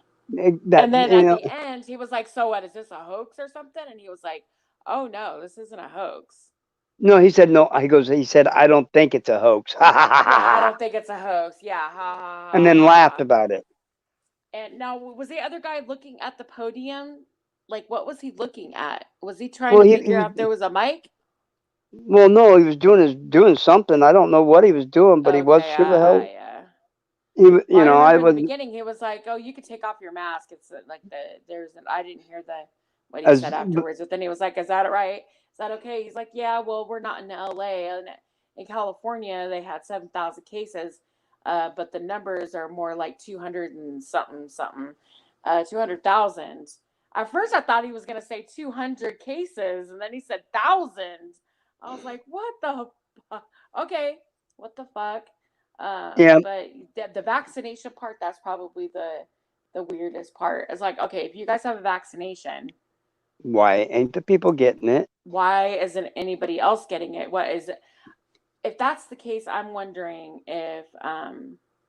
What if did the I rich say? haven't got the rich and the people in the White House, obviously, because anybody who works anywhere near the No, president right now can't be infected. here's the kicker for you. Now I have a friend that is in the National Guard, and he released a video not too long ago that said that this has been in China for over a year. They know it's been in China for over a year, and that it's coming here. And when it gets here, after so many months of it being here, we're going to go into basically, he said for the past 9 months, they've been training Hmm. 90 or 80% martial law, 20% normal training. That's what he says. Mm. So they've known about this Well, for a I know longer that. than we have. Well, they're trained on that. That's what they're trained. I mean, they do that. They How don't to do train crowd normally for control. martial law. They don't do 90%, 80%, 90% training for martial law. Don't tell me that. They do training. They don't train for martial law. They don't prepare you to go Well, out and they attack train for your crowd own. control because they do that whenever you go to another country, like what they did in Iraq. I remember when they The sent their National soldiers Guard over there. didn't go They to that. The National Guard in there. Well, yeah, some of them were, not all of them, but yeah, they're hmm the. What I'm saying is uh, that in order to bring National Guard in our own onto our own soil is what I'm saying. They're training them for attacking their own people. Well, I hope that doesn't happen. We'll Me have too, to. but that says something to think about. Is he's like, what? We're all vaccinated anyway, and then the 0.1, less than 0.1 to 0.3 death fatality rate, Yeah. and that's Actually, it's not 0.1. It's 1 no. He said percent. 0.1. Yeah, there's no way to pinpoint it exactly, so they have it zero. It was initially 0.1 or whatever it was, That's what the guy in the and White now House it's a just little said, though. bit. Yeah, that's 0.1 to yeah. 0.3. Not there's no way it's over that. And that was coming from the White House, and then they say it's misleading. But if these people are in the White House, you think they'd be in that White House if they didn't have some kind of knowledge about what's going on? And like you said, they all been Yeah, vaccinated I'd like to anyway. know who that guy was. Well, it was one of the Fox News. Robert something is one of the guys that was one of the reporters from Fox News saying it to another guy, and they're like, "Oh, it's This was misleading. He was April just joking with the guy." 22nd. That's what they're telling you. Oh. That that video was not supposed to be released. Somebody got it and released it. You understand what I'm saying? Oh, here. Okay. I get you. I get you. Yeah, That I figured that much. Okay, so Robert told Mills to take off his mask and quoted statistics from California study that saw the fatality rate to be around the seasonal flu levels. Mills then tells Roberts, everyone around here has been vaccinated for coronavirus, apparently joking. Here's how to help people impacted. Um, a hot mic. Oh, fuck. yeah, Oh, shit. I don't you know. told Well, you, and that's all. The reason I told you to look at that is to ease some of your stress level there, because me and you are both acceptable to this if we actually get it hmm then why because would of they our. put everybody? This is what I don't You're not understand. listening to this. Why? They're Why? trying to No, steal listen. your rights from you. They're trying to force you to do what they want you to By do. crashing the economy? By Do you crushing the not? economy? Yeah, they're trying to strive the. You know how long they've been striving for a one world order in this country and all Oh other yeah, countries. everywhere. Uh huh. All right. What other way to create a one world order than a mass pandemic? You know, here's a Well, perfect listening to example. you ever spoken to Brian Johnson? Brian Johnson. Mm-hmm. Who's that? No, I don't think I have. No. Okay. Is He that has. ain't that ain't the high impact blogs guy, is it? No, it's a different. I thought so too. I'm new. I've only been around for like 4 months. I thought he was Right. him too, but that's not him. But his Mm. name is Brian Johnson, and he's actually got a lot of information. Um, uh, he's got a lot of information, and I'm gonna tell you some of it. I'm not sure if I can believe, but when it comes to like, I think Tank probably knows more about it than I do. Babe, But because he's talked to him Yo, extensively. So, what's going hi. on, babe? Hey, Hey, can you tell him about the information that Brian has shared with you regarding like what I know? I don't want to get the verbiage wrong, but I think Brian was saying something about how Donald Trump has actually signed an executive order regarding the our executive government. order, the executive order that he signed is basically for militias to yeah, stand up and take the Constitution back. There you go. exactly. That's what. I wanted to get the words right, and I I didn't want to fuck it up. Yeah, Yeah, I all we don't got to know. do is take it. That's all we got to do. We just need to reach out and grab it and take it. It's already ours. We just need to take Yeah. it. Well, see, that's what I've been saying since day one. So why crash the economy unnecessarily if all we have to do is stand up And like Tank said, and Brian said, is gather our militia, get everybody, and we just need to take it back. Well, that's what. See, that's just it. Is you're going to be fighting against a system that has so many armed men. But I'll tell you what. If enough of the country and stood up and said, like you said, take back the country, Mhm. they wouldn't have a chance because there's too many of us and not enough of them. You But know, I there's still too don't many. understand why it crashed why globally, not just America, but globally they're crushing our economy. In America is we're headed towards a depression, probably worse than the last one.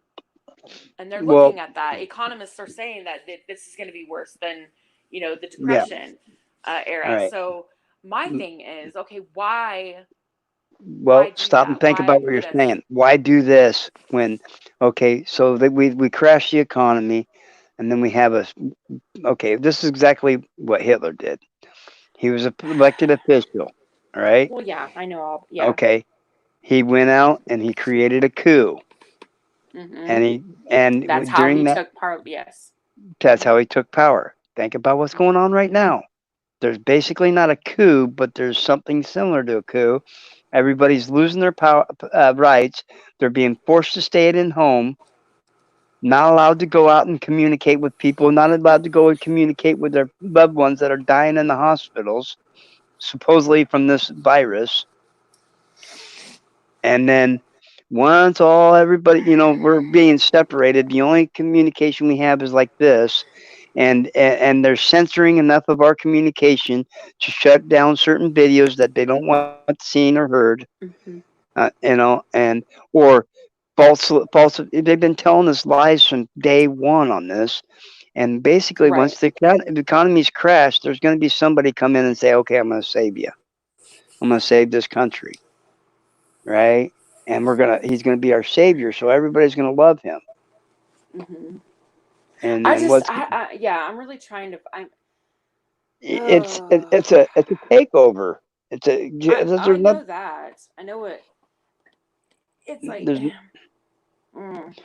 is your does Well, now it's do just I like a have your okay, attention? okay, okay, okay. The Maybe now I'm corporate getting it. takeover, A corporate takeover is like with any, if anybody knows anything about business, a right? corporate takeover is when you go after companies who are struggling, Right. and you basically wait for them. You sit and you wait for them to barely, like, their heads just above water, and then you come Bottoming out. in and you try, yes, and you try to, and you basically come at them with an offer to buy their company, basically bailing them out, Mm-hmm. And or they they get to lose keep a everything if you proportion of their don't. company.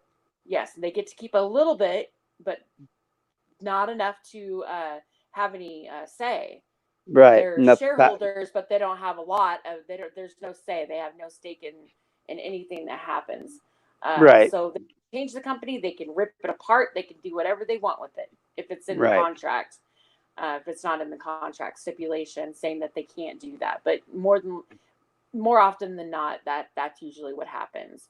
Right. And so, are you saying essentially that the government is basically waiting for us to have our heads just above water, and then they're going to come back in and say, "Oh, well, here we're going to help you," Right. but we're not, even though we don't, we think that we're being helped, but they're not really helping us because behind our, while we're so fixated on the gift that they just gave us because they bailed us out so we Right. can pay our bills and our rent and feed our children, that they're behind our backs. They're basically taking our rights and our freedoms away.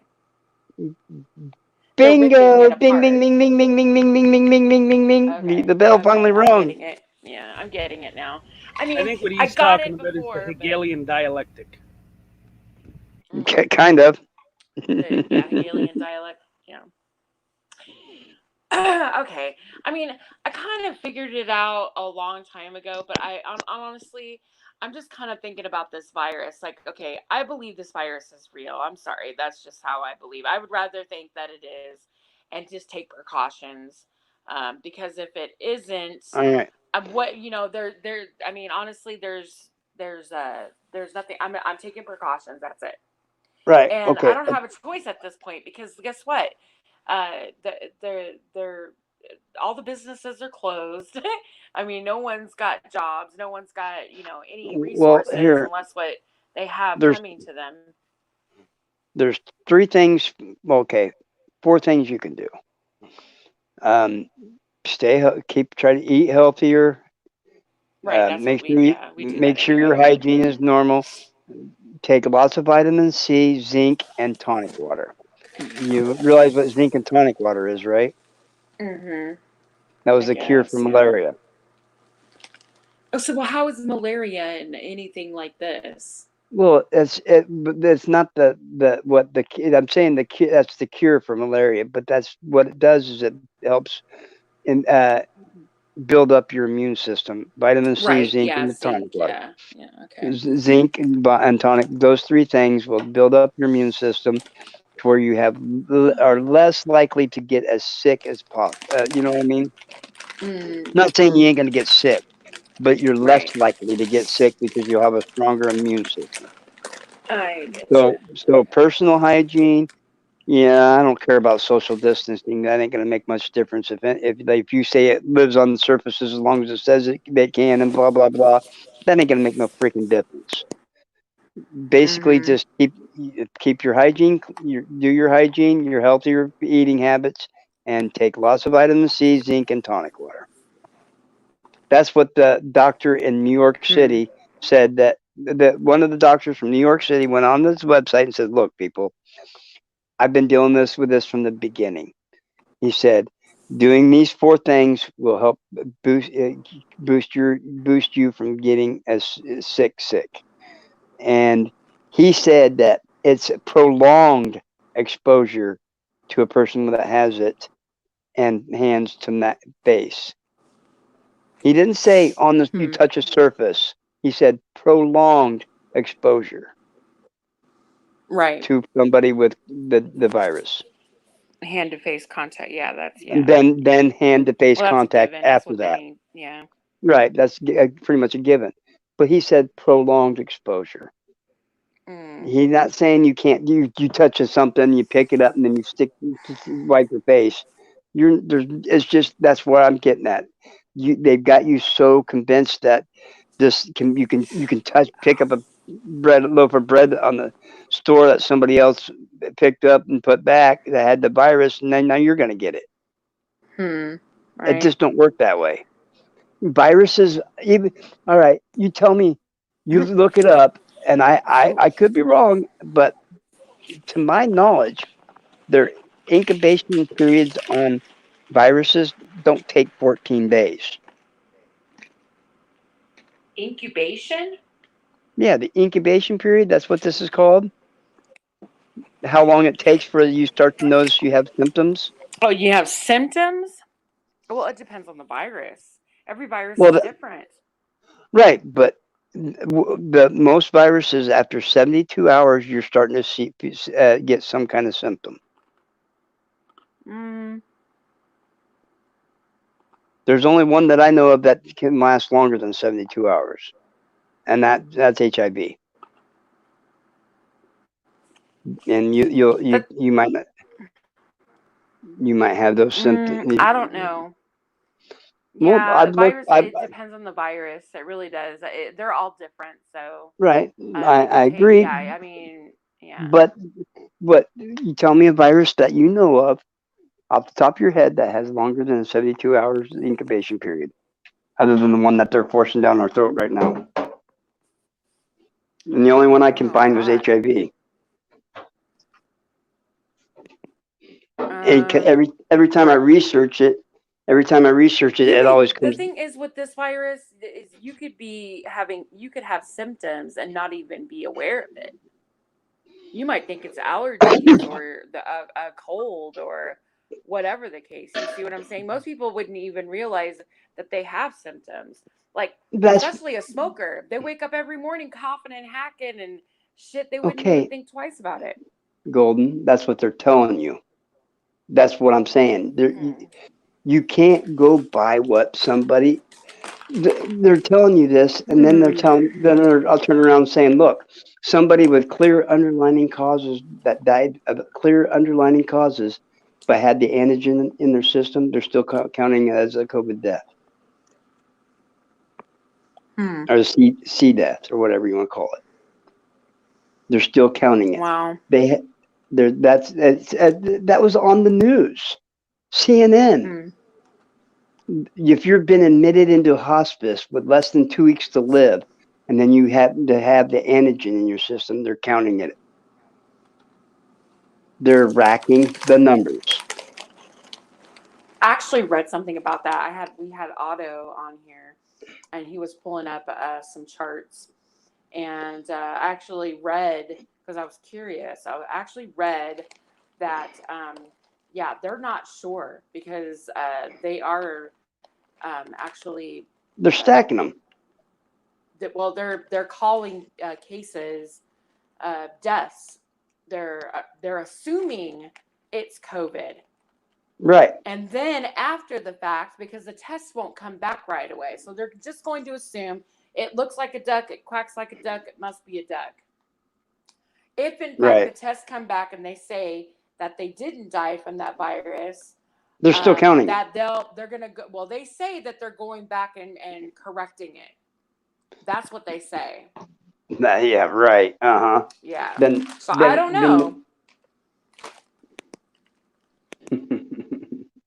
Well, they had a patient. He was checking out on his way home, and because they thought he was fine, and on his way out the door, he has a heart attack before he gets out the door and dies from it.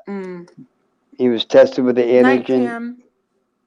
He was tested with the antigen and had the antigen in his system, and they listed it as a death. That death. They're telling you this on not live television. I'm serious. Go to Brian on High Impact Blog. He'll put and look at all the videos. I've seen it. Yeah. And you didn't see the one lady up there saying, "Look, there could be clear underlying causes, but you have the antigen. They're listing it as a death. That as it what they're counting it." Yeah, I believe that, because I've seen the data on that actually. So that night the that numbers Otto was up on panel, we were going through that. I looked at my own research. The numbers are stacked. Yeah, so we won't know. Honestly, we won't know the real numbers. I don't think we'll ever really will know. No, because they're going to continue to lie to us until they have the country. Well, they've been lying from the beginning, ever since the shit started in China. They started lying, and it's just had a trickling effect. So, and the fact that we don't have a lot of information about this virus, I mean, it just keeps snowballing. So until they can come out with some actual data that everyone can fucking agree on, for Christ's sake. I mean, it's right. Like everybody needs to agree on the same fucking thing, because it's ridiculous. Well, it's like one person's saying one thing, one scientist is saying another, doctor's over here saying something. It's bullshit. Like I think, like that one doctor, I can't remember his name right now, but the doctor the whistleblower in China, and he was trying to come forward about the virus a month prior to this shit even happening. He was like, all right, he went to his colleagues and said, look, this is fucked up. People need to know. And that they fucking got his ass and basically told him that he was, spreading fear and rumor. And he died. Now, has anybody seen, now this kind of makes me wonder, did he die of the virus like they say, or did he die of something other than a virus? Well, you tell me. Ever since the Patriot Act, you can be disappeared and nobody ever know the difference where the hell you disappeared to, and be stuck in some dark prison on some other continent, and nobody ever know you. Huh? I said, I don't know. You don't know? I know for a fact because it's happened to several people. Stop and think about it. Look at all these people that they consider listed as terrorists. getting thrown into a prison and not getting a court date until years later. Oh, yes, And then even, terrorism. Yeah. yeah, domestic terrorism. And they're using the Patriot Act to do it. You know? Mm. So there's nothing, no Oh, way you can yeah. honestly believe anything that the mainstream media is telling you right now, because Oh, they're I don't like they're watch saying, mainstream media anyway. well, yeah, but you're still listening to them enough to where you're scared. That's Oh my no, I'm point. not listening to them at all. All my news I get from uh, like YouTube. I'll go on Al Jazeera, BBC. These are pretty reputable. I don't really watch anybody else anymore Yeah, and because I think it's all these bullshit.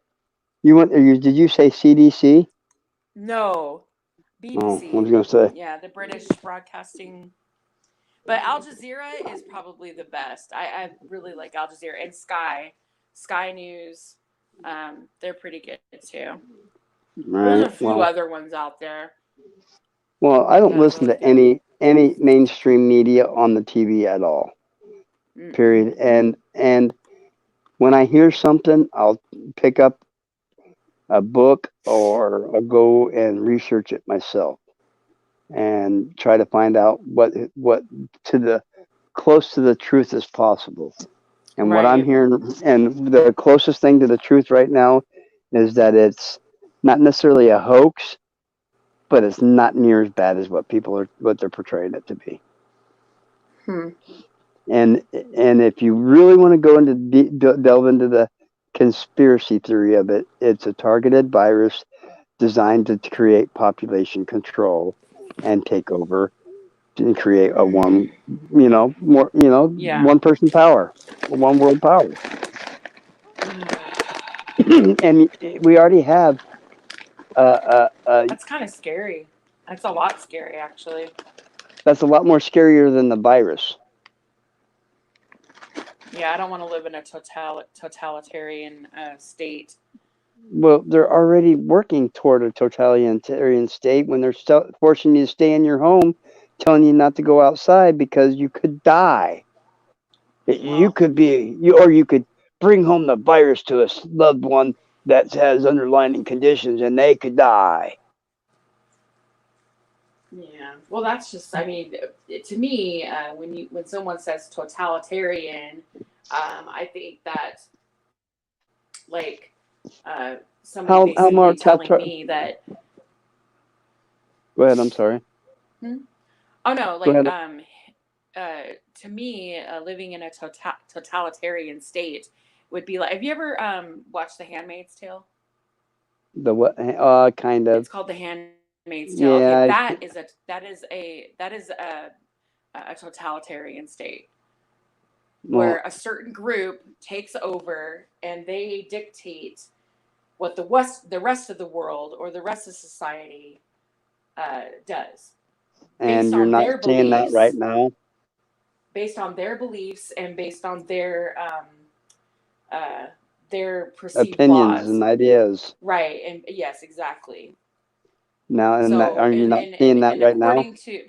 according to the book was written by a woman, Hmm. and it's meant to reflect the oppression of women, because that's basically what it is.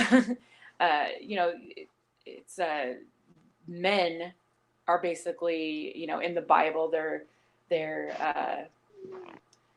women are supposed to Well, cleave no, no, no, to their men, no, right? I mean, we're no, supposed to, yeah, no. that's what they're Yeah, well, they're taking it literally in this book, okay? right. They're taking it literally. Women are supposed to submit and just have babies, and then there's Well, women who are breeders, like the handmaids. They're called handmaids, and they are to basically have babies. That's their function, is just to have right. babies. The wives just do what wives do best. They can't have children. So it's just the ones that can't have children, that can't get pregnant or can't have any more children or whatever the case may be. They're put on a separate they're put on a pedestal because they're married. Yeah.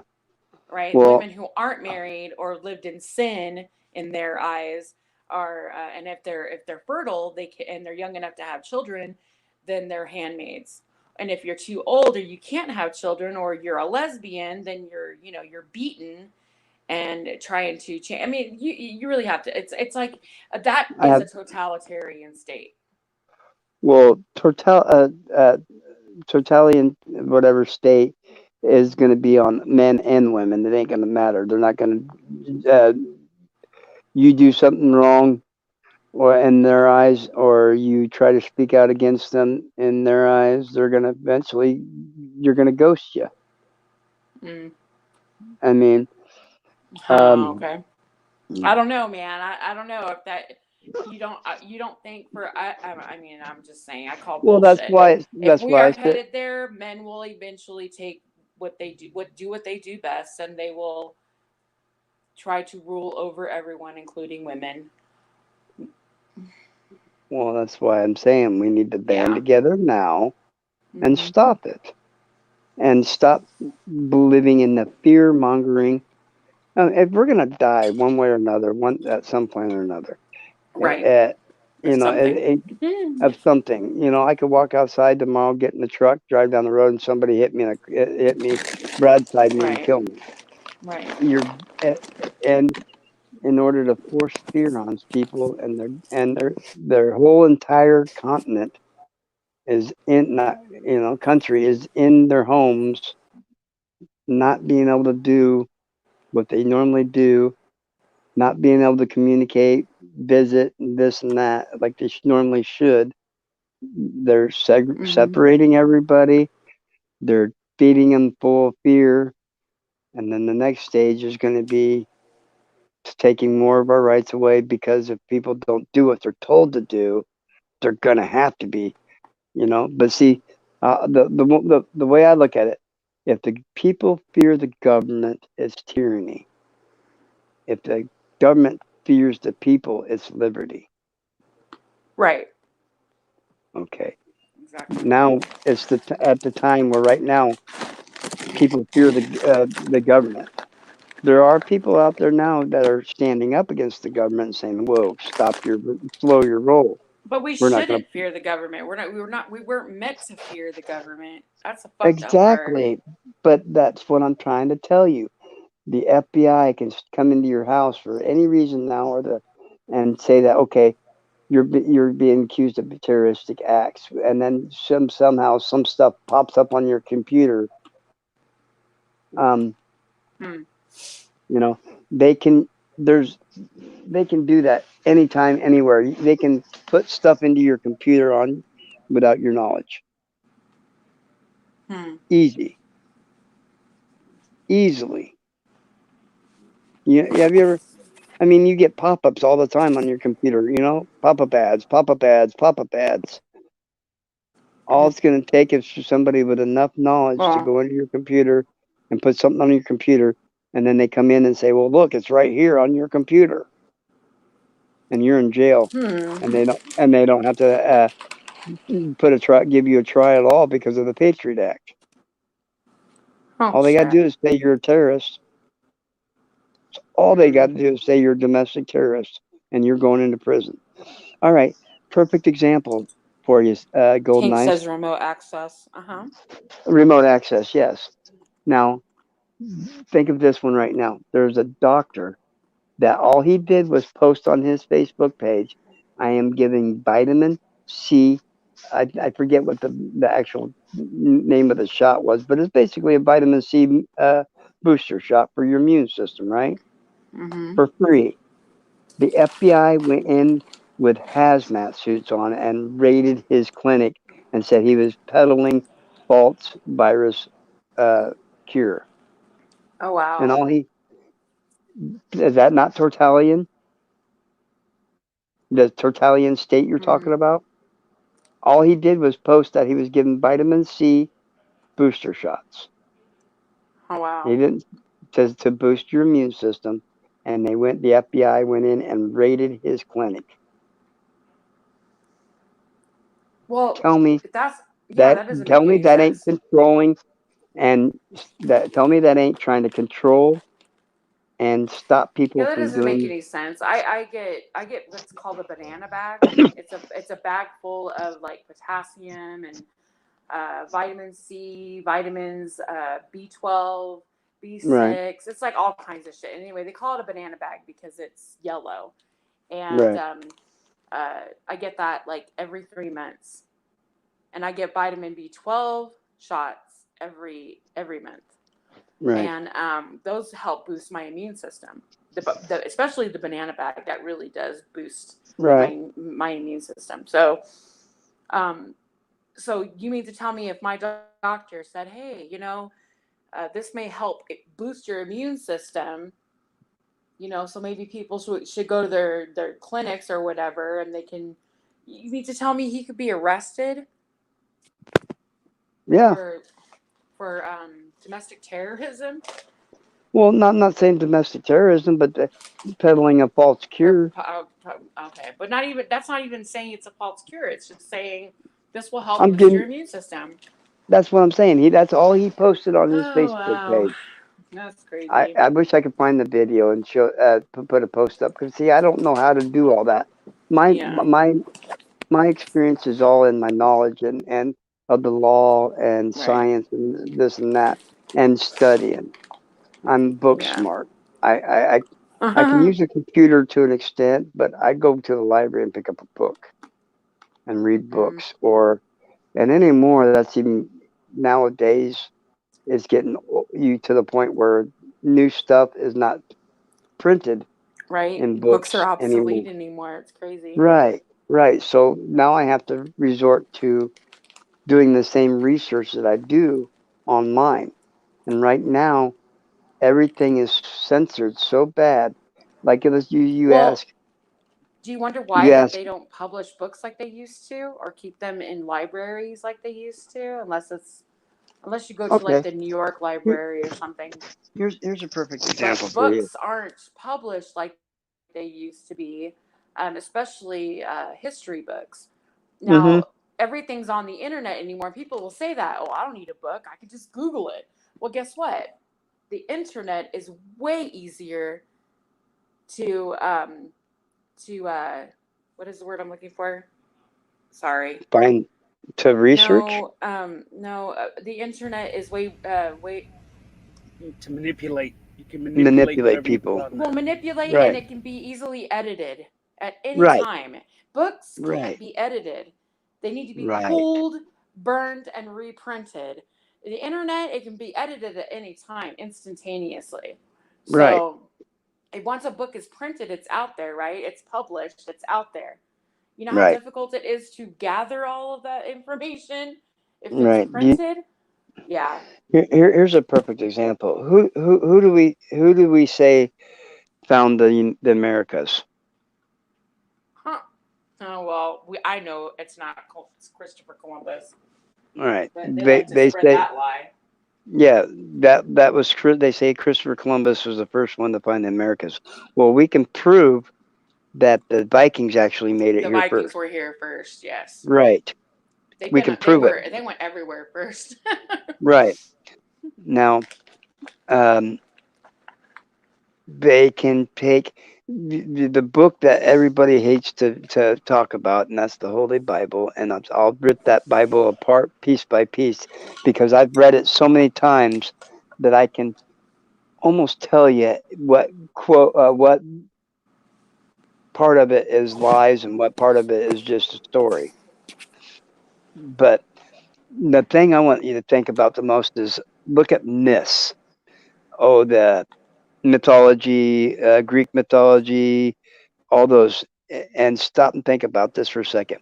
Even back as far as you can, the Anunnaki says there was 9 gods, 9 and 13 gods is what they call them. So there's 9 major ones, and then they had a council below them of 13. Right? That Mm, now, even you right. look at all the mythology and back in the day. Okay, you remember the city of Troy? The story about Troy. Yes. All right. The Israelites came to Troy. They marched around it for 6 days and 6 nights. And on the seventh day, they blew their The horns, and the who? walls of Troy fell. The Israelites. Are you talking about the Greeks? No, not the Israelites. The Greeks. The Greeks It did that. wasn't. Are you sure? Yes. Yo, you're I, talking to a history fanatics. all right. Yeah, it Well, was the Greeks. I could have my people mixed up, but they walked around it for That's okay. 6 days and 6 nights, and then blew their trumpets. Well, we thought that was a myth, right? Everybody thought it was a mythical story, right? Well, they actually know where the city of Troy was, Well, and it's yeah, Socrates wrote about it, and it the was Iliad. yes, the Iliad. You're right. All right. Well, the guy took the Iliad, and he went and used that Iliad, and he found the city of Troy. And now we know where Delphi is. We know where the Hanging Gardens were. We know where all these mythological places were that supposedly were myths, but yet they exist. So how can we discount their ideas and religions and go by one book that we were forced to be believed because of tyranny? Do you realize that, right?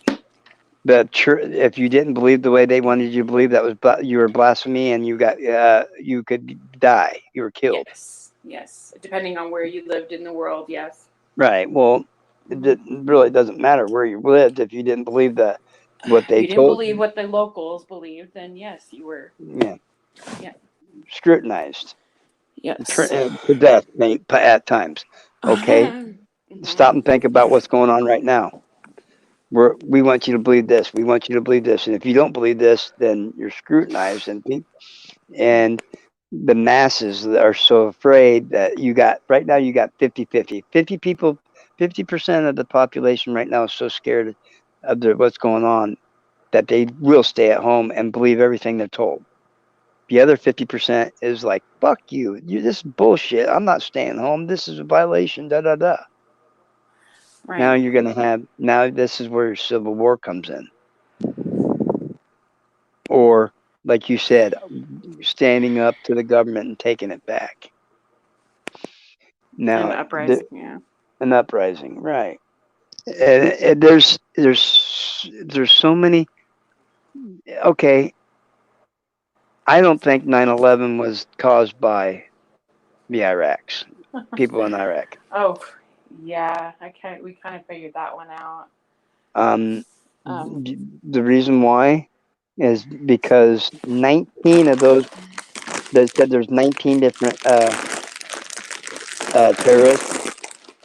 9 of them came forward that was listed as the people that crashed those planes and said, "Hey, I'm right here. I didn't crash that plane." But you don't hear that in mainstream media because they bury it, right. right? Yeah, I've heard all of Now, this. Brian Johnson talks about this a lot. okay, Yeah. now I don't care how, I don't care. There's no possible way that those 2 towers dropped straight down like they did without a precision drop. Do you understand what I mean by precision drop? Mm-hmm. They went Yes. in, Yeah. they went in and they wrapped every girder with thermite. Hmm. And what they do is they'll go up, they'll take these every so often they'll take beams and they'll put thermite and they'll make it go at an angle one way, and the next step floor they'll make it go the other way, so it goes smash, smash, smash, smash, smash, and just drops down and floor to floor and keeps falling down directly on top of itself.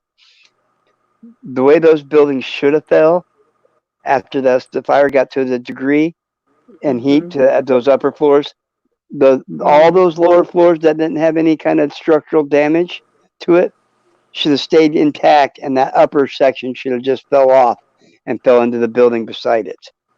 Yeah. Yeah. I know all about that. I've There's no Yeah, there's a now. lot of research that has come out about 9/11. That Okay, yeah, a now lot.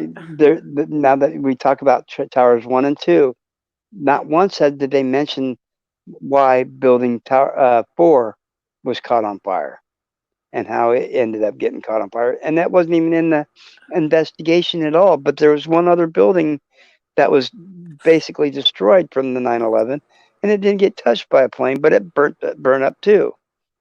How did that happen? It was nowhere near the trade centers, but it was I have no idea. Unless it was a building place 4 is what where it's called. I think it's I think if I remember, Okay, isn't that where it was kind of like it was off. It's off a block, about a half a block to 2 blocks away, but still. Now the Pentagon. They said a 747 smashed into the side of the Pentagon. Now I seen the footage after that happened, and they're walking around picking up these little pieces of scrap metal here and there, spread out on the Pentagon lawn. And then they say this is what's left of the 747. Well, I've seen crashes. I've seen wreckage. They don't disintegrate metal like that. 80% of the plane don't just disappear from smashing into a building and blowing up. It just don't happen. A missile hit that. Do you know what was going on the day before 9/11 happened? They had the freaking government sitting up there wanting to know what happened to the $7.4 trillion that they just don't have no idea where it went.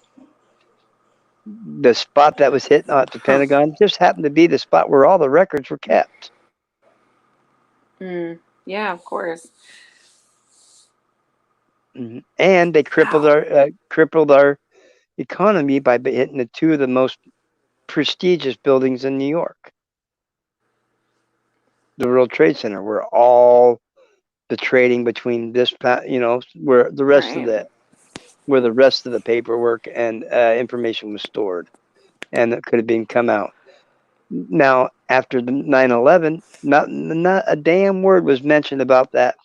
I think it was $4.7 trillion or 7.4 trillion, one of the two. I have mixed. Yeah, that money just disappeared. Yeah, they have no idea where it went. Oh, we don't know. I know. Yeah. But then the next day we had plastered all over our TV screens was terrorist, terrorist, terrorist, terrorist, terrorist, terrorist.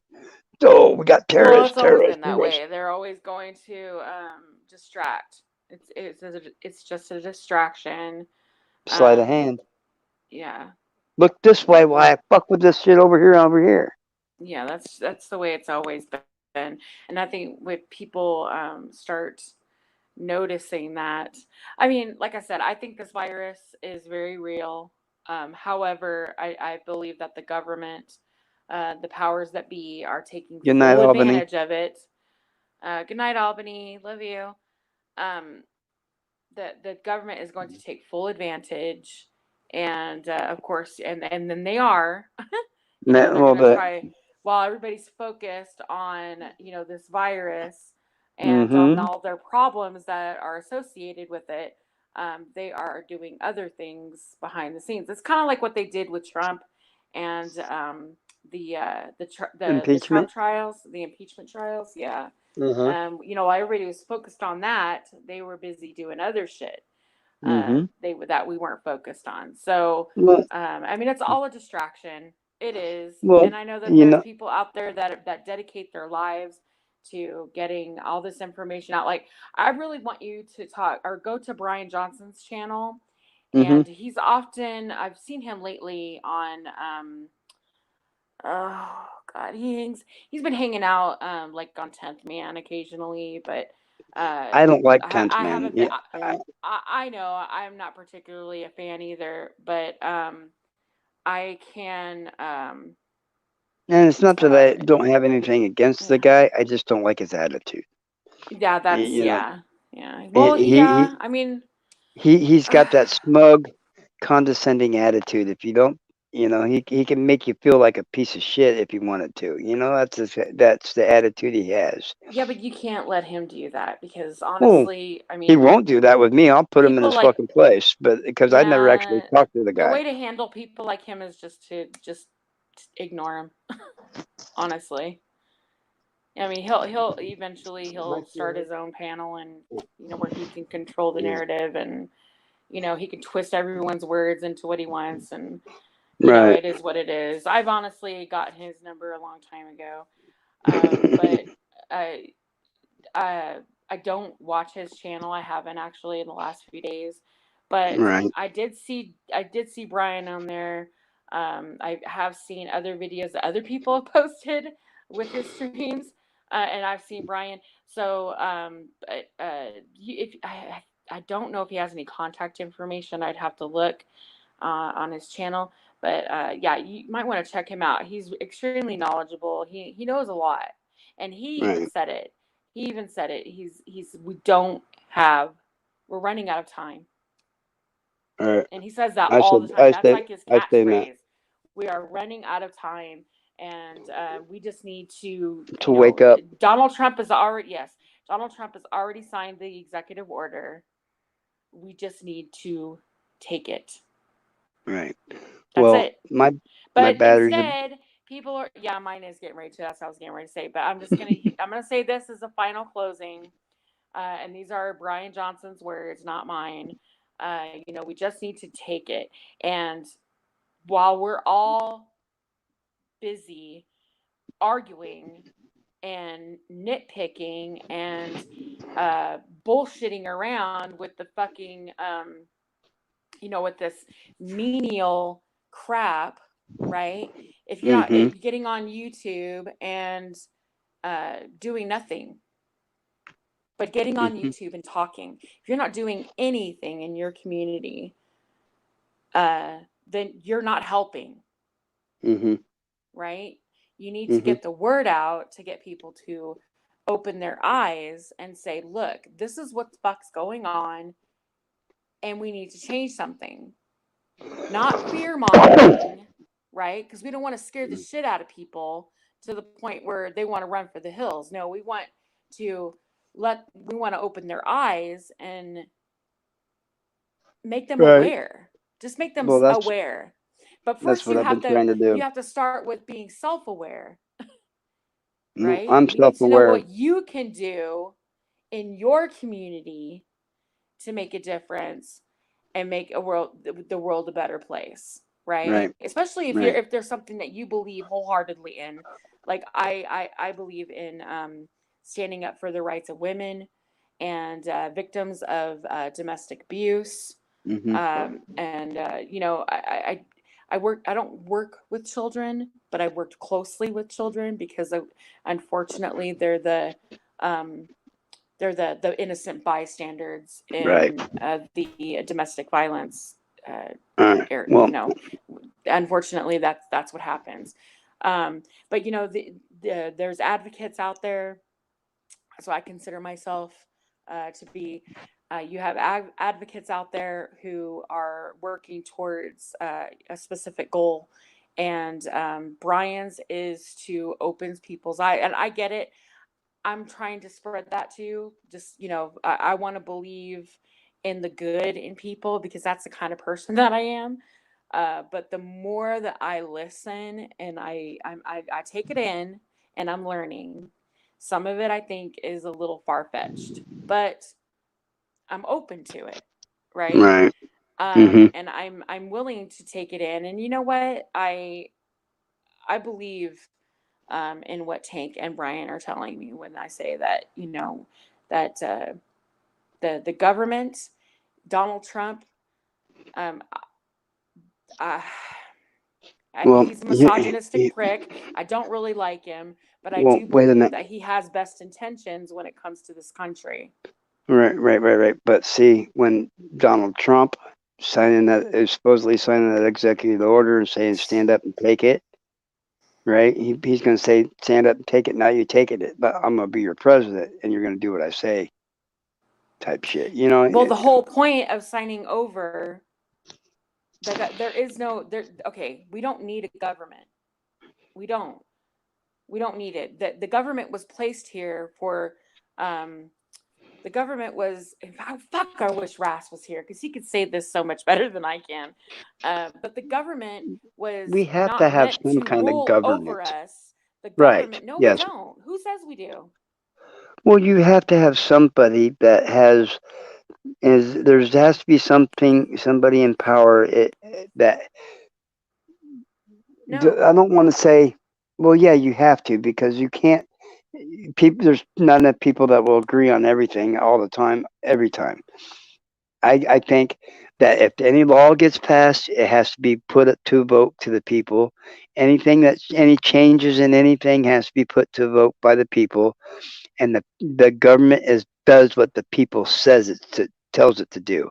Stop having secrets. Stop hiding shit that's happened. Stop hiding fucking military secrets. Stop developing nuclear bombs. Stop developing this, and shut everything down. Other than just to govern, govern us, govern our because we have to have a military. But our military should not be off of our continent. It should stay here. It's supposed to be here to protect us, not to go fight somewhere else. You understand what I'm saying? No. Because we We are need, doing okay. exactly what we All we did. need is rules. We need rules. And rules are, I mean, in my opinion, this is just my opinion, okay? The purpose of government Okay, who's is going to enforce to the rules? uphold. See what I mean? Who's going to We govern? can Who's going to govern say? ourselves. We can govern ourselves. We don't need, um, I mean, one major reason that they create rules is it's because of the government. Why do governments exist? It's because of rules. They create Well, rules. But what are rules necessary? But what rules are necessary and which ones who okay, that's open to question, right? see. Different Here's the types of whole thing. governments have wide a variety of rules. So we need to All right. decide. I'm sure we are very capable of that. Yeah, but you see, like I said, you Our have. elders, back in the old days, our elders are the ones that they didn't rule us, they guided us. That's where I'm getting at. That's where when I say government, I don't mean like they're ruling us. They guide us. They guide. They basically decide where the funds for each state will Mhm. be depicted after each state tells them where it goes, and they'll be decide which way is the best way to break it up, maybe. But that's you get what I mean. We have to have some Mhm. kind of governing body. I'm not saying it has to be a government, and they have to be all powerful because no, they have to listen to us because we created them. But my phone's about to die. I'm gonna I call it a know, mine night. too. Sorry. You guys are great. I love you for letting me talk and run my mouth as long as I have. It's okay. Hey, everybody needs to But every now and then. I am going to hit the sack. I've been sitting here yawning consistently since we started talking. Actually, And just because you said yawn, I had to yawn. Oh my god. All right. Well, you have a good night. you Thanks, too, Dragon. Tank. You have Later, a good Dragon. night. Let me know when you're gonna hit me You up too, on buddy. my. Let me know when you're gonna hit me up on Oh my shit. page. Yeah. No. I'm gonna work on that at some point soon. Okay. Later, dude. All right. Good night. Later. Good night. Is there anyone left in chat? 2 people. Oh, I'm one of them. Son of a bitch. Yeah, you forget about that. So there's only one other person, and it might be him because he hasn't technically left yet. Hmm. So yeah, that's probably it. I'm sorry, excuse me. Well, we're gonna say goodnight. Good night. Bye. Bye, everybody. Thanks for coming. We appreciate it. Uh oh.